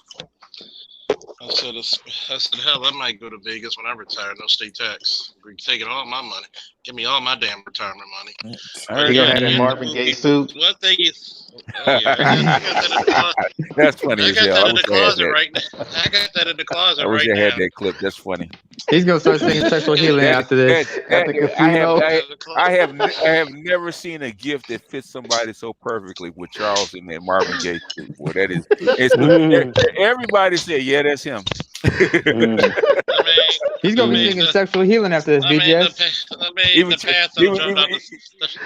Even Charles couldn't dispute that when he said, "Yeah, I know, it's me." He said, "Let it roll. Let me speak over it." That was the best, man. It was the best, boy. Even the I always thought it was the path of jumping out the thunder that explains me too, but I'll take that. It's crazy because you got to get rid of all the homeless folks. Hey, Charles, you didn't put a city in. What city was she born in? Baltimore, Maryland. Oh, Baltimore. Okay, all right. Are we doing somebody's? Yes, Charles. It was special request by Charles. Okay, nobody else. So don't start. Don't start. Okay, I know. Hey, Charles. Hey, Charles. I know these niggas so I have to put restrictions on it because they start BGS. These niggas be These asking for niggas. too much. I'm just trying to learn. Okay, you gotta go Nigerian for that. These niggas. You know it's so bad, right? What? You know where I got that shit from? I actually said that off the top of my head, eating at the Noir when you see me do my live stream sometimes. Okay. And the waitress be like, "So what do you like to do for fun?" Because all the waitresses are bad as fuck. I said, "Well, I like my fine cigars, drinking my premium liquor, and then you see us hanging with my niggas." Like, she was on the floor for 5 minutes, and she just said, "They have to be premium." It was so funny that she actually pulled up a seat and said, "I have to sit right here for at least 5 minutes because I know you're gonna say something else funny." So she was we were so funny. I think she left me a tip. Charles, I can tell you the type of guy you can walk around and just meet a chick randomly and just have her dying with everything you say. Well, if you kind of people that kind of got this. Either that or flirting. Like I'm still thinking that. Like my coworkers make think I'm some kind of lame, so they see us out and about, and the females would like just walk past me. They were like, and there's like random females saying random shit, and they were like, rocket jewels, pinky rings, shining like a motherfucker. It feels corny almost. It's like we were out in uniform. We were on duty, so we would be like by Melba's or something, and it's like, "Oh my God, one of y'all smell immaculate." So she's sniffing all of us. She said, "It's shit. All I do would have to be your fine ass right there. You better stay here. I'm taking you home with me." And they just like laughing. Then there was another lady. She was like, and she touched my arm. She like, "You work out much?" A little bit something. So it was another lady, and they were like, they just like, "Yo, you got superpowers?" "Well, they do call me Superman for multiple reasons, but I'm just the mild mannered police officer for a major metropolitan area." They call me the Superman lover. No, they had the background. No more standing. Got to give it the wall. I got a question. Go ahead. Something wrong. Go ahead. What's the question? I heard that. I'm not dancing till the liquor hits. I heard Cali got the finest broke women in the world. Is that true? Yes, they do. Oh yeah, God. yeah, they do. Absolutely, Damn, I didn't even think about that shit. They do. In fact, they've had a women. The finest broke. In fact, my Absolutely. this dude on I think was it my hangout? I can't remember, but he was a pookie, right? Dealing with a eight that was a ratchet. That was in their 30s. Yeah, that's the thing, though, brother. That's every weekend. A lot of them. Brother, you gonna find a nice looking one, but she might be crazy, but she probably she gonna be crazy. Oh yeah, there's a lot of crazy ones that's flying out here. I mean, they make a show. They made a hit show about it. It's called Insecure. I mean, I wouldn't say she's fine, but she's definitely broke. So she fine? Yeah, she's fine. She average. Yeah. She fine. Her friend. Like real shit. She ain't got no man. She fine. I got it. One at a time, yeah. Who's first? Go ahead, Charles. And by the way, BGS, I got to give you another candid and heartwarming fuck you for the Uncle Charles comment. So just had to give you another candid and heartwarming fuck you for that one. Nigga, when we gonna let this go? Never, baby. When the Orioles were dependent again, and that last time. They made me. Oh man, God. That's the next decade. All right, man, forget it. Never, baby. Like, man, broke girls, broke fine chicks. Yeah, I ain't even think about that. Cali is the crowd. You have a lot of broke fine chicks. That is true. I like broke fine chicks. You know why? Me too. You ain't gotta show much. You broke, right? Mm-hmm. You know you broke, right? I got $40 right here. I didn't believe it until my partner showed me some pictures. I said, "God damn!" There's some stars in the ghetto, man. That's for sure. I mean, dude, Oh, the dude BGS, don't make me Blueface. think ghetto superstar. What's the singer? Where Mama was on Who? crack. The good looking one. What's the light skinned singer? Which one? That was Keisha Cole. Keisha Cole. Yeah, she Keisha was Cole, starting. yeah. Yeah, she was one of them fine broke girls. You know. Yeah. Yeah. Man, the rapper Damn, Blueface, he made his own dormitory in his mansion for broke chicks. Mm-hmm. Like he just got a couple bunk beds. Why you think Marvin Gaye was banging all them county chicks, man? Good looking broke chicks, man. Oh, Don't forget about Marvin Gaye stayed in the projects, man. Fucking. I think Tiger Woods learned from Marvin Gaye. You know what? You might be too young. I was too young for that, but no, I'm talking about art. Well, I'll tell you you in California, you probably wouldn't know it. You know, that was when I was in my 20s. I'll tell you what. I never believed the projects had fine chicks till I had to walk foot in the projects. And I'm like a rookie cop, and I'm like, where all these fine bitches come from? And they had the fucking jets. Yeah. God damn, like some good blow too. I had to, I'm just looking at him like, here we go. I know that. This one light I know skin about chick, Marvin natural Gaye. hair. I mean, ass like a. Go ahead. No, he needs to take a breath. He's getting all hot and bothered about recollection. No, he's savoring the memory. He going to memory. I actually stopped because I thought somebody was saying something. But it was so funny because it was like all these fine chicks out the projects, and I'm like, what the fuck we got here? Like, you can't call me this time. I'm like, I'm not coming to see you with these motherfuckers. I need my rifle, not my handgun. Yeah. I believe that's what we call Sarah. I never could find the video where you broke some dude's arm or leg or some shit. But that's not on video. That's not the video. I put the guy in a Camaro from Baltimore, the pregnant woman fighting. The other guy, he's like, I'm about to bite you. I said, you bite me. And they hear me on body cam. You bite me, I'm going to break your fucking arm in 3 places. Oh, well. So he kept his teeth to himself. Yeah, but I saw the one chick, man. She was fine. She was a little light skinned, light bright, and she was strung out on heroin on World Star a few years ago in Baltimore. She was walking around, strung out, and I guess somebody helped her out. Yeah, but she was fine as hell. She was about an 8 or a 9.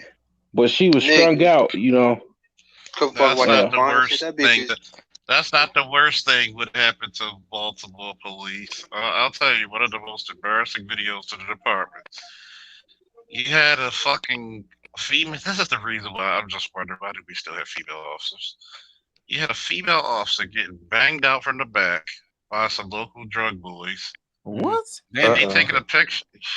Yeah, she got a uniform shirt still on. You don't see her face, but you see the car. And you see they the got the body cam on. They got the body cam. Does she still have a job? Wearing her hat.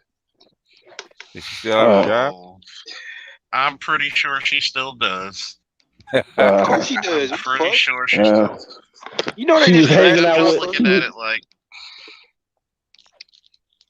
she's hanging out with the hot boys.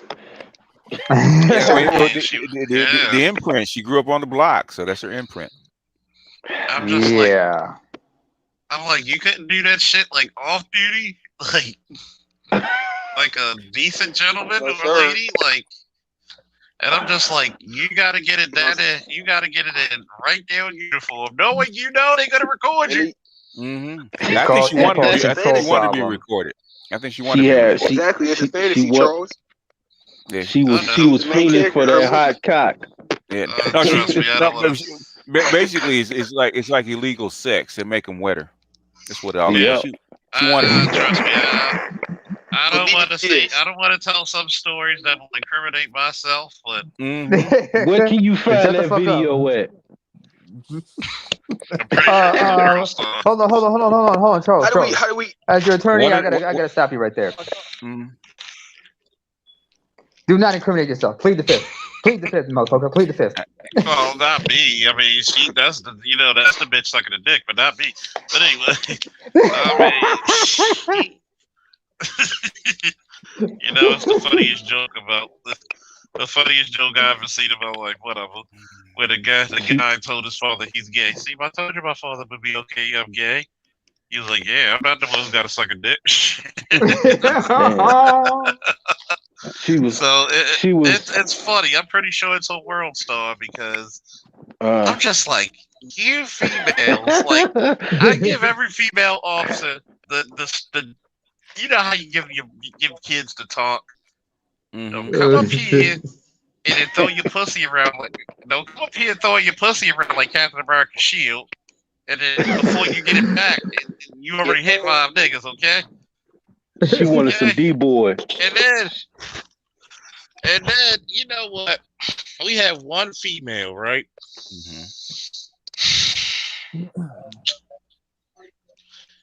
She's fucked like 6 niggas in our district.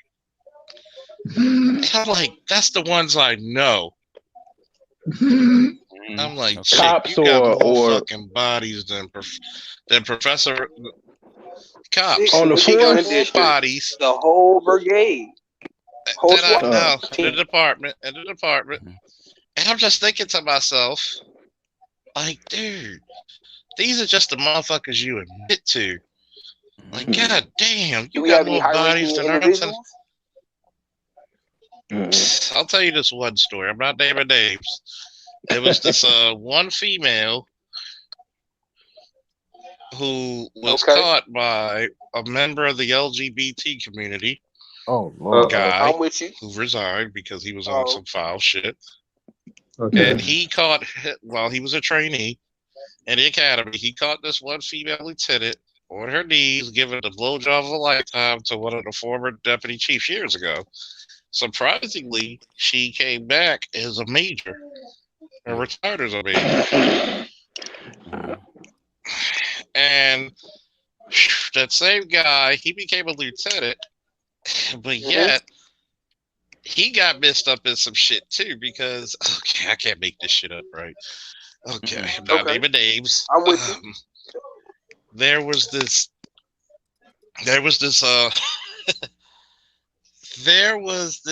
the guy, he's gay. He's mad at a major because they were screwing the same guy, and the major's a female. Switch hitter. Oh, shit. No, let him finish the story. Oh, my God. So, this motherfucker, instead of either talking to the major, who it would have worked out because she outranks him, and it would have been stupid trying to argue about over a guy. And instead of actually, taking it on the chin, giggity, and just leaving it alone, he hires a hood rat to try to beat up the major. What? Oh, even though that's a major and a commanding officer, what's the number one thing that commanding officer is always going to have with them? A gun. A gun. So she hires somebody to stalk her to try to beat her up. So of course, person gonna get shot. Of course, yeah. Of course, the major noticed this woman following her and gets the car detained, and she's like, "Well, I ain't gonna go to jail for nobody else's shit. Such and such hired me." So this motherfucker, who was also a lieutenant in guess what unit? I want you to guess what unit. Yours. No, Internal Affairs. Oh. Who now all his cases are now being overturned because they start finding holes inside of all his shit. So a lot of officers he investigated and lied on quite possibly might get their jobs back with back pay. There are certain people who are lieutenants, and let's just say for the 2 to 3 years they were gone, you do the math how much of a lieutenant's pay is. That's anywhere from that's not good per year. per year, it's about 125, 127, 130. So wow. imagine for 3 years they owe you back pay. Wow. Okay. If the person, I told him, I tell them you take the back pay and you take the back pay and quit in a week. Somebody in the chat said. Somebody in the chat says a major BJ. I'm dead. But BG is Humdinger. Humdinger, man. That's a humdinger. With these allegedly. Okay. These military women. So what? Stuff like that. I can barely hear you, man. I was just saying with the military women and stuff like that. Like, how would you go about dealing with that? You know what I'm saying? If you were in the military, stuff like that. You know what I'm saying? As far as what? Dealing with what? As far as like, I don't know, like navigating like relationships and stuff like that, or like you would ask the expert here. Yeah, don't talk with the military women, man. Don't talk with the military women. You would ask the expert. Yeah, go ahead. Come on, ask the expert, kid. Come on, just ask your same question to me, kid, and I'll give you an expertise. All right, Charles. How do you manage relationships and stuff like that? Say it straight. If you were to be in the military, say it straight. If you were to be in the military, how do you manage like military women and stuff like that? You know what I'm saying? Being in the military without like getting fucked over. Always use a condom. Don't marry nobody. Exactly. Always use a condom. Find them fucking with flee them and don't marry.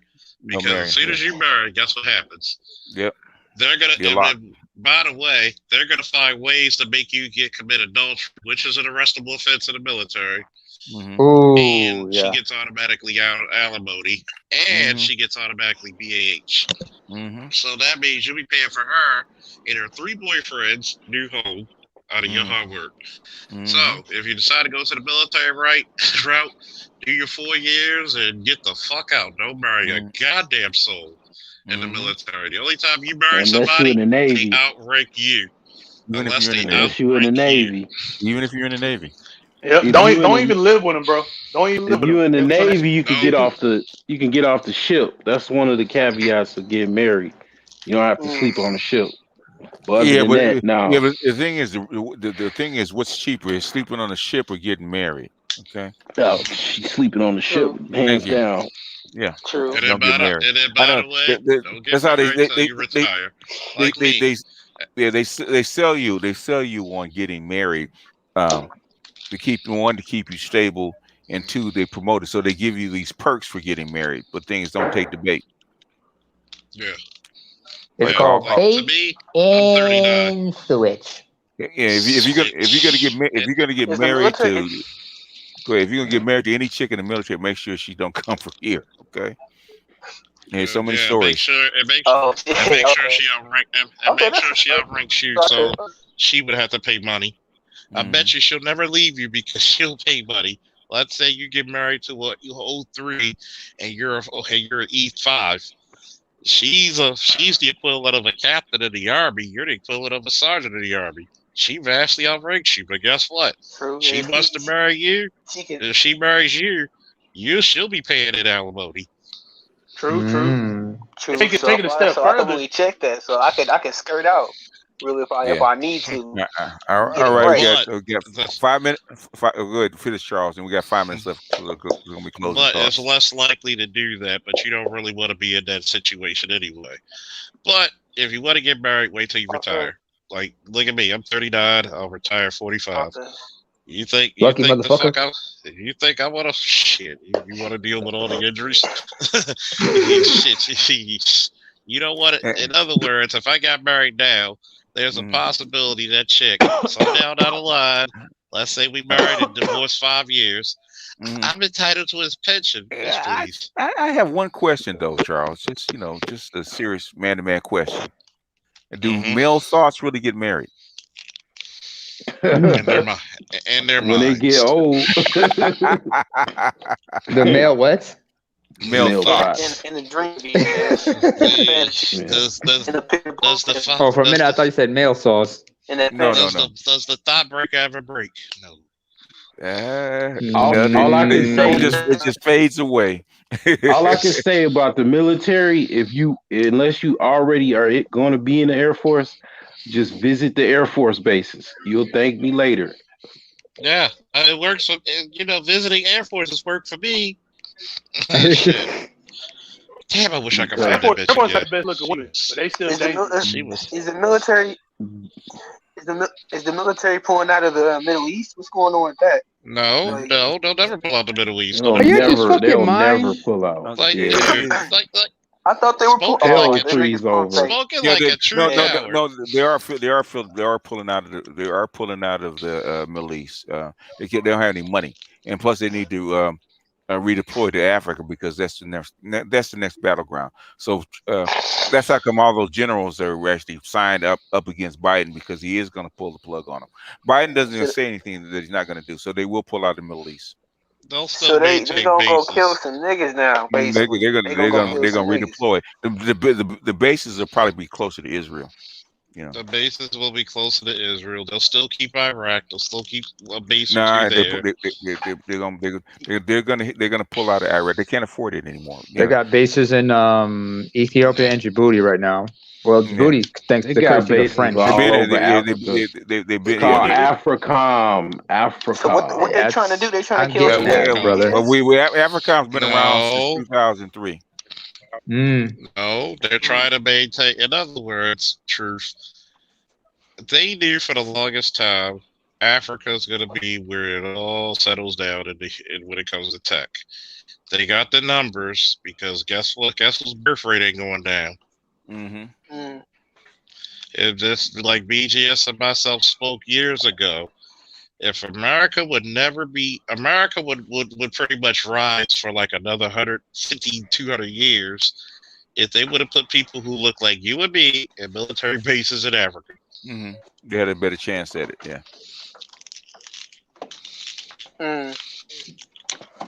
But you never underestimate the hubris of white people. Yeah, well, they didn't anticipate the Chinese coming in and undermining them. So the Chinese have been in there since the 80s or the 70s.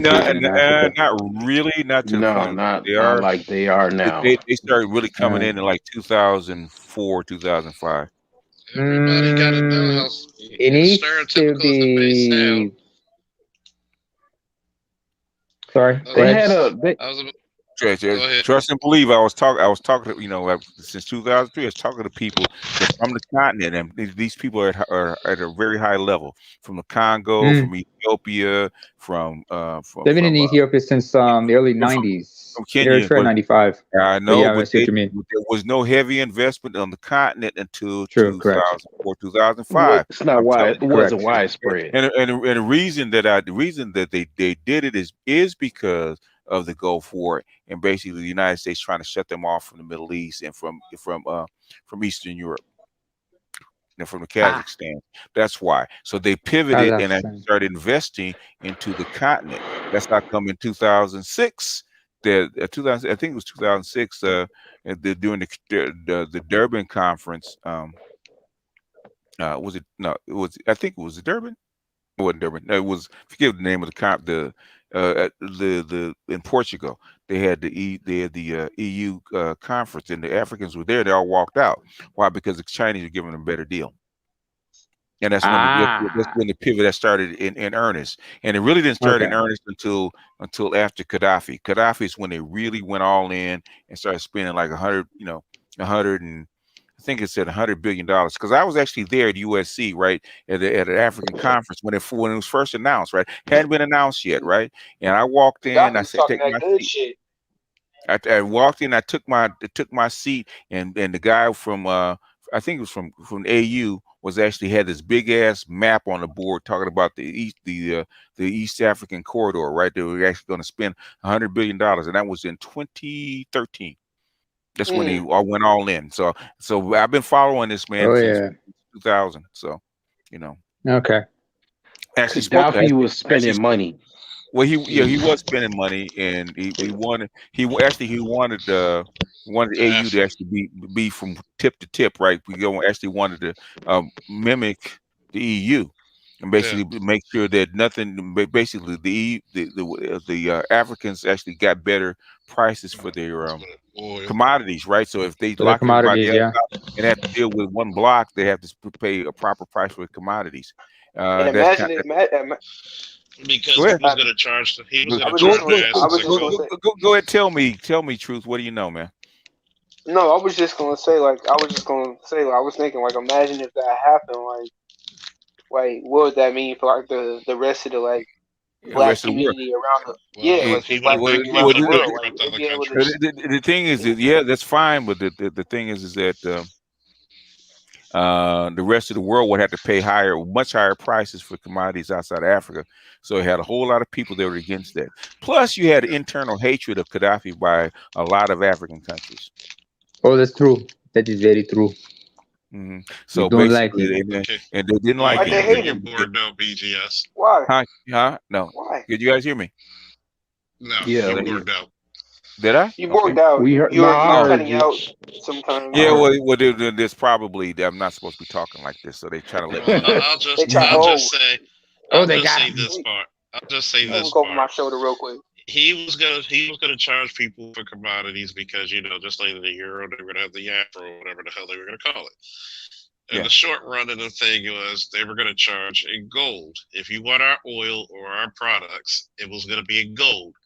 Yes, Great Britain, for example, has what The Yeah. largest 4 to 10 stockpile times of the gold. gold. It was going to They have be. 4 to 10 times the gold, but they have the much bigger population, so they want to bankrupt them.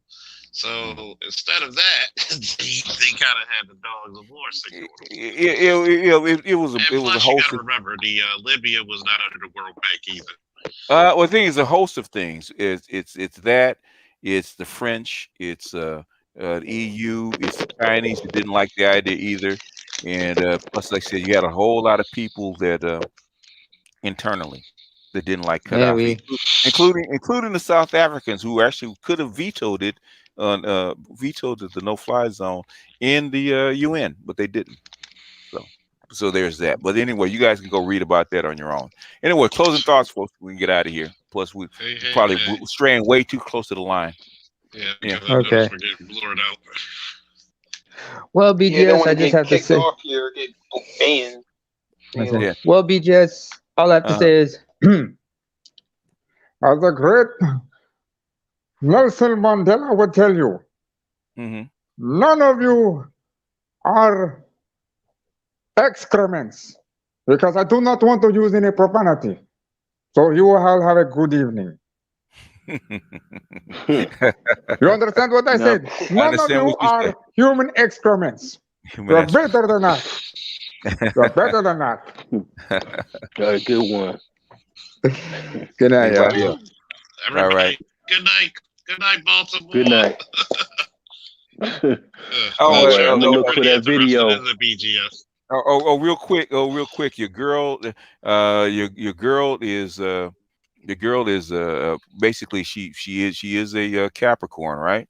Heavily Capricorn because you got 3 planets, so she's heavily Capricorn. Her moon is in Gemini, so she's split. So, and her rising sign is her rising sign is basically Taurus.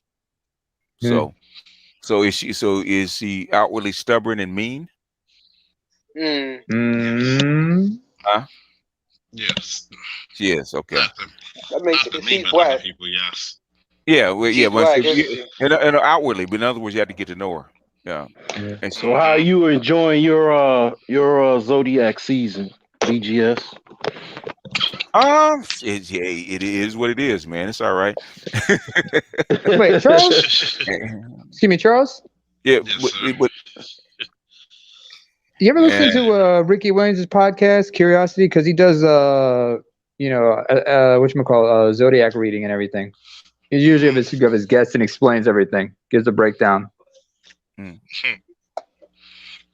right, guys, take it easy. I need to get to next. Okay. I need to get to my. So basically, how she feels is split, because that's her moon. She has a Gemini moon. and she's intelligent, so and expansive, so and but since she's heavily Capricorn, she probably is very businesslike and probably very regimented. She get heavily Capricorn. Dots her I's, crosses her T's. Mm-hmm. Yeah. Or at least she tries to. And a little bit have a little bit of bossiness. Don't you mean a little bit? A lot of it. Not to everybody else, not to me. Yeah. So yeah, a little bit bossy. Yeah. Let's see. And who's she attracted to? She loves Leo, so she likes. Okay, so since she's attracted to Leo, she likes guys with flair. She likes party guys. Yeah, she likes guys with flair, and her 7th is in. Oh, okay. So basically, she likes guys with flair, and basically guys that are freaks because her 7th house is Scorpio. So she likes guys that are freaky in the bedroom. So. Yeah, that explains it. That explains and plus that I think Pluto rules Scorpio. So yeah, so she's heavily, so she's a bit of a freak too. So yeah, she is. Okay, so that's yeah she's got a lot of planets and regimented signs but her ruler, which is her I think it's her Saturn, not her Saturn, her Jupiter is in Aries. Okay, so what does that mean?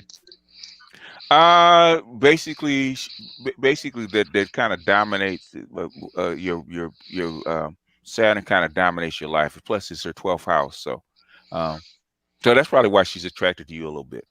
So you probably have all those combinations because you're arrogant motherfucker. So you have a little Leo in you. We get your thoughts, so that covers the Scorpio. So and then you're a little bit more disciplined. So that's where the Aries, where the the Jupiter comes in. So yeah, arrogance is arrogance a common trait of Leo. So would that mean that I would have trait of Leo as well? It's a common trait of all fire signs. Yeah, fire signs, especially Leos and Aries. Because I try to be arrogant, but I can't. It makes me so mad to the point where you can't be arrogant. It's either you got it or you don't. You have to see where your moon is because that controls your emotions. But the thing is, when we see a dual sign, then one half gets to go one way, one has to go the other. So, my moon is Go ahead. If I could ask one last favor, could you type this up so I can send it to her and bust out laughing when I do? If you could put this in the email, so I can bust out laughing when she reads it in front of me. Okay. And I'd be like, yeah, pretty much. If I know you, Okay, I mean, I don't know her, but I'm saying if I'm looking at her chart. Okay. I was saying though. Yes, she did. Okay. I never laugh like that. I never laugh like that, man. That's funny. It's eerie how much you talk about it. Oh, okay. I mean, I don't know. I was just saying though. My moon is in it's in Aries, so I was thinking. That's why. No, that's why. Probably why. So basically, you have a Leo sun, and Aries. And an Aries moon. You're just totally arrogant. No, arrogant prick. Yeah, he is an Aries. He is an Aries. Leo. I can hear it. Yeah, Leo's sun. What month were you born in, Negro? March. I'm Pisces. March. Okay. Oh, so you're. But I gotta have. I was asking if Leo's a common. Oh, yeah, that's right, because you're emotional. So that's what the Aries. So basically, your negative emotions will deal through Aries. That's like you want to fight all the time. Oh. This is I always have I see that like I'm up or I'm down. It's like, and when I'm up, I can anticipate my downfall. And when I'm down, you have to learn. You have to learn to control it, man. Have you ever noticed you're the oldest out of all your brothers and sisters, aren't you? No, I'm the youngest. You're the youngest. Out of my that makes sense. Yeah, it's a That baby. makes sense. It's either you usually find the same problems with the youngest or the oldest. Now The you can tell oldest, he doesn't have the discipline because he's never had to. That's why I know he's yeah, young. he had somebody always take up for him. Yeah, yeah. Anyway, with Lindy and Lindy must be asleep, man. He hadn't has said a word. Yeah, he must have been done. Yeah. Huh? Hey, fellas. Hey, Oh, you in BGS. spy mode? You in spy mode again, Lindy? No. I guess he was looking for a place to get in. He didn't have anything to say, at least not publicly. How do you control it I though? did Aren't you fall asleep defying in your the bed. nature trying to control it? You have to, it's called maturity. Okay, you got to learn to control it. In other words, I'll put it to you this way, Truth. If you hung around me, I would force you to be more mature because, like my wrestlers, I make them think more than they act. Yeah. So you basically, when you get angry, that's where the Aries comes in. I forget what your rising sign is. Okay. Basically, you have to learn how to control it because if a lot of Pisces have flash anger. It doesn't last long, but the thing is, it'll flash, and but it's intense. So you have to learn how to control it. Ask my Because parents. Yeah, but with my sign, it lasts. I mean, it's you have to learn how to pretty long. you have to learn how to no, it's not long, it's flash, because when a Gemini gets angry, he's done. It's no coming back. Or a Taurus gets angry. A Taurus make a Taurus mad, they'll be mad at you for years. Okay. I know. But that's like simmering. That's like simmering. No, the Taurus is done with you. They hate you forever. But I know Pisces. You guys have what they call flash anger. All of a sudden, a switch will go off. You guys get pissed off. What type of anger does Aries have? But couldn't a Pisces be put in a situation where that switch goes off constantly? You can be. That's right. That's right. You have to control that shit, motherfucker. What's the greatest reversal ever that I told you? Damn, BGS. What's the greatest reversal I told you, Truth? Silent. Never be put in the position in the first place. In first place, yeah. What type of anger does Aries usually have? Hey, Charles, I just think he needs to get his ass whipped a few times and chill the fuck out. That's probably that too. Yeah. That too. Welcome to the dojo. Basically, Aries. Yeah. Aries do throw hands if they get pissed off. That's for sure. Okay. They do. Yeah. They do. Aries will throw hands if they get pissed off. The thing is hard to tell. It's really hard to tell when an Aries is actually pissed off because they kind of got that edge all the time. True. What did Dr. Banter say? The secret is I'm always angry. Yeah. But Aries. It's degrees, BGS. It's degrees. Aries are. I've been around enough Aries. Okay. The thing is that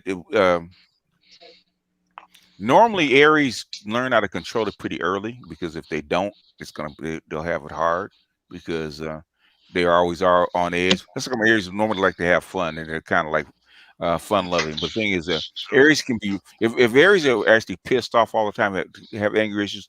Nobody's going to want to be around them for very long because they have no filter on their tongue. And they're gonna have to start saying shit to piss people off. Nobody's gonna be around them. So you see, you pissed off Aries, he's always gonna be alone, or she's already gonna be alone. Because you're always staying in that negative emotion. Because people can't tell that I'm an Aries. Huh? Most people can't tell that I'm an Aries. Because emotionally you're what? A Cancer. People want to be around you. That's the balance. That's the balance. Really fucking people, man. That's the truth. Yeah, because that's the what balance that I seek to have. In fact, Aries and Cancer are almost two polar opposites. So I'm a contradiction. Shit. Well, that's Superman, right?